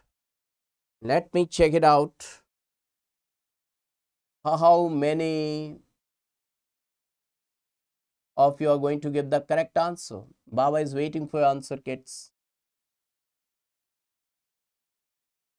4, B is 4. Antariksha is going with B. Deepshika is going for 9. Okay. So now let me tell you, my dear students, let me tell you the correct answer. The correct answer is 4. Now you must be thinking of why 4. Why the answer is being 4? Let me tell you what is isooctane. First of all, isooctane does not follow rules. Isooctane doesn't follow rules. First thing. So we have to remember what is isooctane. Remember this: CH3, CH3, CH2, CH3, CH3, CH3. This is isooctane, kids. Okay. Now what we are supposed to do, if I remove one hydrogen from here and I place COH, so this COH and this COH will undergo decarboxylation. So these two are same, but this one is different. 2, this one is entirely different. 3, can you see 3? If I place COOH at this carbon, that on decarboxylation will give H over here. This is not having any hydrogen. And now if I talk about this, and this, they are same. So how many we have got? 1, 2, 3, 4. So 4 types of carboxylic acids on decarboxylation will produce isooctane. What I'm telling you, let me write down, otherwise some people will not be able to understand. Let me tell you what I'm telling you, kids. I'm telling you like this: CH2, this hydrogen, if I remove this hydrogen, let me write down first of all, isooctane was like this: CH3, CH3, CH3. If in place of this hydrogen, if I write down COOH, this on decarboxylation will produce one hydrogen over here. Are you getting my point? So this and this remaining same, this is different, this is different, are different. 4 answer. If everyone is able to understand, show me the heart in the chat section. Heart in the chat section that yes, you are able to understand, my dear friend. Do let me know that everyone is able to understand. So what do you want? You want more questions? If yes, write down yes. And if it is okay for today, write down okay. If you want more questions, Baba is factory for the questions, factory of questions, factory of rank. If you want to do more questions, then write down yes, more questions. And if it is okay for today, you can say okay. You can write down okay. Let me see the chat section. What is the demand of kids? Oh, everyone so energetic. They are in need of questions. More questions. Okay, so Baba is going to give you more questions. See?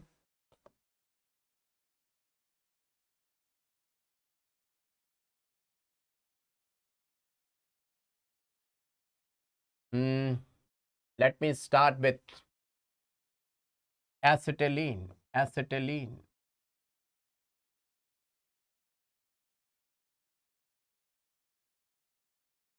Na, one equivalent only.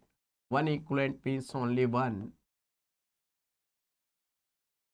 It has provided A that is reacting with H2 PDC, giving out B.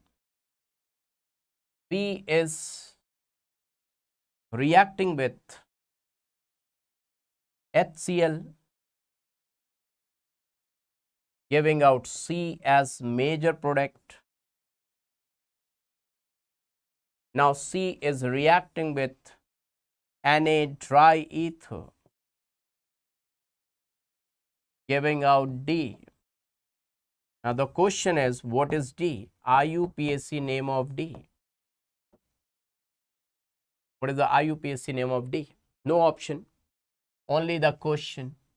Only genius can do this question. Only genius can do this question. So let me see in the chat section what answer you are going to give. What answer you are going to give, kids?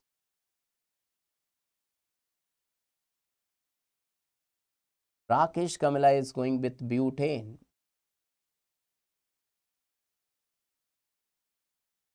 Let me see what others. Cyclobutane. Deepshika is going with cyclobutane.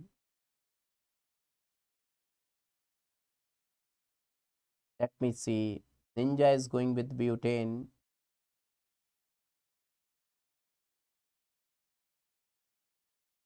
Everyone, do let me know what's your answer, kids. Do let me know. Baba is waiting for your answer. Butane. Everyone is going for butane. So let me check it out. What is the correct answer, kids? See. This is being acetylene 1Na. So only 1Na. Oh, something I screwed up. Let me write down because one thing is missing. So after this, first I have to write methyl chloride, kids. Then this is second. Now tell me, this was missing. Something was missing. I screwed up. First is methyl chloride and then H2PDC.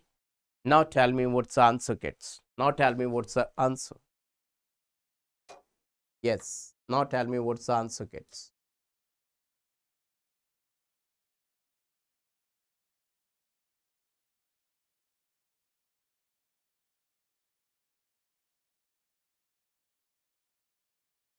Baba is waiting for your answer, kids.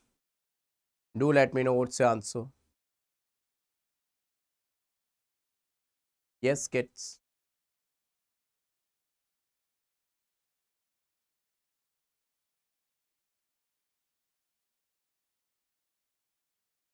Yes, kids. What's your answer?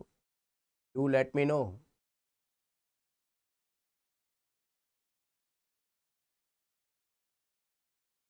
I'm waiting for your answer.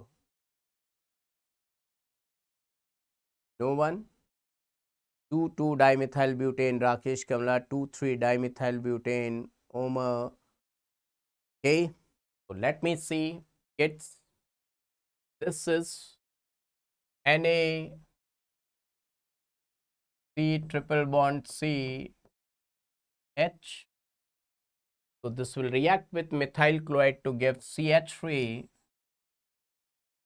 C triple bond CH, then H2PD barium sulfate. This will turn out to be alkene. Now this alkene will follow Markovnikov addition or mechanism. You can say either Markovnikov's or you can say mechanism. So you will get major product as chloropropane. Fantastic. And this will undergo Wood's reaction to give CH3, CH3. Now how to do the IUPAC? 1, 2, 3, 4. 2,3-dimethyl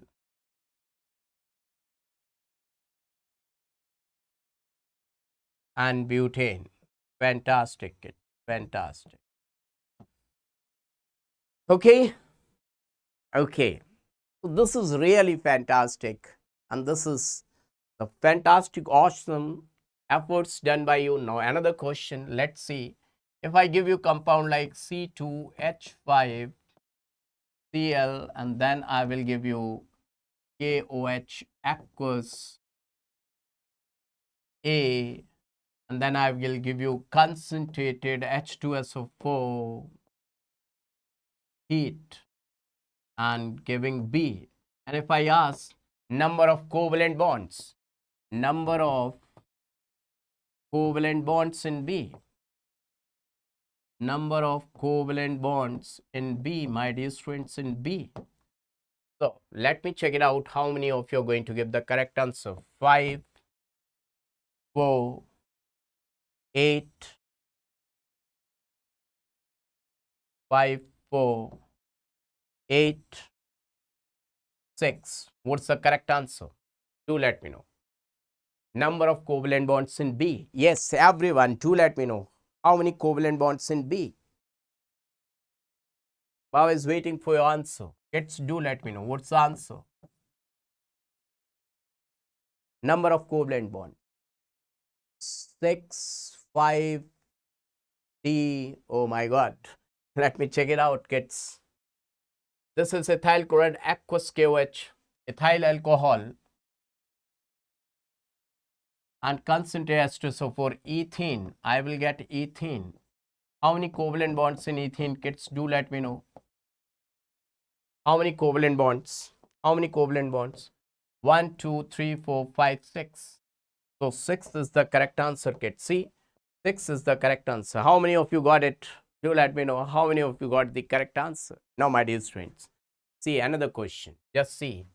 I am provided with CH2 double bond CH2 Br2. It is going to react with Br2 giving A, and A is reacting with NaNH2 excess. NaNH2 excess. This is given in excess to give out Na C triple bond CNA. Now question is, how many moles of NaNH2 has been utilized?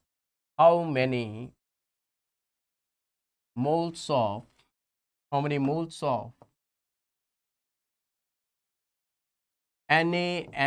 has been used? NaNH2 has been used.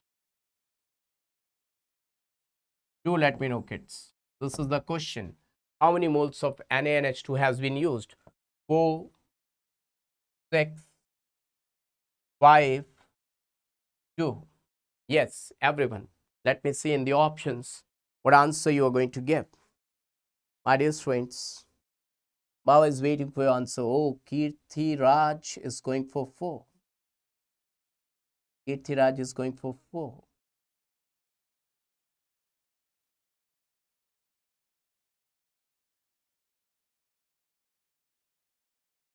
Let me check it out. Rest of other students, what's your answer, kids? What's your answer? A. Omar Adnan is going for A. That is 4. My dear students, congratulations. Your answer 4 has been approved, and this is the correct answer. Let me explain why the answer 4 is correct. Just see. You will get CH2Br, CH2Br. Now NaNH2, Na will come over here and take away this Br negative, and NH2 negative will come over here to take this proton. This Br will go, so plus charge and negative positive will form a bond. So you will get CH2 double bond CHBr. Another NaNH2 negative will come. NH2 negative will come at this place, and Na plus will come at this place, will take away this Br positive, and this NH2 will take away this H plus negative positive. Once again bond acetylene. Till now 2 times dehydrohalogenation has taken place. Now after this NaNH2 will come, so NH2 negative being base, and this is acidic H. NH2 negative is being base, this is being acidic H. So acid base neutralization 2 times will take place, and you will get NaC triple bond C Na. So total you can see 4 moles of soda amide has been taken up, has been utilized. Now my dear friends, I think this is okay for today. Too much time, and we have covered all the questions. So my dear friends, this much is okay for today. We have done all the questions. Do let me know in the chat section that yes, everyone got it, everyone is able to understand, my dear friends. Good night. Bye to all of you. And my dear friends, this week is being a special week starting from 8th of this month, that you can join our special classes at Unacademy platform for free of cost. You can meet your popular, yours, fantastic, awesome teachers, those those who you are thinking that yes, they are like god of chemistry, physics, biology, maths. You can get guidance from these teachers, your favorite teachers, at Unacademy platform. And definitely, we will provide this education free of cost at Unacademy platform. This is going to be very, very special week, my dear friends. Yes, definitely, no boundaries, no limits, no classroom size. Anyone can join for free of cost. Your favorite topic with your favorite teacher. Bye to all of you. God bless you. Love you, kids. Bye. Good night.